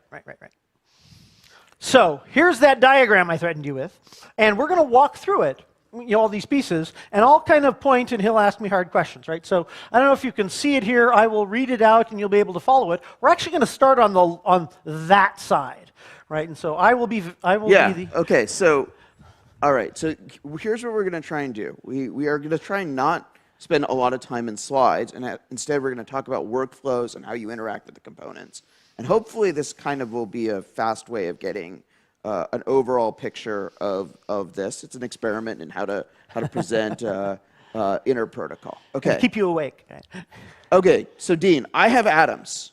Okay, I'm sitting on the Cosmos Hub. I've got my atoms, unstaked atoms, and I decide I want some inner. Okay. What am I doing? So over IBC, you transfer using Kepler, using any mechanism that you can do IBC transfer over into a atom account, into an account on the Agoric chain. Yeah. And you just transfer atom using normal ICS-20. It shows up here. So if you've used Osmosis, similar workflow to like deposit on Osmosis. Then there is a web front end, or rather a React native or React app that can talk to the chain, that you can then take your atom and say, I want to make a vault, I want to put it into a vault. So you take your atom, go to the Vault Factory. You can read those letters, right? That says Vault Factory. Where what is a purse? Say it again? What is a purse? Oh, a purse is the word. We've been doing smart contracts for a long time. Purse is the term in ERTP that's loosely like an account, right? So I can have a purse contains a particular type, a particular brand of asset. So I have a purse of atoms. It can only contain atoms. One of the interesting differences on Agoric is I don't just, as you see in most wallets, here's all your ETH, here's all your atoms, here's all your whatever. It's like, no. Here's my marketing account and it has atoms. Here's my personal spending account and it has atoms. Here's my fee account and it has IST in it, right? So you can have multiple purses with the same currency. And purses can contain NFTs, they can contain, semi-fungible tokens and so forth. So that's a purse. And when you bring money over into a Cosmos level account, it shows up inside of the JavaScript environment and inside of your Agoric wallet as a corresponding purse. So you can then pull money out of it in JavaScript and transfer it around and send it as payments and participate in the rich Java object environment for doing smart contracts that I mentioned earlier, but it just starts by just transferring it into IBC and poof, it appears. Okay. So I brought my atoms over. You brought your atoms over. You go to the Vault UI and you say, I want to borrow some IST. I want to mint some IST, and it says, how much atom do you want to lock up? It will, and you say, I will give you this much atom if you give me this much IST. And it will, like a swap trade, it will understand how much you can actually mint against the atom you're locking up. But fundamentally, so how does it know this? It knows, very good, right. So fundamental to any kind of, or fundamental to liquidation and vaults and pricing of this flavor, there is an Oracle network that will produce a price, that reports on what's the price in dollars of Atom based on trading on various centralized exchanges, on Osmosis, on Crescent, on whatever set of exchanges that matter for people trading. And the Oracle... And so, like, why, I think that has an interesting segue, which is, why are we doing this with Atom? Like, why Atom? Right. So, you know, the hub of Cosmos is, of course, Atom. Atom provides a, you know, the Gaia hub provides a big, stable repository of significant asset inside of the Cosmos ecosystem. And so for us, it's the first collateral we care about. Now, whether Atom will actually be what the community deploys first is going to be up to the community. But that's where, you know, that funded the IBC work, that funded the Cosmos SDK that all this relies on, and you know, it's the big anchoring asset nearby. Well, it trades on a lot of exchanges. Right. Price discovery is very robust. Volumes are high. It's the way you can get fiat and then on-ramp. it's IBC native. Right, and it's IBC native, and you can get on-ramp there, right? You can bring cash, get Atom, bring it over here, borrow IST, and go party in the DeFi world, right? Yep. So, lots of reasons. We then expect to have assets from other chains also, but that'll be up to the community. Okay, so I bring my Atom, I say, you know, based on this price, and by the way, the Oracle network, you know, Agoric's a big project. This Oracle network simply staking is driving the development of. There's several different Chainlink node operators that are all working together to use similar protocol, you know, the Chainlink protocol, to be able to provide reporting of the same kind of quotes and aggregating them where the aggregation contract is written in this framework in JavaScript. It runs on-chain using the same, you know, same libraries and mechanisms and framework. And so we have a new Oracle network, and we'll be able to have, I mean, it just looks like a DeFi component, right? I can have a few lines of JavaScript that will run this function when the price crosses the threshold, and that's used in here in multiple places. In this particular case, it would be used to give a quote here of how much could you mint, how much IST could you mint given a certain amount of Atom. And some of those elements have collateralization ratios. So if I bring over $1,000 in Atom and the required collateralization ratio is 150%, then you could only mint whatever it is, 600 IST against it. Absolutely, yeah. Okay? So I go here, it will create a vault object inside of the vault factory contract. So that's a separate, completely segregated vault that holds onto the Atom that Zaki provided and records the debt of the IST that was minted for him and returns to him and deposits rather into his purse for IST. It deposits the IST he borrowed and gives him back a vault object that controls the ongoing relationship about the collateral that he just borrowed against. And so he can pay it off, he can borrow more, he can add more Atom in order to be able to borrow more.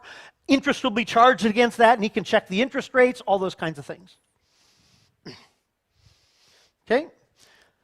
Then, if he leaves it alone and gradually is charging interest, or if the price of Atom goes down, you know, that sometimes happens, then this vault factory, it knows the list of all the vaults for Atom, and they're sorted by how close are they to liquidation, how close did they borrow. If he's got $200 in Atoms and there are $1,000 in Atoms, and he's borrowed $990, he's really close to that limit, right?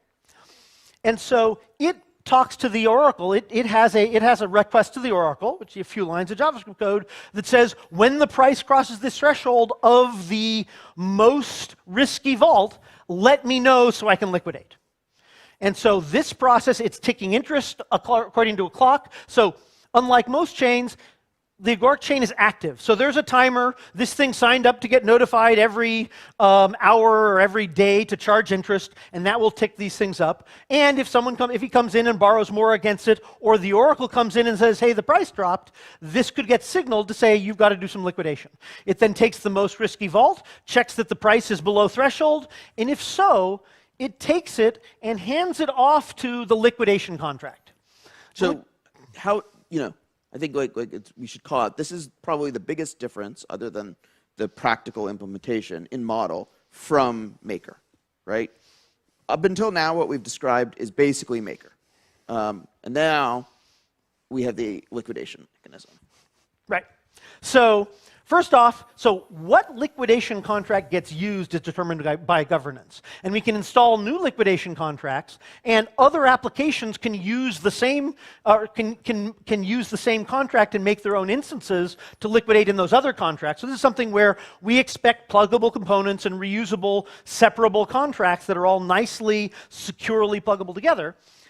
The only contract in this case that points at, this contract instantiates the new liquidation contract based on whatever governance told it to do, instantiates it, takes the vault that's now being liquidated, takes the collateral and hands it off to the liquidation saying, here's how much money, here's how much you need to sell it for.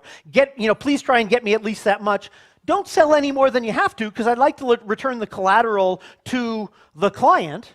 But if you got to sell it all, you got to sell it all, right? You need to cover this much debt. Okay? This thing then engage in a liquidation strategy, and we can talk about that liquidation strategy.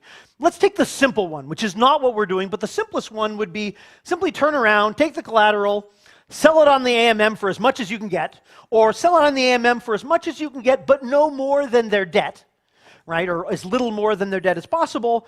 And once that's succeeded, return it over to here, count their debt as paid off, give them back any remaining collateral, and the vault is liquidated and you're done. Right?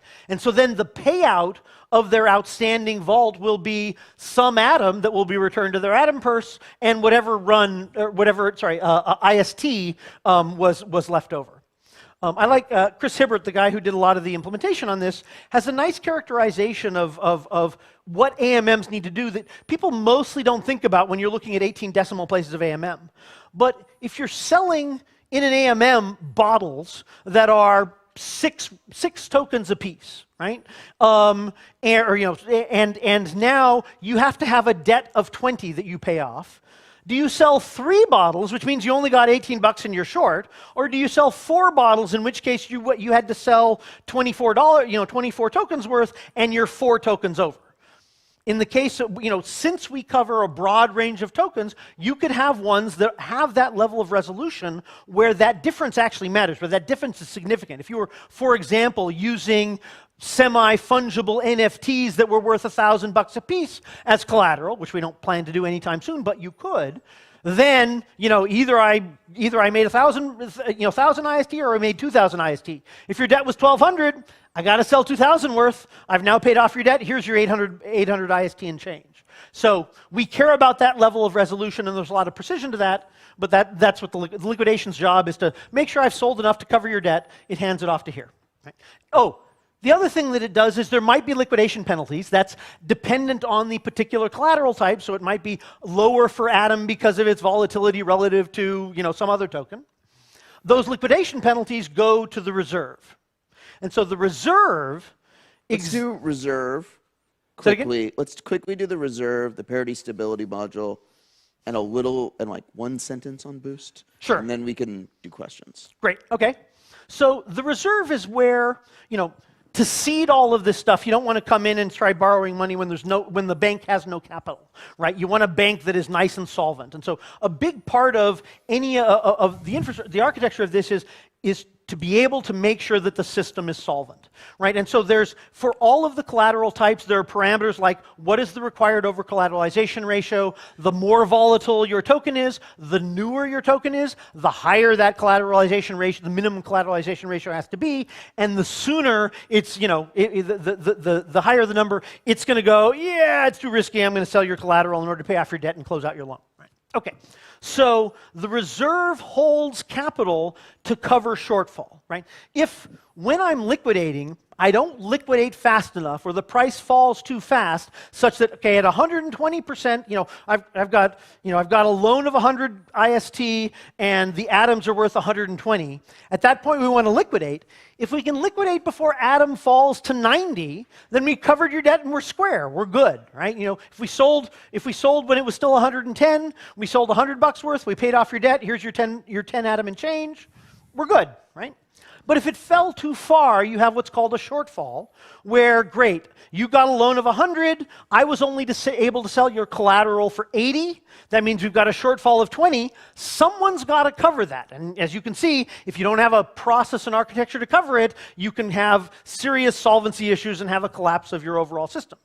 So part of it is the fundamental CDP mechanism of over-collateralization, right? If I start selling at 120, I've got a certain amount of time to have it drop. If I start selling at 150, I got lots more time to be able to sell enough collateral to cover your debt before it falls. Okay, so a couple more things about that. So the parameters of that will be determined by continuous modeling. We are working with Gauntlet, who does, Tarun Chitra and their company. They do a lot of economic modeling and economic analysis to be able to model various systems, look at all of the current tick data on all the different exchanges, model out what is the current volatilities in the market and that sort of thing, in order to provide a good compromise of liquidation, speed, and minimizing the amount of over-collateralization to have an efficient market.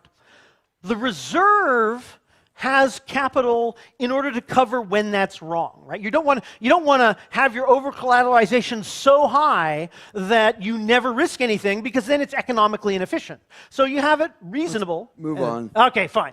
And so the reserve has that capital. We're going to run out of time for questions. Okay. What else did you want me to hit here? Yes. Okay. So parity stability module, that is, here I've got Atom, it's volatile, and I may need to liquidate it. If I'm bringing over USDC, which is... Via Axelar, for instance. Via Axelar, exactly, or Gravity Bridge, what have you, right? If I'm bringing over the USDC, that's pretty reliably worth $1, right? Arguably worth $1. Obviously, if that changes, then we slam down the debt limits, and now you can no longer run against USDC, and we have that as a safety mechanism. But if I'm bringing it over, I don't want to have it be over-collateralized. It's worth $1. IST, we want it to be worth $1, right? So this module lets you do approximately one-for-one trading, right? It might take a fee out as reward for the people operating the system, but that fee would be like, 1 basis point, right? So this is the dollar-for-dollar conversion of USDC comes in, IST comes out. And then I can take IST and get USDC and go take it over and exit using the, exit cash using the IST module, or using USDC off-ramps. Okay, boost, and then questions. So boost is a mechanism to be able to mint IST against staked build, or rather against the future income stream of rewards for staked build. Now, this is not, I've got $100 in build, so I'm going to borrow $90 worth. No. It's a very small fraction, so anyone who's got staked build on Agoric will have access to some IST.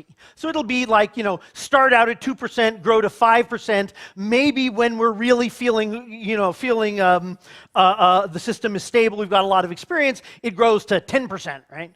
But it's not the collateralization. The key here is build is the staking token. We don't want it to be a collateral, partly because you then end up with that self-reflexive thing that results in incentivized, attacks like we saw in the last week.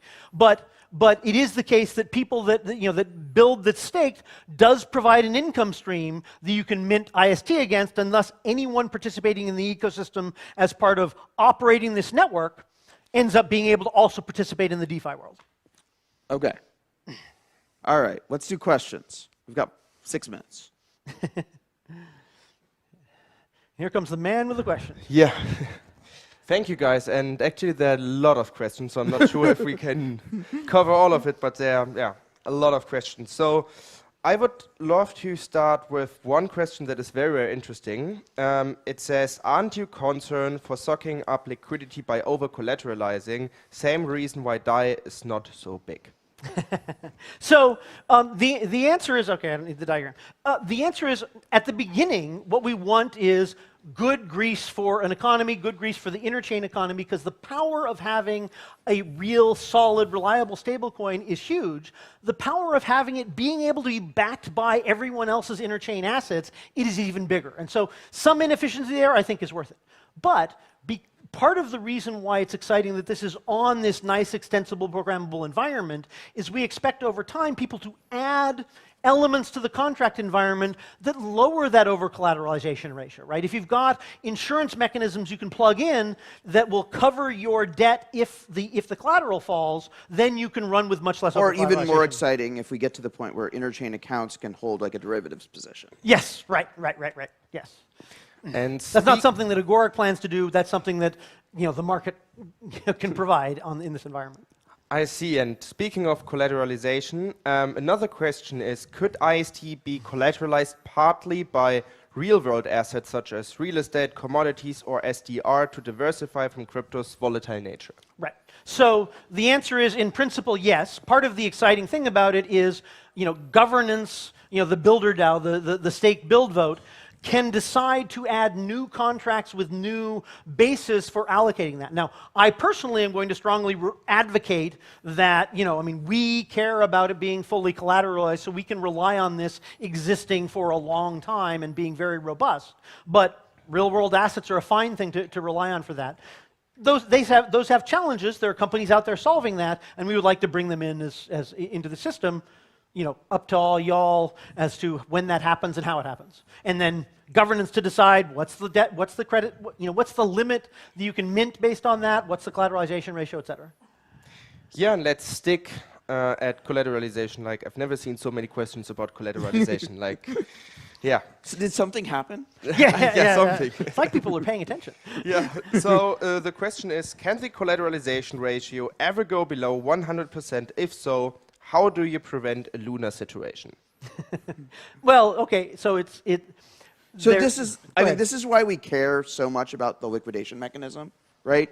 The liquidation mechanism and the reserve, the liquidation mechanism is the primary thing that's responsible for ensuring that the collateralization ratio is what we expect it to be. And then if that fails, then the reserve is the last line of defense. That's right. Well, the last line of defense is in some sense the builder DAO saying, okay, we will contribute, or someone that has a bunch of assets contributing assets to the reserve to pump it back up. So, banks have had recollateralization events, once in a millennia, but we work hard to make it so that the liquidation process is very smooth. Actually, one of the reasons for the parity stability module is it tightens the arbitrage and it tightens the liquidation cycle so that it's easier for someone to be prepared to take local liquidations efficiently before things fall below 100%.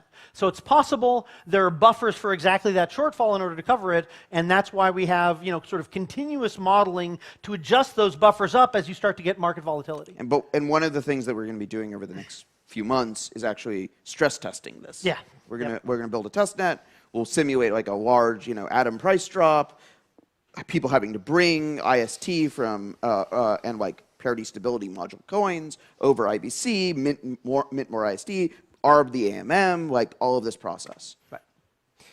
That's actually a question from my side. So you mentioned the buffer. Can I imagine this buffer similar to the buffer that MakerDAO is using right now? Yep. I think that's right. The reserve is exactly the capital that you pay off shortfalls with if you screwed up your over-collateralization ratios. And the over-collateralization ratios are adjusted based on what we see as the practical actual latency of liquidation. So as we get better and better, as we get tighter loops, as we get better integration to be able to liquidate not just into our local AMM but onto Osmosis or Crescent or what have you, all of that means that you can have lower buffers because your liquidation efficiency is more robust. Sounds very cool. And last but not least, let's have one question that does not have anything to do with collateralization. I think we covered this enough. So which kind of oracles are you using for asset price feeds in order to prevent an attack? So we looked really hard for oracle providers. We worked closely with Chainlink. We talked to Band.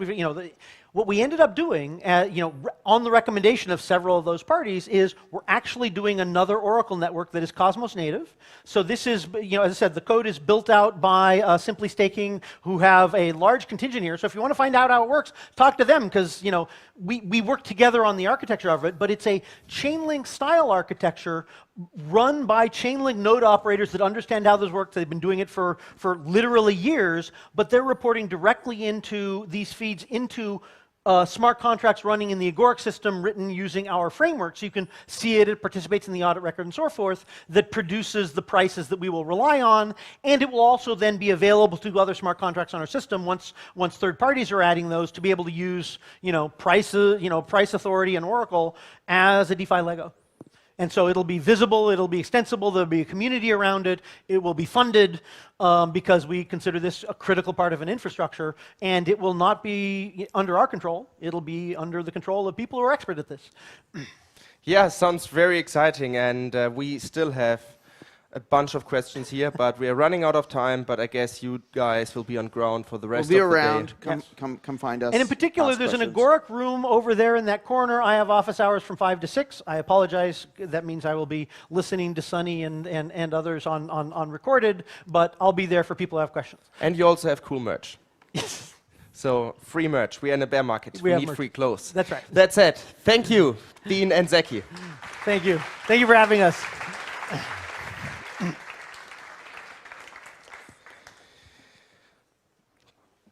So, as we're in a bear market, I think a very important thing is to keep building. And actually in a bear market, this is the time where you can start your own project, where you can focus on the very important things. And the next keynote speaker will talk precisely about this.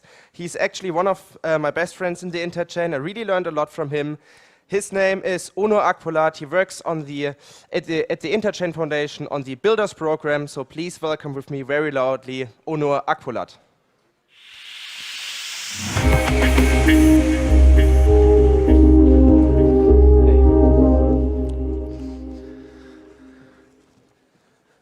Cool.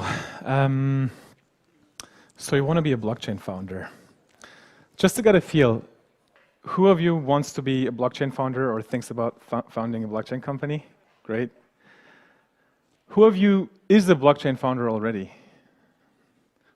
Okay, quite a few. How many of you are lawyers? Oh wow, there's quite a few, which is great, honestly. So yeah, I'm gonna talk a little bit about what I've seen, what it means being a blockchain founder over the last couple of years. And yeah, I'm going to do a quick intro, talk a little bit about the problems that we're seeing and the program that we're offering at Interchain.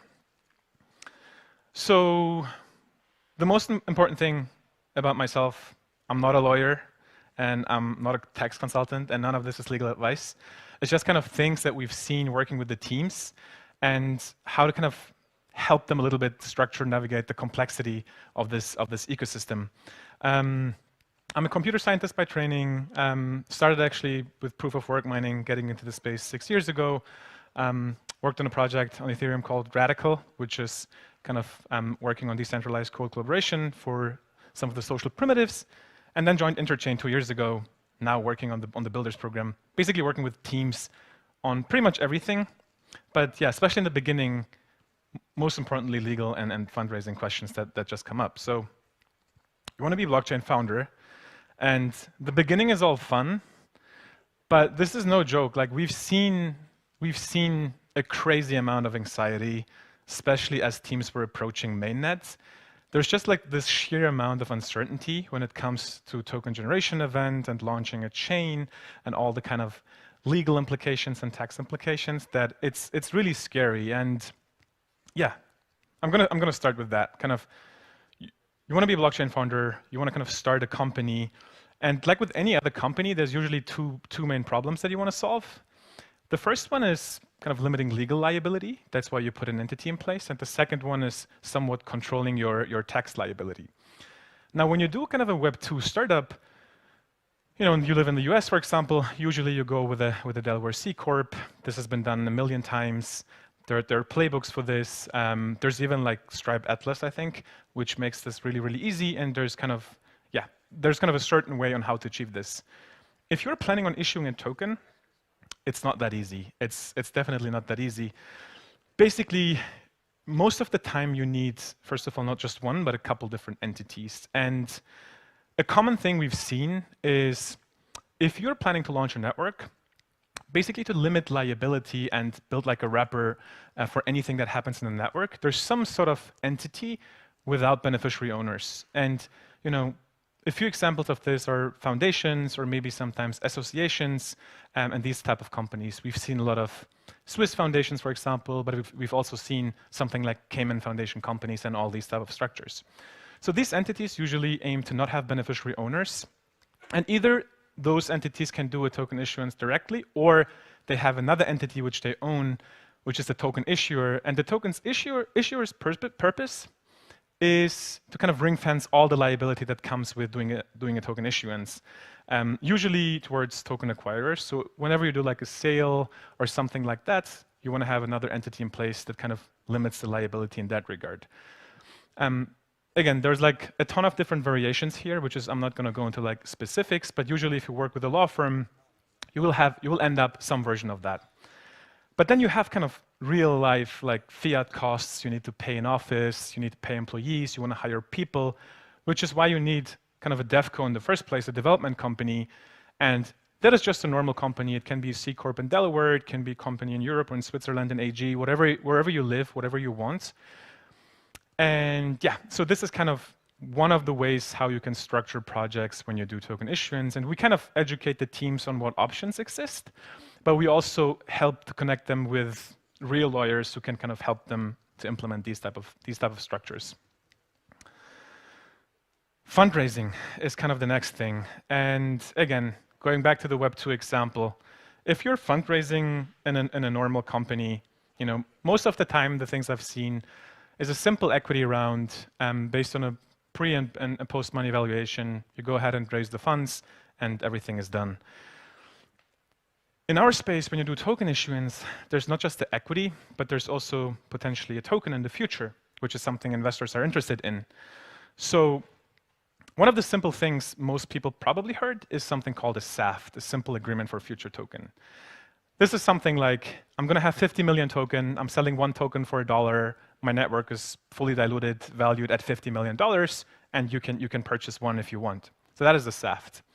And while it's super simple, it might not be the most favorable for you in terms of where you live, the jurisdiction that you live, and kind of the distribution method you have for your token. And I'm going to dive into that in a second, why this is super important.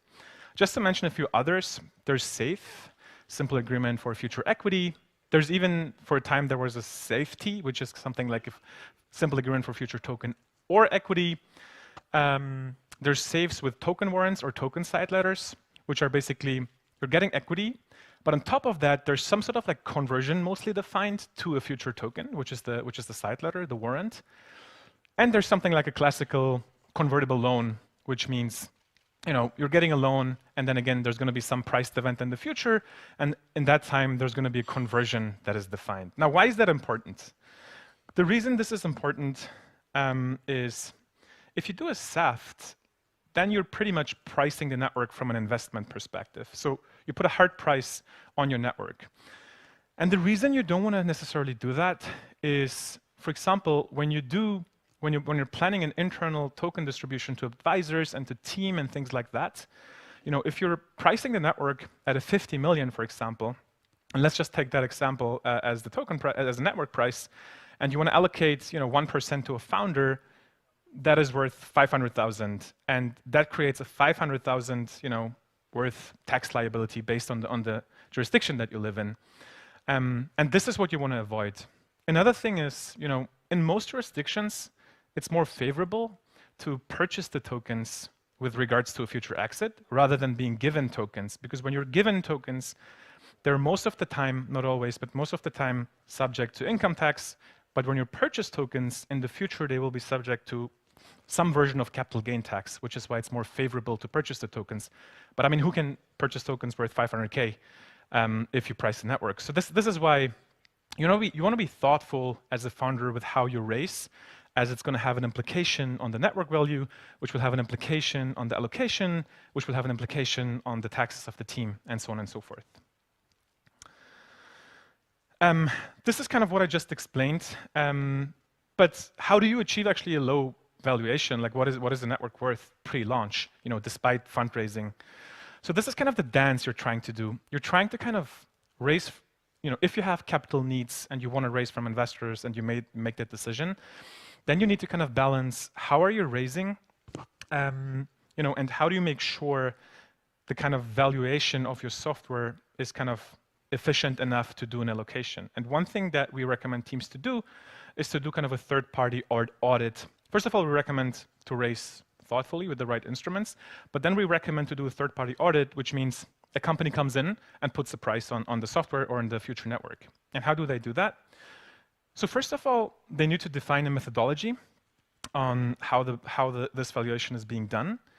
If there's like very similar projects, they can do lookalikes and look at revenue. But since in our space that doesn't really exist, one common way to do that is actually do a cost basis approach. And that means you look at all the costs that went into creating the software that is going to run the network in the future. And then you can say something like, 2 or 3 people have been working on this for a couple months. Maybe there's some sunk costs. But essentially, we value this software to be worth, let's say, 50K. And if you didn't price the network before, and you now have a third-party audit that says your software is worth 50K, then you can do a board meeting, you can do a decision and prepare a memo that states that.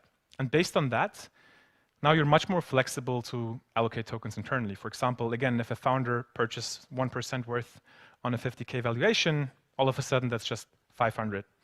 And even if it's a little bit higher, even if the valuation is 200-300K, you can still balance that out with loans that the company gives you in order to purchase that. And this is just like ways we at least like educate teams, hey, like these things are possible.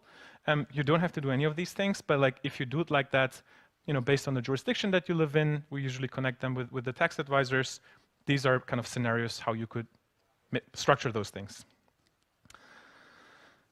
Deployment of funds is another question that comes up over and over again, and this heavily kind of depends on the previous structure of how you've raised in the first place.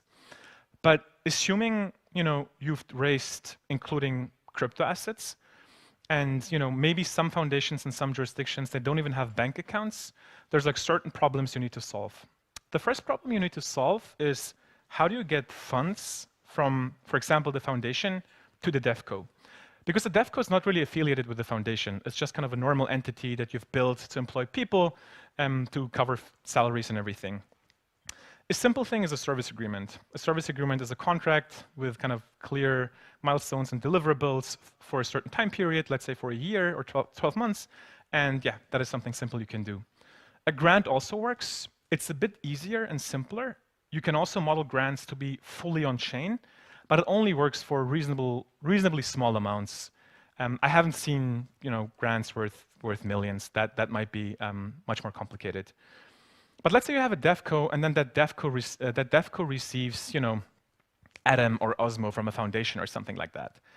And yeah, how do you basically off-ramp that, right?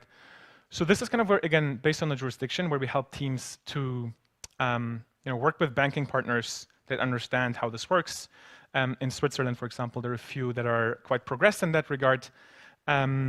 And basically understand, prepare the AML of where the funds are coming from, and help the teams to offboard those funds into cash reserves. But again, if you start out being a crypto founder, you're not thinking about any of this, especially most technical founders that we've worked with jump right into coding, super sufficient with the SDK or their Rust and the WASM contracts. But this stuff is so distracting that it usually kills the momentum a lot, especially when this expertise is not present in teams at all. Which is why, again, with the Builders program, these are some of the things that we're trying to help the teams with. And yeah, so basically, what do we do? We do 2 things essentially. We help the teams to navigate not just like the Cosmos ecosystem complexity itself, which is complex enough, but also like all the legal and complexity in the different jurisdictions. And at the same time, kind of we make them aware of the fundraising implications, because this is one of the first things that the teams do. And this is also one of the things that is mostly informed by the investor's preference, and one of the things that the teams just want to get over to have the funds in the bank account. But it might make sense to just like take a step back and kind of evaluate. Okay, what else do we do?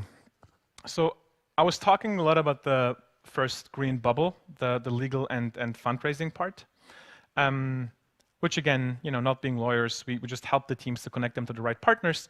But what we also do is we help the teams to scope the projects, to not make a six-figure legal consulting project, but maybe like help the teams to scope the project in a better way and kind of define the clear goals together with the law firms. We have engineers in the team, so we help them with their architecture, their tech, and generally their product, mostly if they're using the Cosmos SDK directly and working with the SDK, but also if they're using WASM. We help them with kind of their infrastructure and partnerships play, and this really depends on the team's preference on how they want to bootstrap and launch their network. If they're going kind of the classical routes of securing their own network with their own validator set, then we help them to kind of make connections to all the existing validators, or maybe to design their testnet, potentially design incentives around that, if that makes sense. But maybe, maybe teams these days don't want to do that anymore. Maybe they want to more bet on something like interchain security, which is when we educate them on how to utilize interchain security to build their own consumer chain. But even if projects, especially these days, if they're working with a WASM and they just want to deploy on another environment like Juno or Osmosis, I was going to say the hub, but Prop 69. Then we help them and we basically show them of ways on how to secure the network. Same with marketing and go-to-market. Same with community and governance. Potentially tokenomics if that's interesting, but these are usually areas that the teams have a very good grasp on. But again, especially in the beginning, we feel like this always comes up as the first thing that is just super complex, and it changes all the time, by the way. The structure that I just showed today is probably not going to look the same in a year or two from now. Cool. So, Builders Program. I mean, we've been doing this we've been doing this work in the background for 6 months already with kind of selected teams in our network, but we're finally there to kind of make this more public. This is a sneak peek of the website, the Builders Program. And yeah, we're going to release it in the next couple of weeks. It's almost done. And yeah, if you're kind of a team working out in the space and you want to get help with some of these areas, feel free to reach out to us. You can get in touch with me. Here's my email. And cool. See you all around.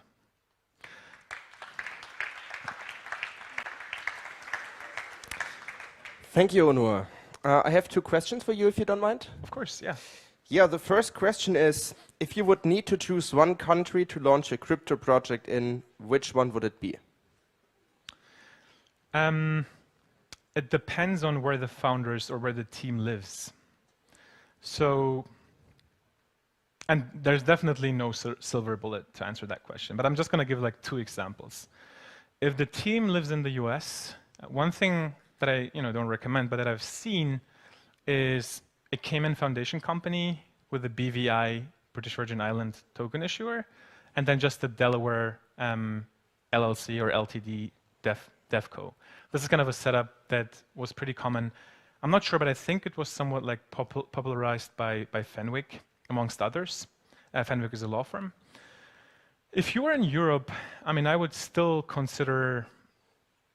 at least consider Swiss and Liechtenstein foundations. Although, the financial market regulator in Switzerland, which is FINMA, definitely got way more strict over the past. So I think Switzerland might be too strict these days. Maybe Liechtenstein is an alternative, but these are usually jurisdictions that come up in Asia. I think Korea is probably still an option, and Singapore. Singapore is definitely, especially for the foundation, something that we're still seeing a lot. Got you. And another question is, do you think it's good to start out as a DAO from day one? Depends on what you mean by a DAO. But if you're referring to the governance, I would say yes. Because the more decisions founders make, the less favorable it will be from a hey, this is a decentralized thing without beneficiary owners. So for example, to give you one concrete example, I've seen many token issuances recently with something like an LBP, where the founding team was completely absent. They just launched a DAO with the legal wrapper, and then some community members proposed to do an LBP on chain, and they voted themselves. And it was encoded and directly executed on chain that a certain percentage of tokens were submitted to a pool to do a distribution via LBP. There, because it was a DAO, the founders were not involved. I think it's a good place to justify that you didn't do a centralized token sale, if that's what you're going for. If you're not a DAO from day one, you can also do it. But yeah, you need to be very careful who you raise from and how you do it if you're raising publicly.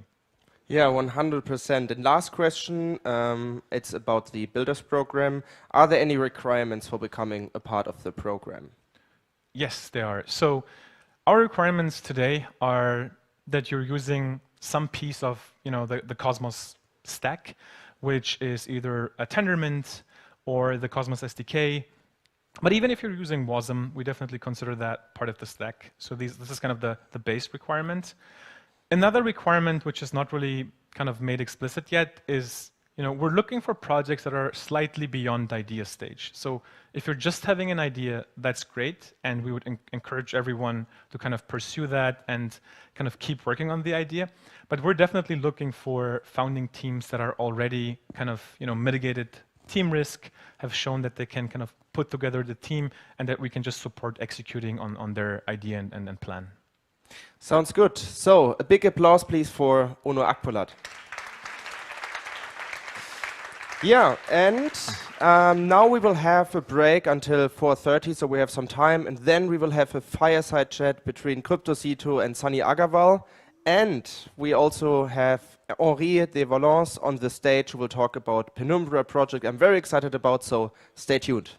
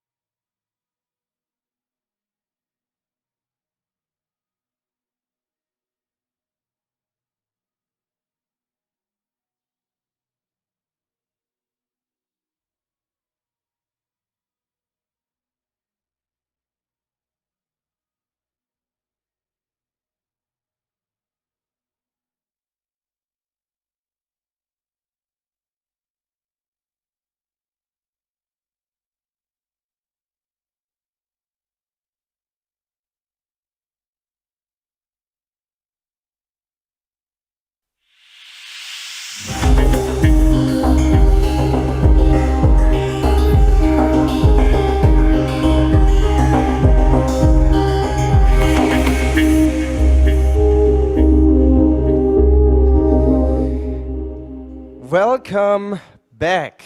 So, are you in a good mood? Come on, guys. If you're in a good mood now, you are gonna make it. So, very nice. And I'm very excited about this keynote because the following keynote will be about a project that is not launched yet. So, you will be one of the few people who will get most likely some alpha. That said, please welcome with me Henry de Valence from Penumbra.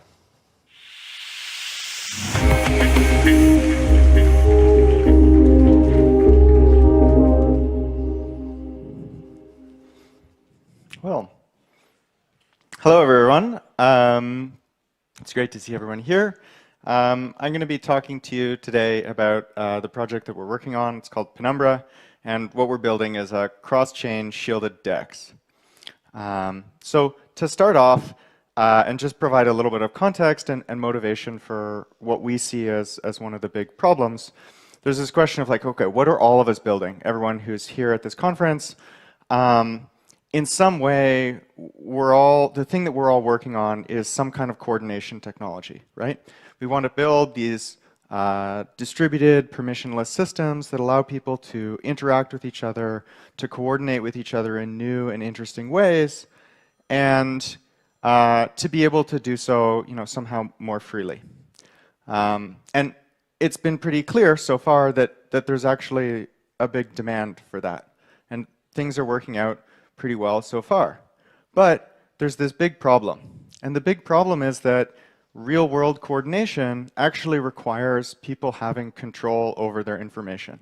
So one of the, I think, most kind of crystallizing examples of this is the incident that happened last year with Constitution DAO, right? So you had this, there was one of the original copies of the US Constitution went up for auction, and some people said like, hey, we've got these cool coordination technologies.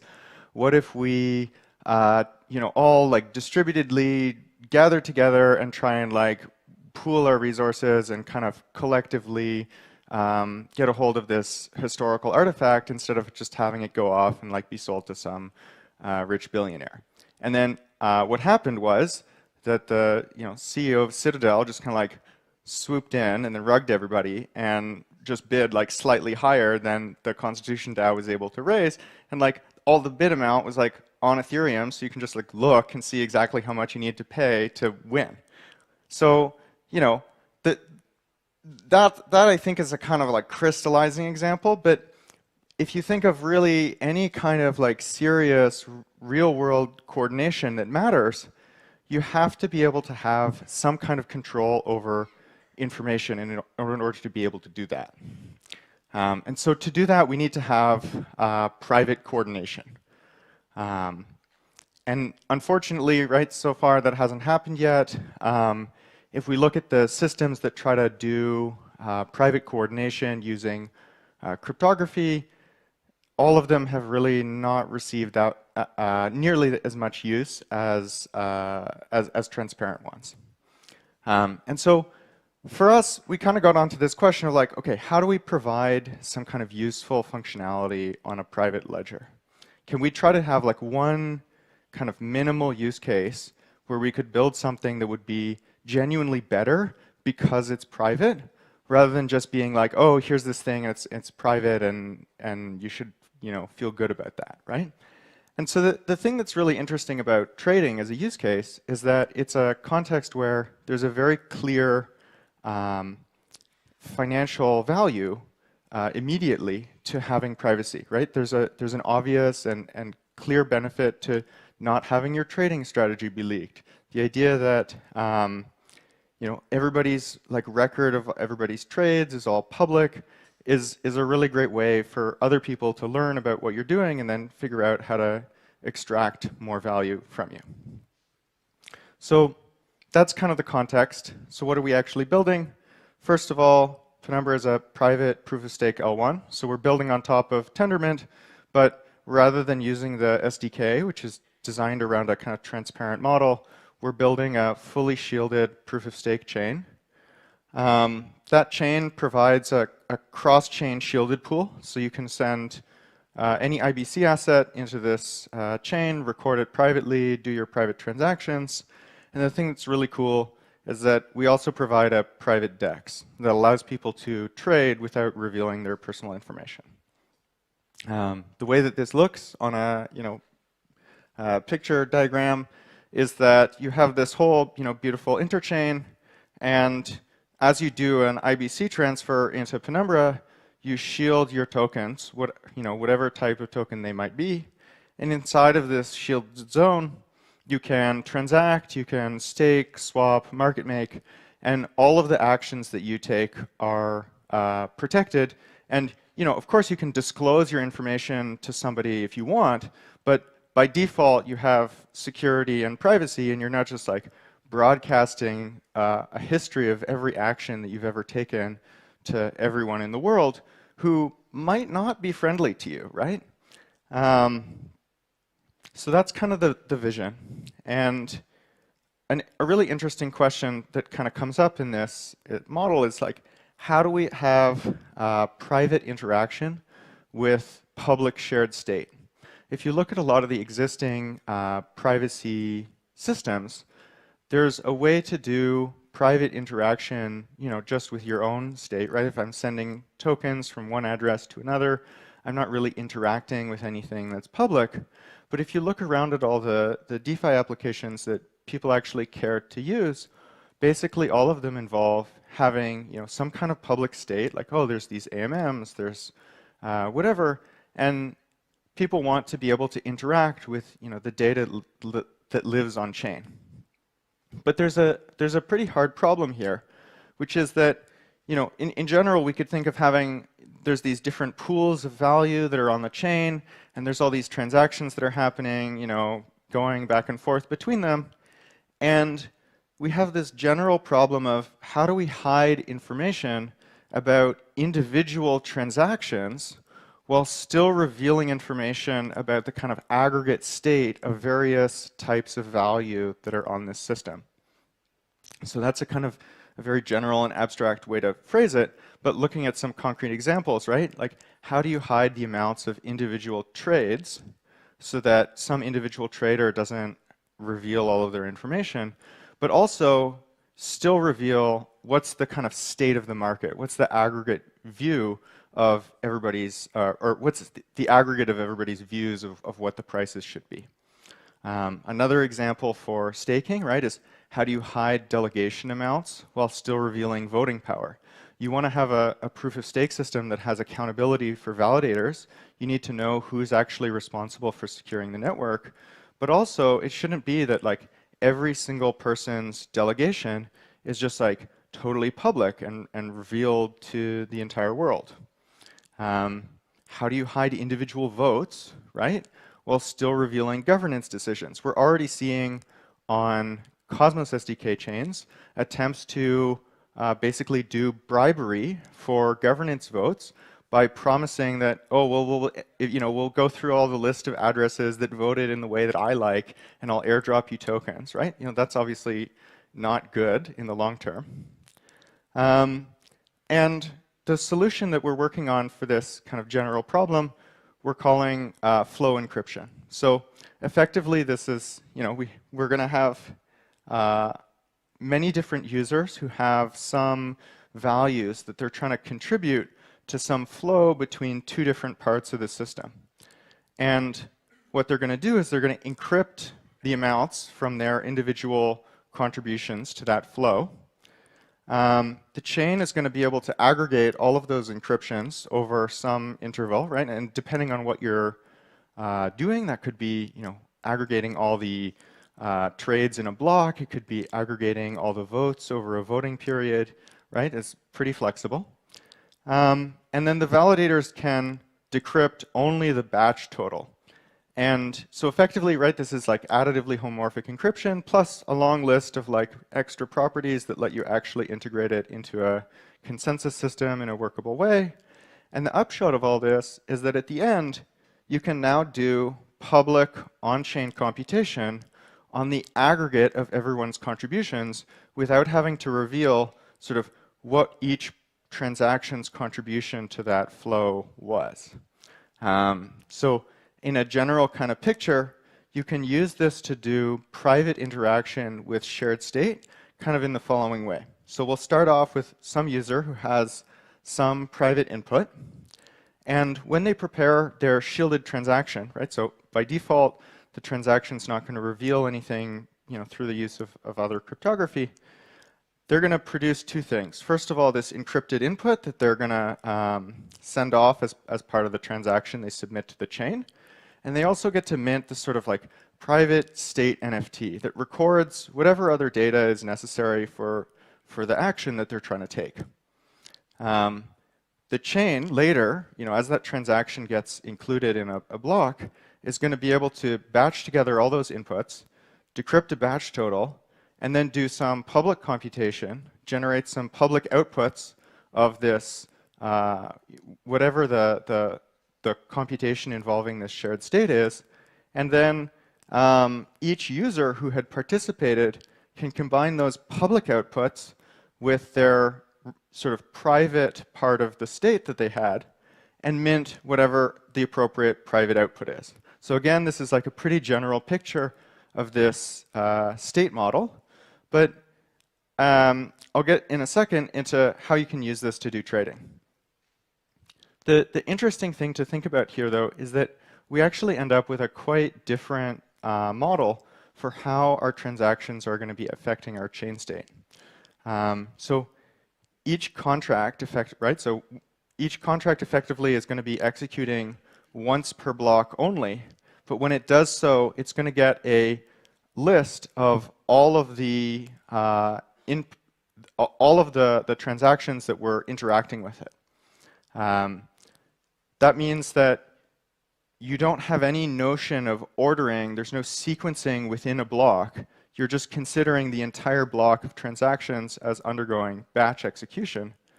And as long as the rest of the system has been built in a shielded way, the block proposer has no visibility on what any of these individual transactions are doing prior to them being included in the block.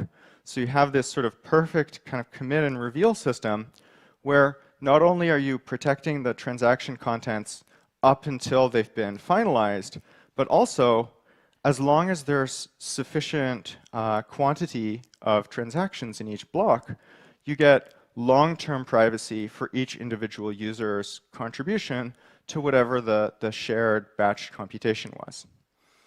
And to show you an example of some really cool stuff that we can do with this, here's how we can use this to do some sealed input batch swaps. So our scenario, or our setting, right, is that we have various trading pairs, right? We'll say just there's 3 of them here. And given some block, you group all of the input trades by pair. You batch together the encrypted inputs, and then you have the chain decrypt all of the batch totals. And at this point, you could say, okay, well, now I have all these sort of batch trades, and I could apply them to the AMM. But we can actually do something that's like much cooler, which is you can consider all of the possible assets on your chain, build a graph of all of the trading pairs between them, and then globally resolve all of the trading intent in each individual block with optimal arbitrage to get the best execution for all the trades. That also means you can do some really neat things like doing like multiple hop routing. There's a whole world of optimizations you can do. And the great thing is that because you're only doing this once per block, you can make your AMM sort of much more computationally intensive without sacrificing the ability to continue executing the chain at a reasonable rate. Once you've done this, right, now you've computed these prices, the effective clearing prices for all these pairs, and you can commit those to the chain state, and everybody who had participated by sending in an input in that block is now able to privately mint whatever output funds they're entitled to without having to reveal sort of the amount of their individual participation in this trade. So hopefully that sounds pretty cool. If you'd like to know more, we have a whole bunch of links. We are building in public. We have a Discord. We have a big protocol spec. We are currently running some like variously broken test nets if you want to like hammer some stuff and see how it breaks. And yeah, so that's the end of the talk. If anybody has questions, happy to answer it.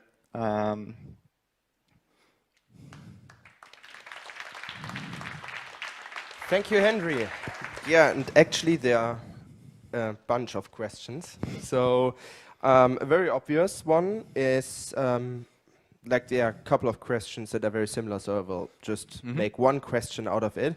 So where's the difference between you guys and Secret Network, and are you a competitor? I wouldn't really phrase it that way. I would say that between Penumbra and Secret, there's sort of different points in the trade-off space between kind of near-term practicality, generality, and on the other hand, privacy and security. So with Secret Network, the model is that it's rooted in trusting Intel hardware, and that has advantages, like you can just like run code, and as long as you trust the Intel processors, like you're good to go.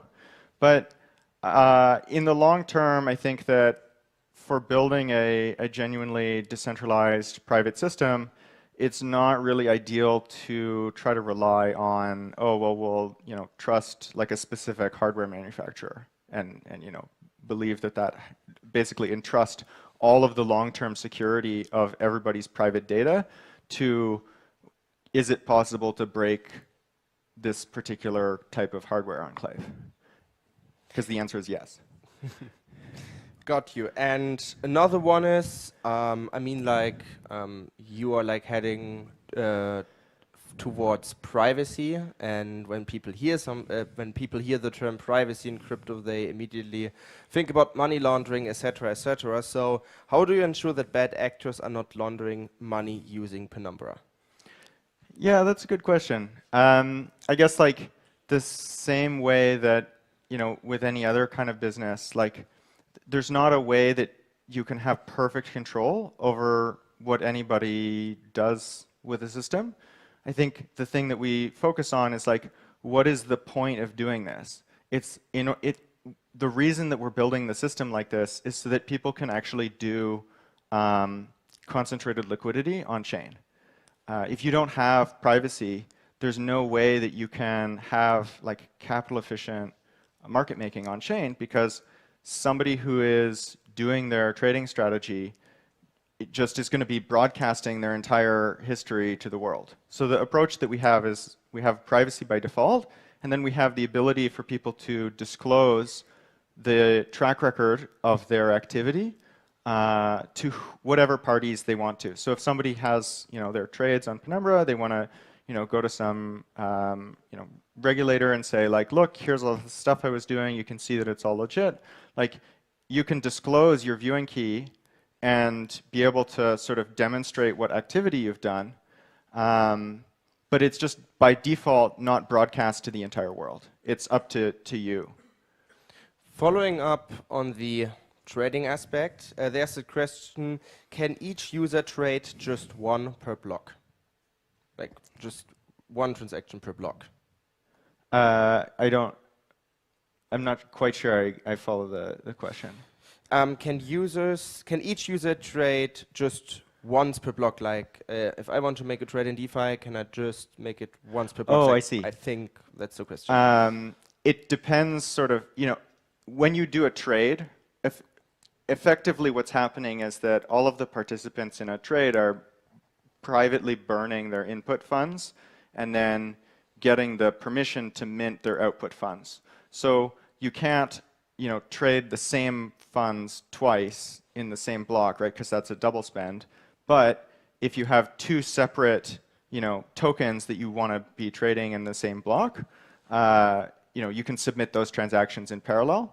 And then the other thing is, because we can do this kind of global resolution of the trading intents, a lot of the reasons why somebody might want to do sort of two kind of compound trades may not be as relevant. So for instance, if there's like liquidity on this pair and there's liquidity on this pair, rather than forcing people to submit two separate trades to pick that up, if we're looking at this global graph of all of the liquidity on the chain, and resolving it in one go, you could actually just submit a trade for the leg that you want and have that be resolved using the liquidity that's available.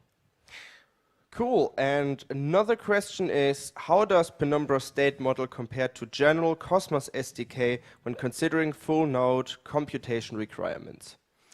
So another thing that's actually pretty interesting is that the computational requirements for the full nodes in a fully private system end up actually being significantly lighter than you might expect. And the reason for that is that when you're doing this fully private system, where are the state transitions happening? The state transitions are happening on the user's device because the user has their data. The data that is on chain is just like some hash commitments, right? And so all that the full nodes have to be doing effectively is just verifying a lot of ZK proofs, and verification of proofs is extremely fast, and you can do it in a big batch, et cetera, et cetera. And so as a side effect of building a private system, you also have some really cool scalability properties because most of the actual work of the computation is happening on each user's individual device, because the user is kind of in control of their own data.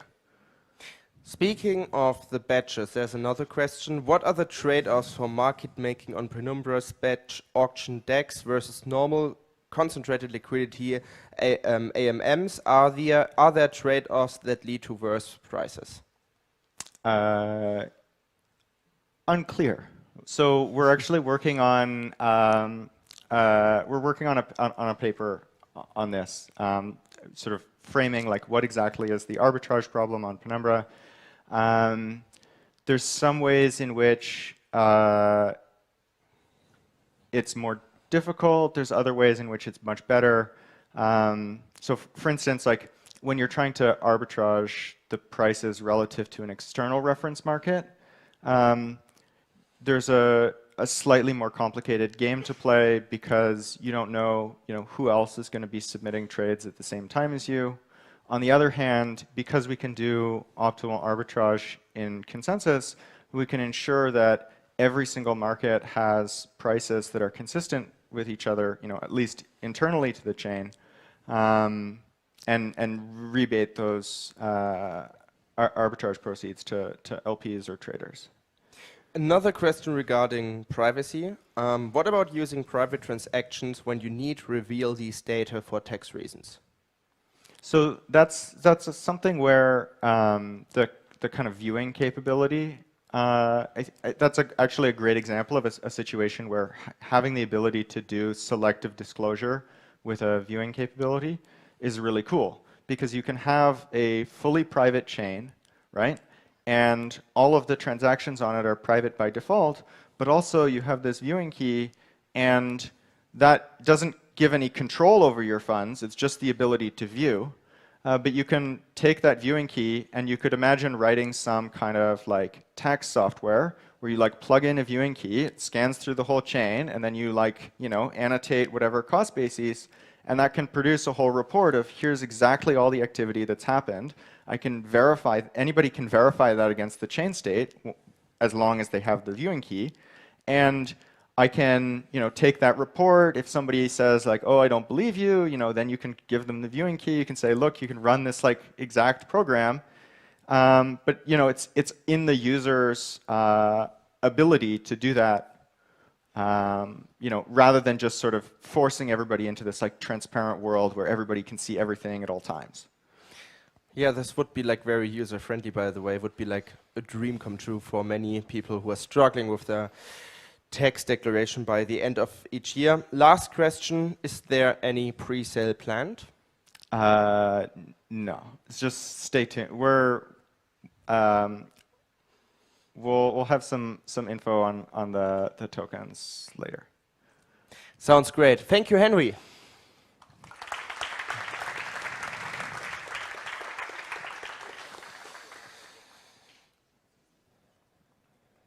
Now, before we head to the fireside chat between CryptoCito and Sunny Aggarwal. We have one more keynote by a project that is kind of old in Cosmos, so I believe many of you guys know the project already.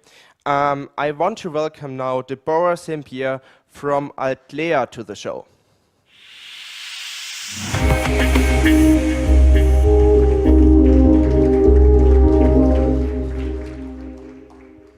Thanks so much for having me here today. I feel very honored to be part of this great conference with so many great Cosmos leadership and devs, and also to see so many great new faces here, hopefully who are going to be part of the next iteration of the Cosmos ecosystem. So for today's talk, instead of sort of talking about the technical aspects of Gravity, I wanted to focus on the context and insights that went into the design decisions around Gravity Bridge.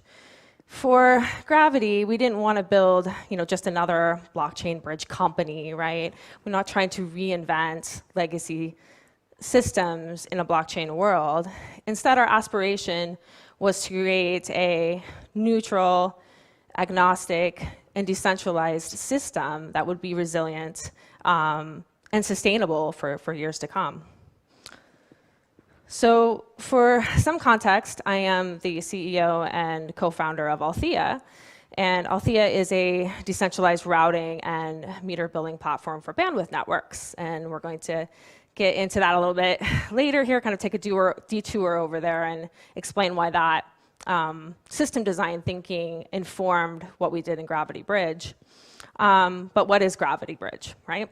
So it is a neutral and decentralized blockchain bridge for Ethereum, EVM, and Cosmos ecosystems.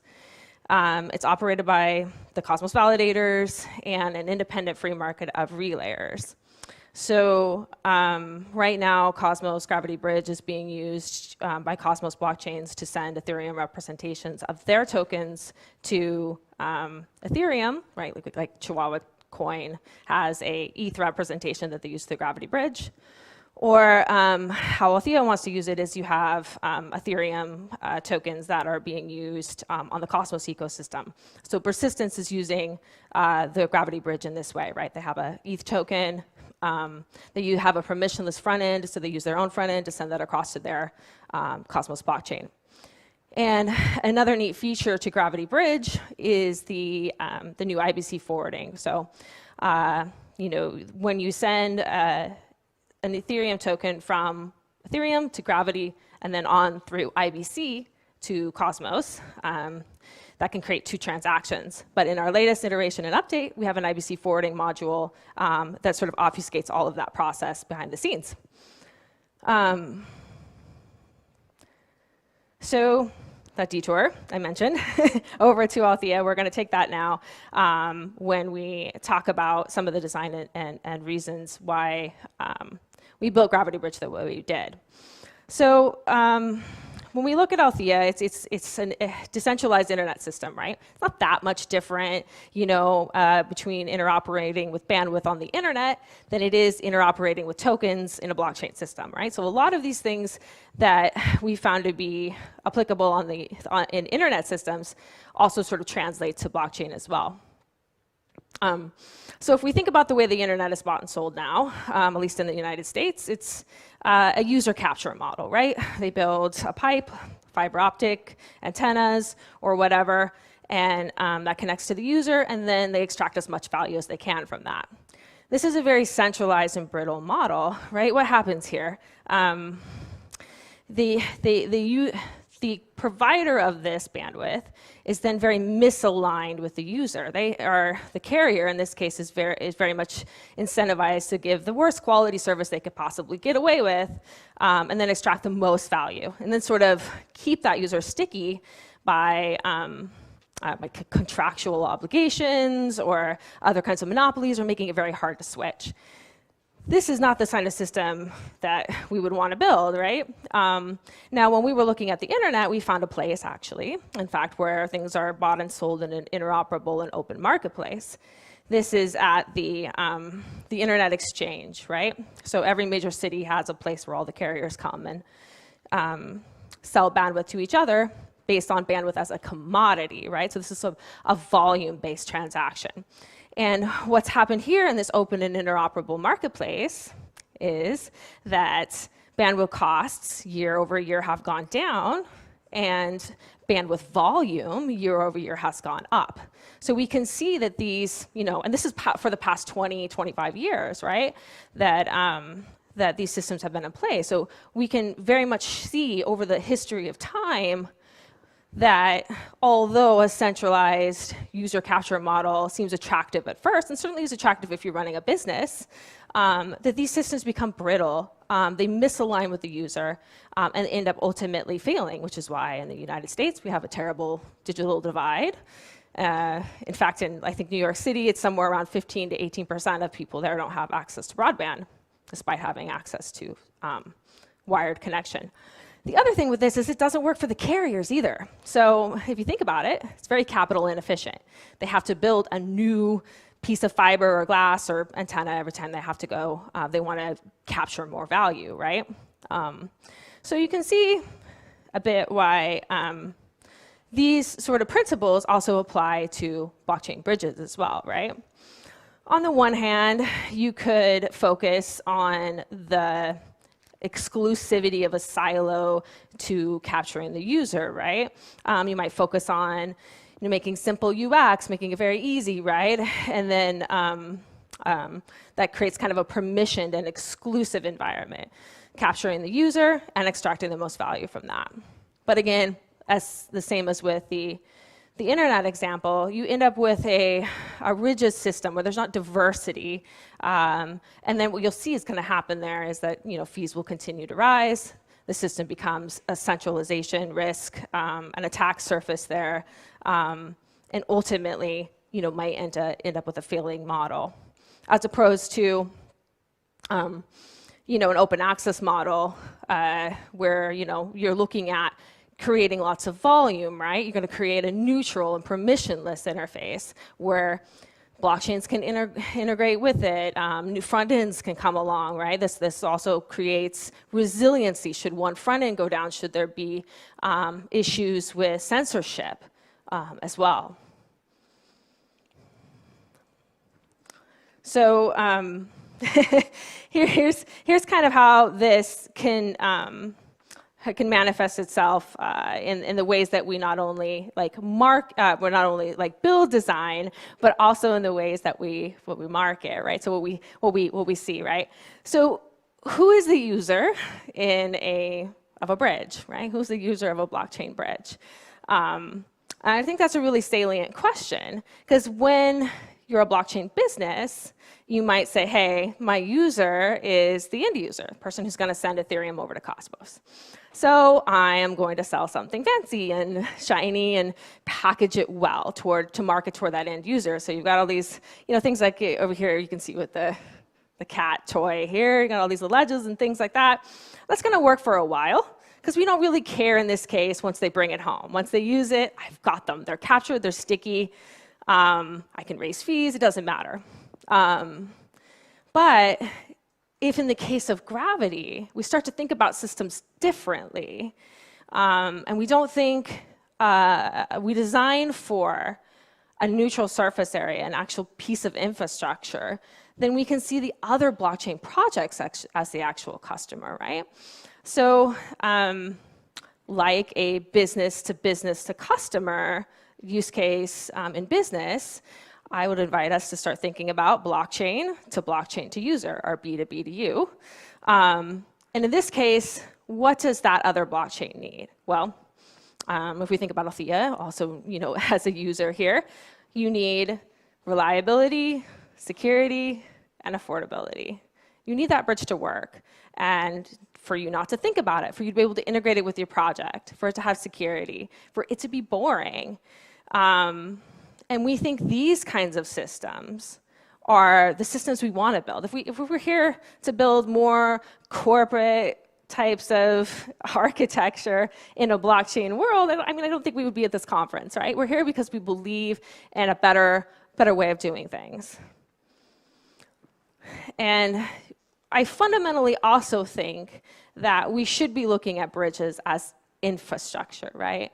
And this is why the B2B2U model makes sense. This is an aqueduct or a sewer system or a road, right? These are things that we need to think about in terms of where they fit in the ecosystem, how they interact with other blockchains. And because we built Gravity this way, I'm excited to share with you some of the successes that it has seen, that we have seen this model play out. Gravity is actually the most gas and fee efficient bridge by at least half in the Cosmos ecosystem right now, with fees as low as $10. That's because fees, or the way that we send transactions are batched. So all of the transactions from Cosmos back to Ethereum are put in a batch, and then gas fees are spread across those batches there. We also have a open free market of relayers that can take that transaction as well too. So these two things create positive fee efficiency, right? So unlike a more corporate type of model where you have one relayer, maybe you're doing kind of all of those batchings, that might seem good at kind of first. You have that efficiency for that, and certainly in lower scale models that might end up being actually preferred by the consumer. But what happens there as time goes on with the centralized system is those fees are going to go up, right? The pressure is to more and more extract that value. Whereas if we have an open free market of relayers, there is competitiveness between the relayers, as well as batching the transactions. Volume goes up, costs go down. Just like that internet model we saw earlier that we found to be true year over year, we're now also finding this to be true in Gravity, even as early as we are on the project. This also sort of leads us to create real neutrality as opposed to centralizing an exclusivity around these kind of silos, right? And that real neutrality is what's going to bring in additional volume, and then again, sort of that great positive feedback loop. So I'm really proud about this particular slide. So this sort of shares the history of Gravity Bridge and its kind of place in the Cosmos ecosystem. And so we started building Gravity back in like late 2019, early 2020. And it really even started before then as the Peggy Bridge, which was part of the SIFT-Chain team's implementation. But then it grew to sort of take on its own iteration with us, and now lives as an open source protocol. And many folks have taken that, like Injective, Sommelier, and Umi, sorry, and have been using. I believe Injective's been using it now for about a year, right? But this idea of open access and then, of course, open source is a little bit of like a Linux type model, right? Folks can take it, capitalize on it in their own way. And then for those that running their own module doesn't fit, they can also just utilize the permissionless and neutral bridge. But this creates an infrastructure that will have continuous and sustainable development and innovation, which I also think is exciting. I mean, that's what when we open source and we don't silo and permission, we do get diversity of thought and innovation, and we create something that will live far beyond its initial instance. The other exciting thing is Gravity has been kind of leading the way in some of these integration projects. For example, in the NFT space, we've been working with the Stargaze community and many others in NFTs to bring interoperable NFTs from Ethereum, ERC 721s, through the bridge to interoperable ICS 721s in IBC. So to do that, we actually just launched, and the community is voting on the ICS 721 working group. And that will be a conglomeration of many different Cosmos NFT projects coming together with the Bridge group to really start to work on that together. So I think it's just another great integration that the Gravity is spearheading, but also sort of speaks to our underlying place in the ecosystem. We also have an amazing active community of validators and relayers, one in which I am always astonished and very much for, yes, validators. I feel like I should do the validators thing, but anyway, continue to be impressed by them. We just did an update that was, I think, like 45 minutes from start to finish and very smooth and really just a testament to the amazing validators we have in the Cosmos ecosystem. But I did also want to share that Gravity has been in testnet since 2020, late 2020, and really has been an integral part and a long part of the Cosmos ecosystem. Last thing I want to point out on this slide too before I head out is the Decentralized Governance and Working Group. This is another thing that I'm excited to start working on with the Gravity community, and this is the idea of a working group. So Cosmos governance is great. There's a few good tools there, but it's very binary, right? And it requires that everyone in the community have specialized knowledge, which isn't very realistic, right? So one of the things that Gravity has been innovating on is this idea of a federated or sub-DAO working group that then could send a representative, and like potentially elected representative, up to a main DAO, right? That sort of manages the larger affairs.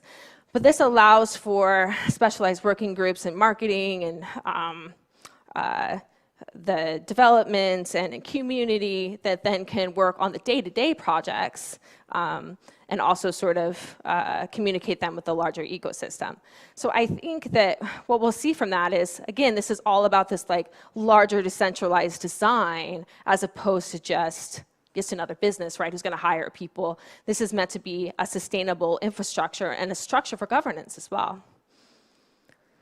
So here's a few of our folks that we are interacting with in the Cosmos ecosystem.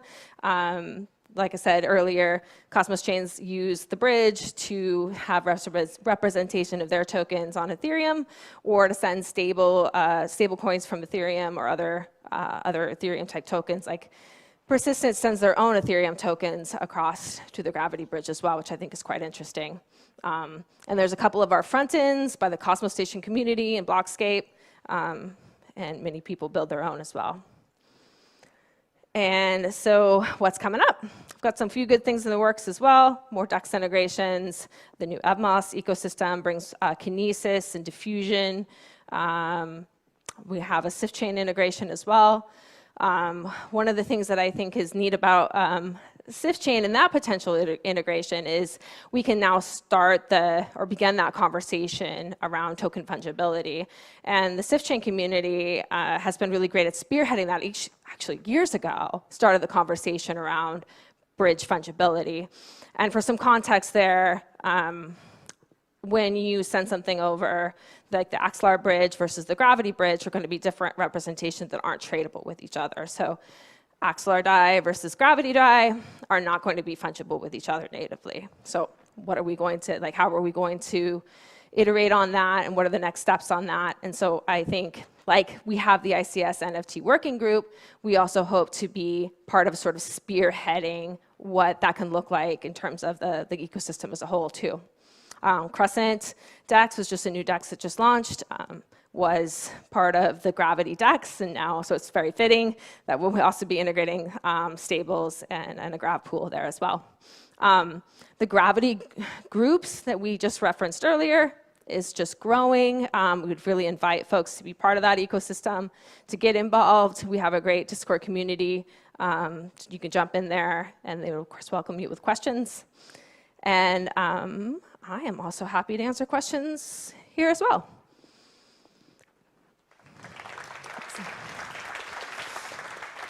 Thank you, Deborah. And indeed, we have 2 questions for you, if you don't mind. Yeah, of course. So the first one is, how do you acquire and attract new users? That's a good question, right? So when kind of the point of the talk was that in this case, we are looking at integrating with lots of blockchain bridges. So we do a lot of communicating with new blockchain bridges that are upcoming, or seeing if we're a good fit for them. So a lot of the conversations are with the bridges themselves or the validator community. So a lot of folks will reach out to us, and see if we're a good fit for them. Oftentimes, most Cosmos app bridges have a need for some, or blockchains have a need for some bridge integration. Another question is, what is the difference between Gravity Bridge and FMOS? Maybe you could give us like an explanation from a very broad level. Yeah, that's a good question. So FMOS is a EVM-based blockchain itself, right? So you can have Ethereum in the blockchain itself, and you can run, for example, we had the Kinesis, right? So Kinesis has an Ethereum application. They could run it natively on the FMOS chain, right? Whereas Gravity is a blockchain bridge, meaning tokens from the east side come across, get locked up, and then minted on the Cosmos side. So you'll send ETH to the bridge, and then get Gravity ETH on the other side there. That's how that basically works. Yeah, very good explanation. And one more question is, when are you planning to start the testnet? So the next testnet, will it be incentivized?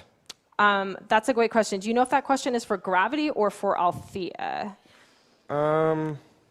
I'll talk about both. Because Gravity is actually in production.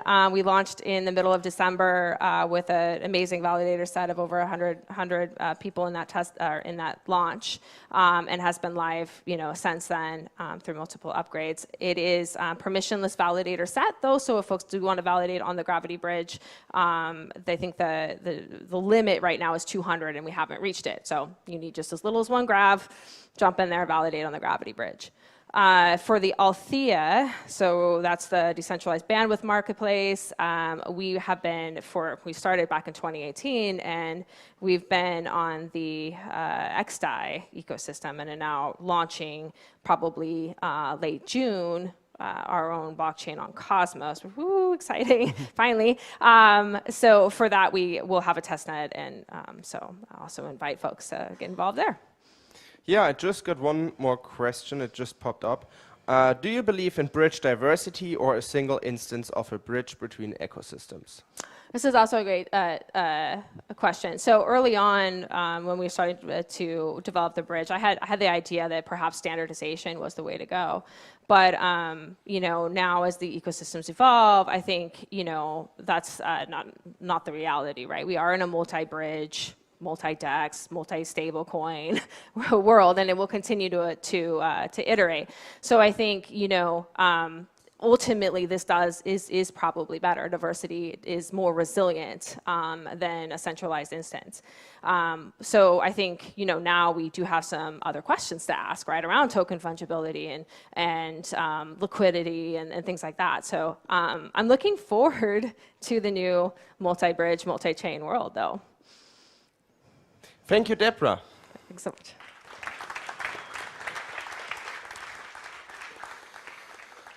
So for the very, very last panel of today, which will be a very exciting one, it's a panel between one of my very close interchain friends and Sunny Agarwal. This is very important now because basically the whole panel will be super interactive. So you are the guys who are asking the questions, and my friend CryptoCito will just sit here and basically read the questions. So I want to encourage you one more time to check out this QR code. Just ask all the questions you want to ask Sunny Agarwal from Osmosis, and CryptoCito is happy to ask these questions for you. And with that being said, Sunny Agarwal, CryptoCito, please enter the stage.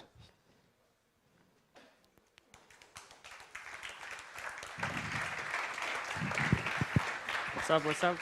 What's up? So in fact, I already prepared some questions, but you can still drop everything that you want to know. We got Sunny here, an absolute legend in the Cosmos space, in the crypto space maybe. But yeah, before we start, big shout out to the organizers. I think we can give them a big applause here for Gateway. This is an amazing conference. And I think even though we're in tough times right now, a lot of people lost a lot of money, you can still see there's interest. People want to learn about Cosmos. So yeah, it's just great to see all of you here and have good conversations and learn from each other. But yeah, Sunny, first of all, how do you like Prague? Is that your first time here? It's my first time here.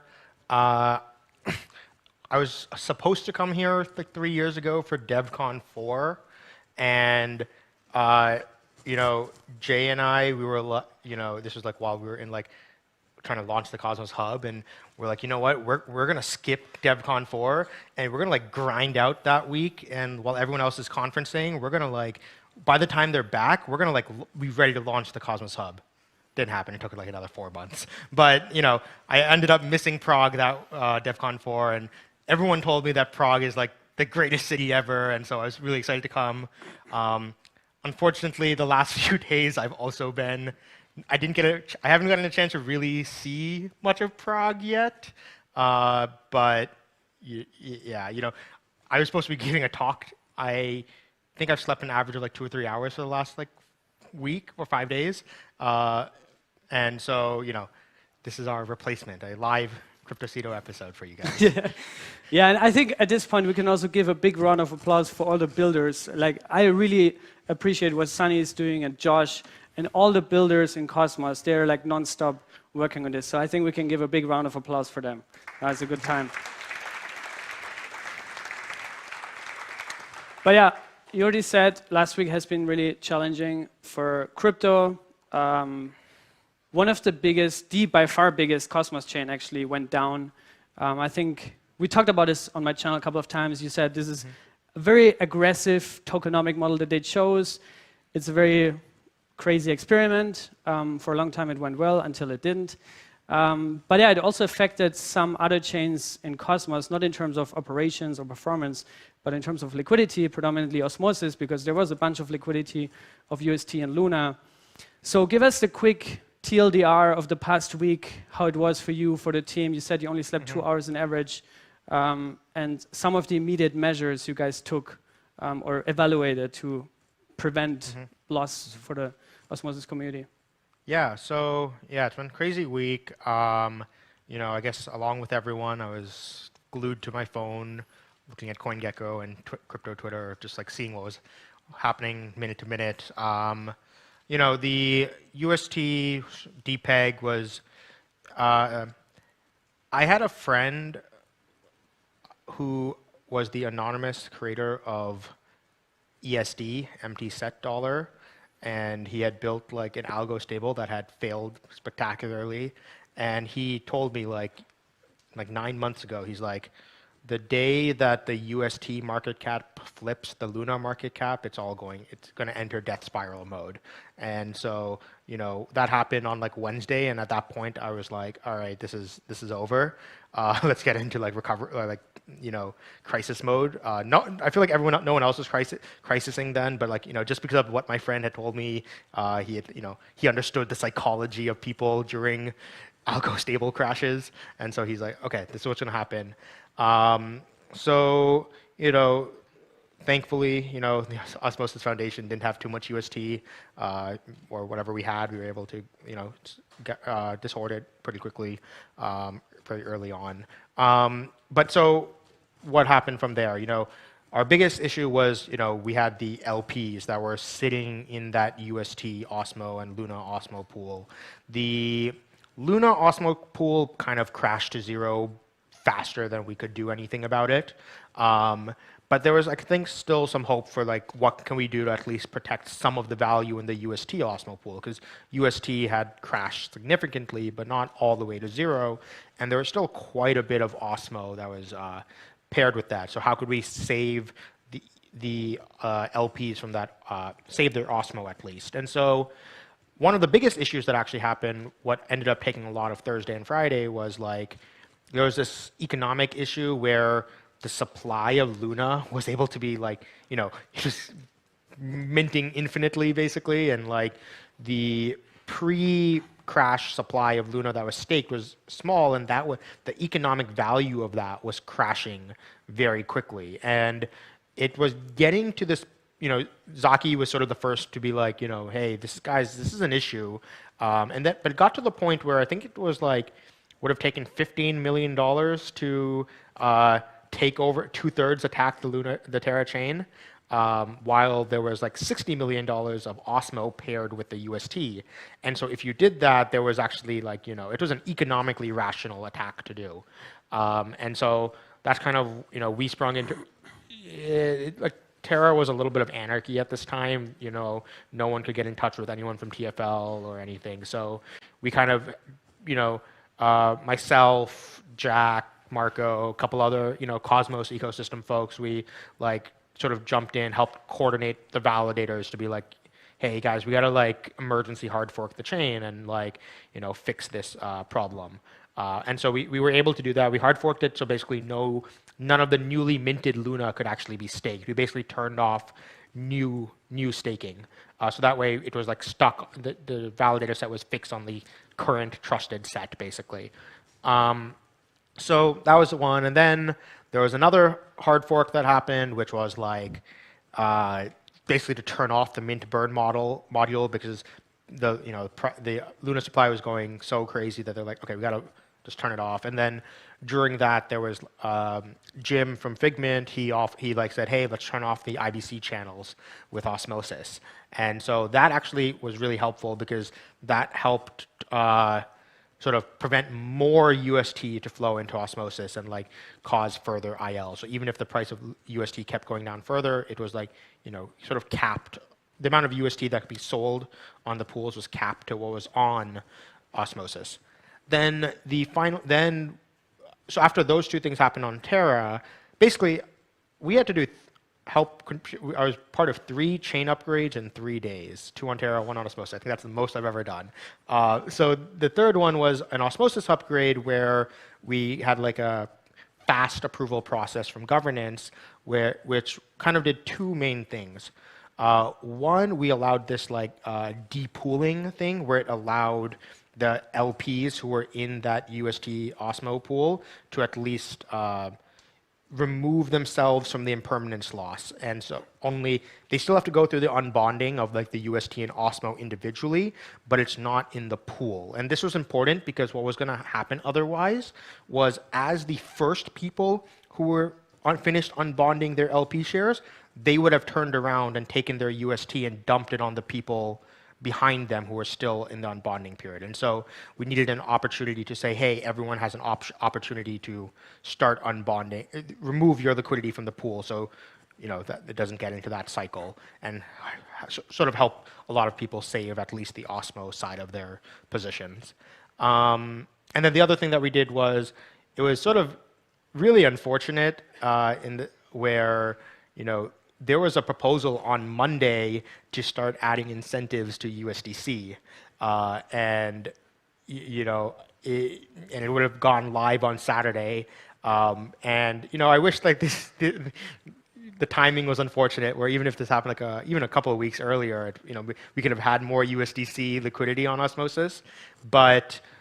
Basically, there was a proposal to just super fast track these incentive changes. So we basically moved over a lot of the incentives from the UST and Luna pools into ETH, DAI, and USDC pools. And I guess we'll talk about that in a little bit, but yeah. Yeah, and you also already mentioned the fast governance proposal that went through really quick, which a lot of people, there's also a question from somebody, whether this is going to become a new normal to apply upgrades of forks skipping governance. So I think it's also a philosophical question. Is there, for emergency situations like we just had, should there be a faster instance that you could apply and integrate or make changes faster? And what do you think about that? Yeah, I definitely think there needs to be some changes done to the governance system. I was the one who wrote most of the governance system for the Cosmos SDK like 3-4 years ago, and I don't think it's changed meaningfully in any way since then. It's like probably the least changed. It's not the sexiest module to work on. You can go work on like cool staking and stuff, and it's like everyone likes to talk about governance. No one likes to go make the updates to it. So I think what we got to go do right now is like go really fix how add in a lot of these improvements to the governance module. So I think like yes, did this in a way bypass voting? It bypassed the voting period.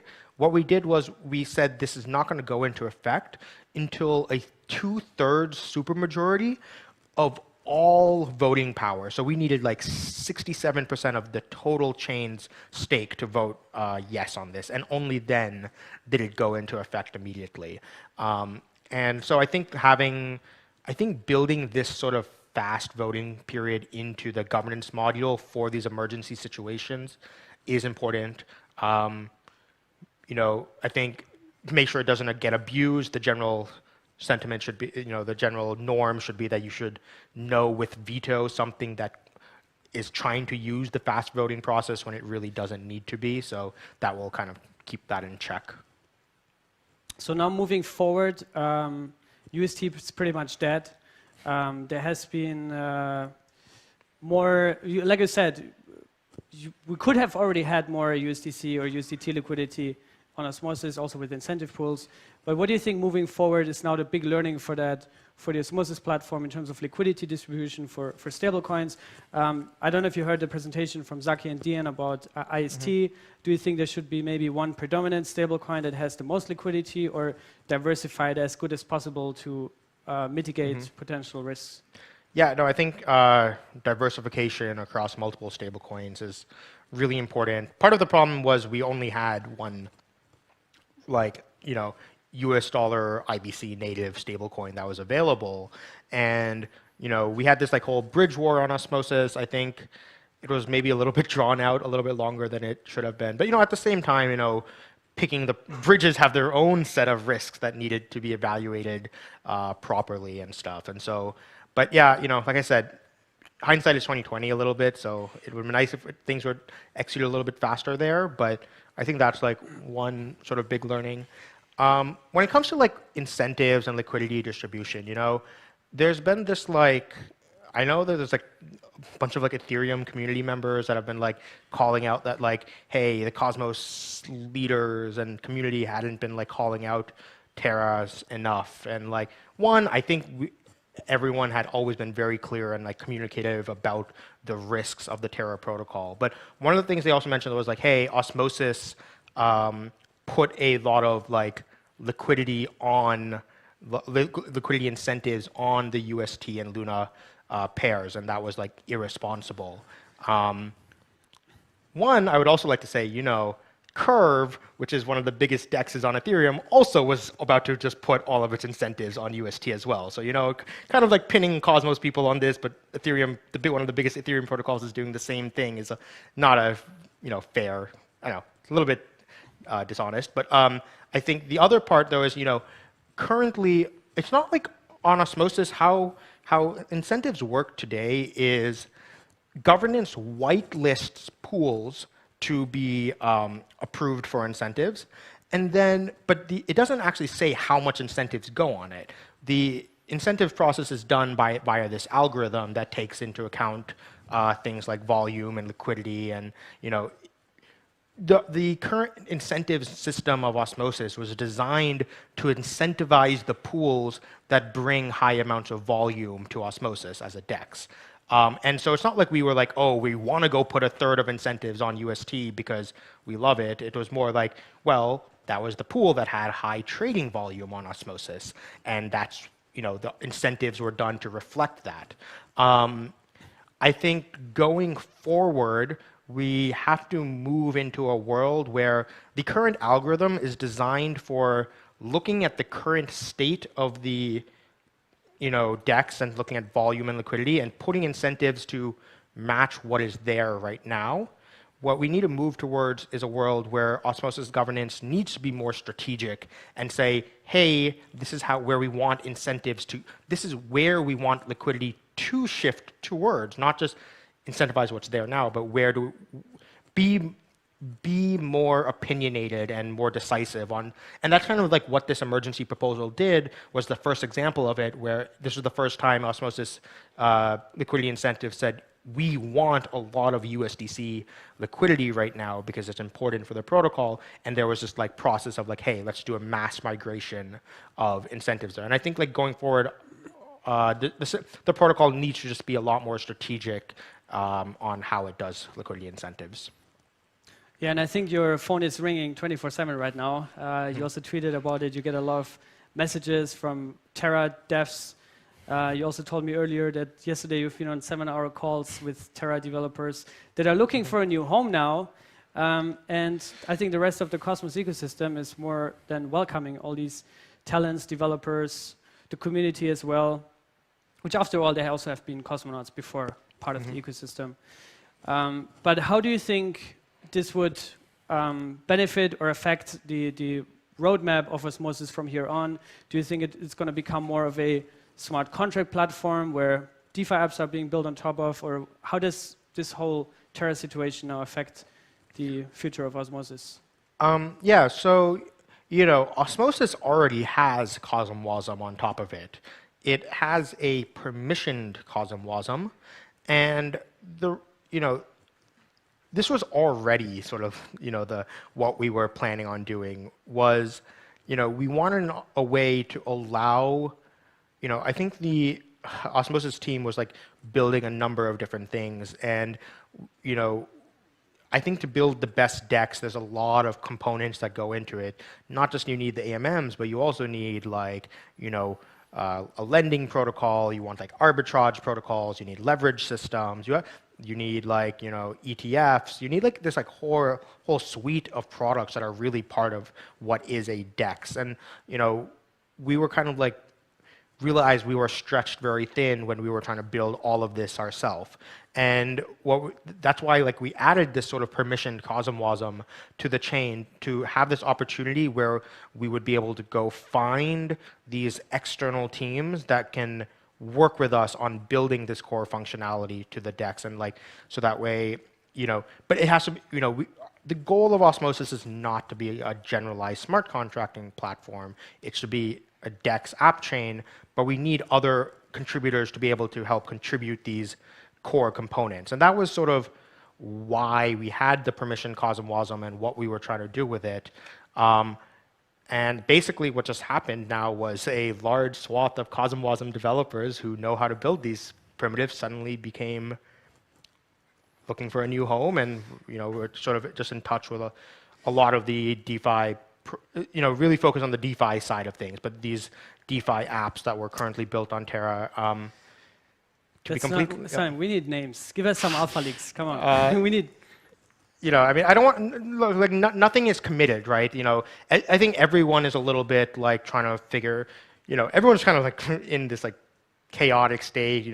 Some of these projects, they had their entire like treasuries in UST and stuff, right? And like they are also trying to like regroup and figure out what's next. And so, want to give them space and stuff. But like, I will say that like, 90% of the dApps on Terra were quote unquote yield aggregators, which means they were wrappers around Anchor. So, but we have to find like the projects that like, oh, you guys were actually, these were the projects that were like actually building legitimate DeFi protocols, like interesting things,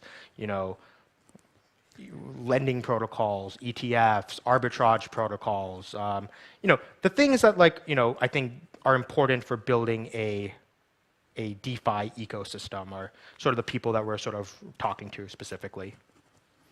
Yeah, and I think also now that this whole yield chasing, like a lot of people burned their hands with it, so they're maybe a little bit taking it slower and they rather go for lower yields that have more security.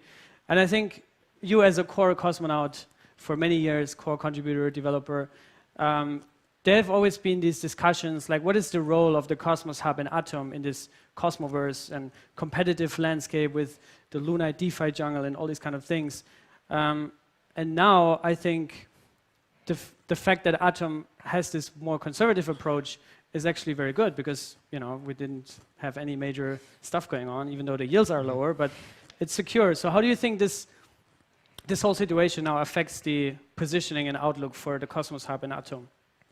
I think the economic attack that happened on Terra basically shows that look, we really need shared security, and it's just like this fundamentally important part of making the Cosmos network work. And so, I think to me this was just more evidence that shared security is important.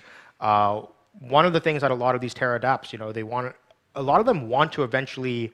And the pitch that we're actually giving to a lot of them is we want them to break off onto their own app chains as soon as possible, right? Use the Osmosis platform as this incubator of sorts. Binance has Binance Labs. Osmosis has this on-chain incubator where we permissioned projects that get to deploy here, but eventually they should break off onto their own app chains and participate in this IBC based network. And so, shared security, hopefully by the time they're ready to do that, shared security is there for them to use. And this new, huge burst of new app chains that are gonna come about via this. They need shared security to make this possible. One of the cool things, by the way, we have to go verify this because we haven't gotten a chance to do it fully, but I think superfluid staking actually helped secure Osmosis in this system, because in the case that the Terra chain was attacked, there was more than 1/3 of the pure staked Osmo. More than 1/3 of that was in the Osmo UST pool. But more than 1/3 of it, but the amount in the UST Osmo pool was less than the superfluid staked amount of Osmo. And so that kind of actually showed that the superfluid staking system of Osmosis, the idea that, hey, we can use DeFi assets to help secure the chain itself, it actually we never got into the case where it became an issue, but if it was, actually Osmosis would have been safe in that case because of superfluid staking. Let's do a couple of questions. I made a tweet that I'm going to interview you, and so many people have questions. And then we're going to do some questions from the audience. One of them is, how doable are buy orders, stop losses on Osmosis? I feel like after the Luna crash, people might be especially grateful for the latter. Yeah, I mean, a couple of things, right? So for stop loss, so what was the specific one? Stop losses? Stop loss and buy orders. Yeah, so for stop losses, the problem is there's a issue with stop losses on chain, which is fundamentally a privacy issue, where if the stop losses are fully public, people will go stop loss hunting, and that's not great, because you could just, especially if you have if there's flash loans or something, it's very easy to stop loss hunt this and profit that. But we actually, I know maybe a lot of you might have heard, I talk a lot about threshold encryption for mempool privacy, because that's sort of one of the things that Osmosis really started with. But there's actually a lot of other uses for threshold encryption as well. So, that was usually talking about threshold encryption for the mempool, but you can actually use it threshold encryption on the app layer as well to sort of encrypt stop loss orders, and then once a tick boundary is hit, you decrypt all the data that was in there, and you're okay, then. So there's actually really cool, this is always part of the plan of why we were building threshold encryption. It is important for these features to on a DEX. So stop loss and stuff will be there. I think one of the benefits of like I said, we were already moving to this world where we were trying to get other people to help work on some of these other DeFi primitives, so that way the Osmosis core dev teams could go and focus back in more on, instead of us building the leverage and lending and everything, it's we can go focus on the actual trading engine, as well as the lower level stuff like the threshold encryption and things like that. So hopefully we'll be able to get to this stuff much sooner now. Yeah, there's also a big event coming up. I get this question so much. The Osmo third inning, is it June 19th? Something like that? 18th or 19th. Yeah, so if it's 19th, it would be my birthday. That would be cool. Because I think you guys launched on 19th of June last year, right? Yeah. Yeah, so well, that was a yeah. good surprise. Thanks for that airdrop, by the way. But so a lot of people, I mean, maybe you can explain a little bit in regards of the general tokenomics, what the third inning means, and how do you think this is going to affect Osmo moving forward? Yeah, What's the whole idea behind? Yeah, so the third inning was, there's this like running joke where the Ethereum community often says this to us, where it's like, the Cosmos community is all just a bunch of undercover Bitcoin maximalists, which is half true, maybe. So Bitcoin has this like whole happening system, and so we wanted to kind of like pay respect to that in the osmosis tokenomics. So we created something called the third inning, where how the token model works is in the first year there was 100 million tokens in Genesis, but then in the first year there was 300 million new tokens issued. And then what will happen is every year after that, it's going to get cut by 1/3. So year 2, it's going to be 200 million new tokens issued, and then year 3 it'll be 133 million, and so on and so on. Bullish. Yeah. And so, basically what's going to happen is token issuance is going to go down.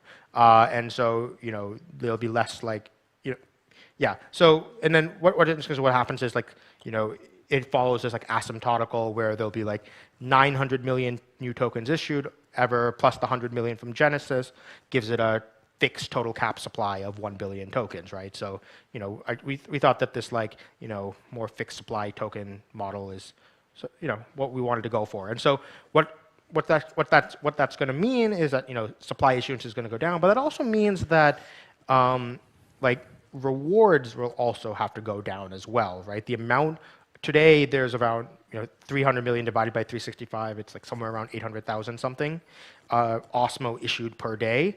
That's going to also get cut by 1/3. So the nominal APRs in Osmo terms are going to go down in all the pools, but potentially similar to in Bitcoin halvenings, as the supply issuance goes down, that will also cause like less daily sell pressure on the token as well. And so I think it'll end up working out basically, but that also means because there's less Osmo to distribute, this kind of goes back to what I was saying, where it's important for osmosis governance to really start.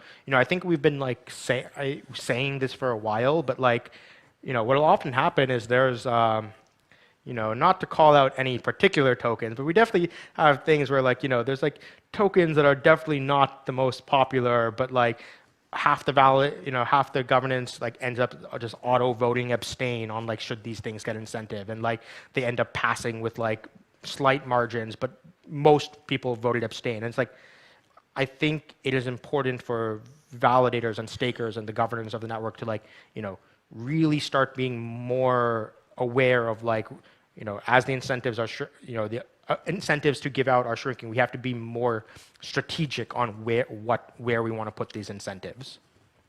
We're also working on like some remodels of Osmo incentives. So one of the things we've been sort of working on, like whiteboarding with the Axelar team, was, so we have this issue. So some alpha leak here, there's this issue where like the APRs on the Osmo like USDC and ETH and DAI pools today are going to be very high because we moved a lot of incentives over to them. So there's a lot of incentive to LP into these pools. But we don't want people to just sell half their Osmo into the pool and then pair it with USDC to LP, right?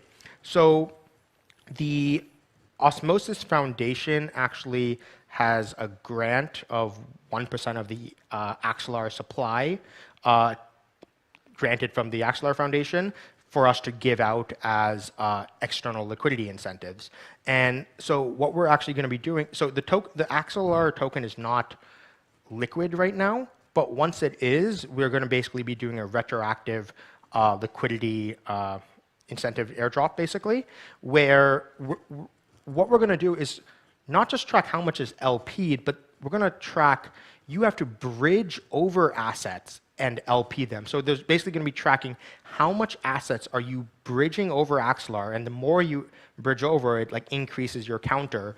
And when you LP it, you'll get more these Axelar tokens based off of how much you bridge and then LP it. It has to be this like compound action. You can't bridge over, and we've thought about the edge cases. You can't like bridge over tokens, send them to another account, send them back, and like loop it or something, right? That will also, every time you send out, that will decrease your counter as well. So that's sort of, and I think this is actually what we thought about it because of this like, this Osmo USDC pool is like very unique. But we thought about it like, hey, we should actually be doing this for all incentive pools, right? We shouldn't be incentivizing people to dump half their Osmo rewards every day to compound. We should be having incentives for people to bring in more and more liquidity over time. So I think we'll definitely expect that. Like, I think this is a change that would be really great to see, where like in all the pools that you should get like multipliers on your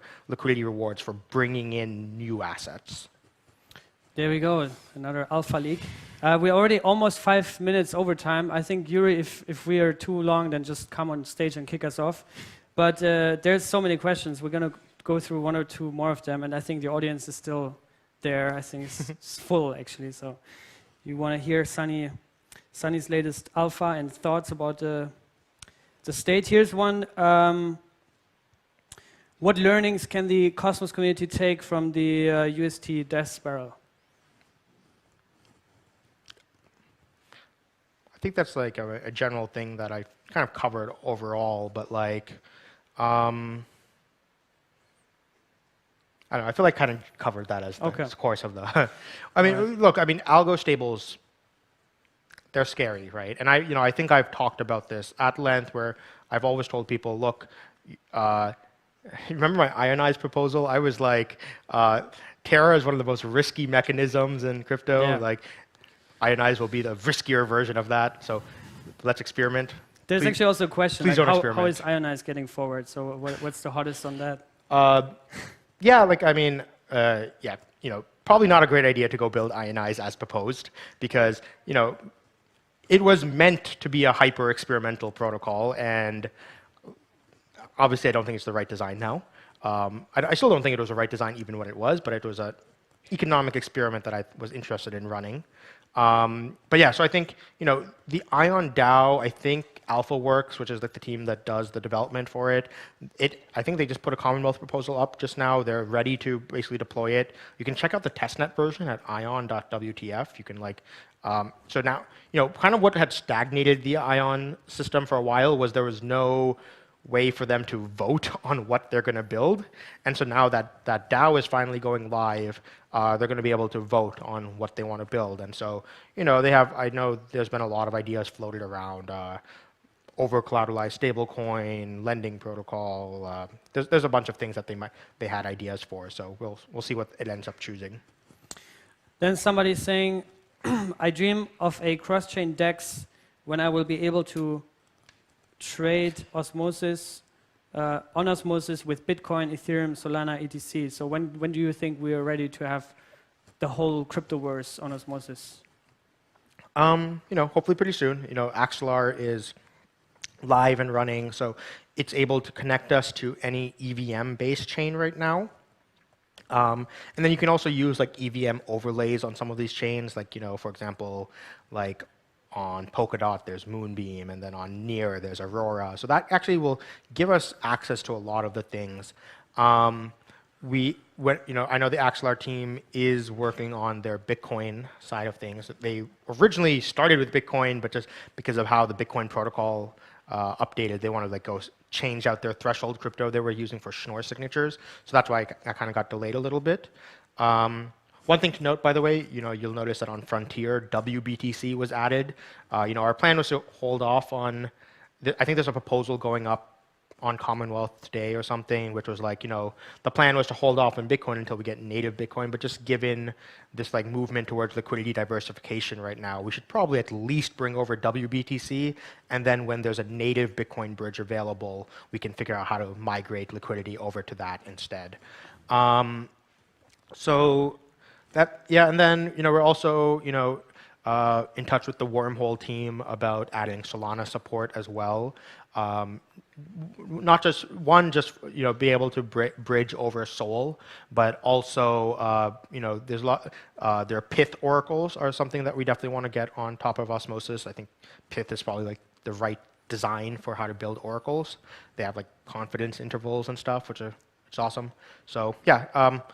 And one of the things we're actually building with the Axelar team right now as this sort of like joint product is, it doesn't have a name yet. If anyone has a cool name, let us know. But basically, centralized exchanges, this is like two UXs you could go for. There's like the centralized exchange model which is what the osmosis.zone front end is really meant to mimic, where you have deposit assets, you can trade on it.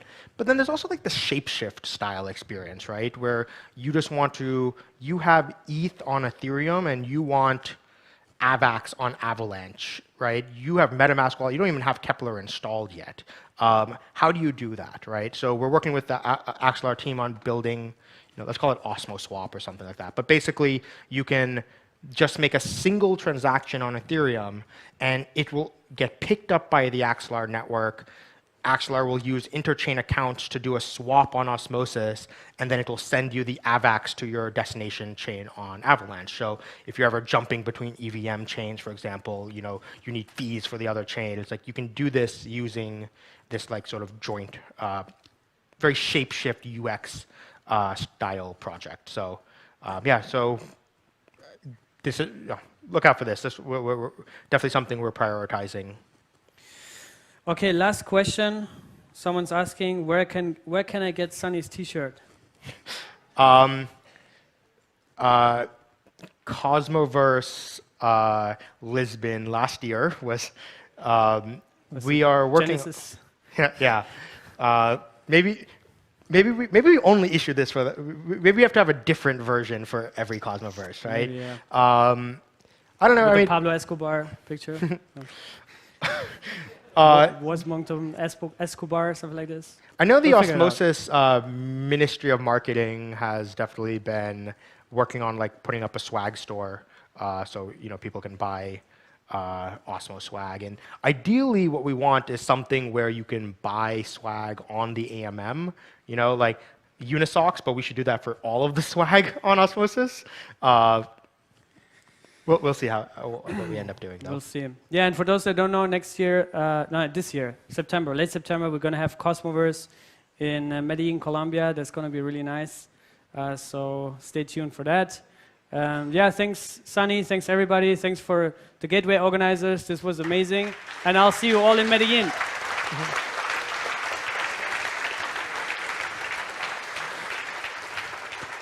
Yeah, thank you, Michael. Thank you, Sunny. And yeah, with that being said, guys, I want to make it short. It was a long day. So at 7:30, the welcoming party starts, and tomorrow we will all see us here at 9. And if you have some more questions for Sunny or so, you can just ask him. He is in the venue. So see you guys. Until tomorrow.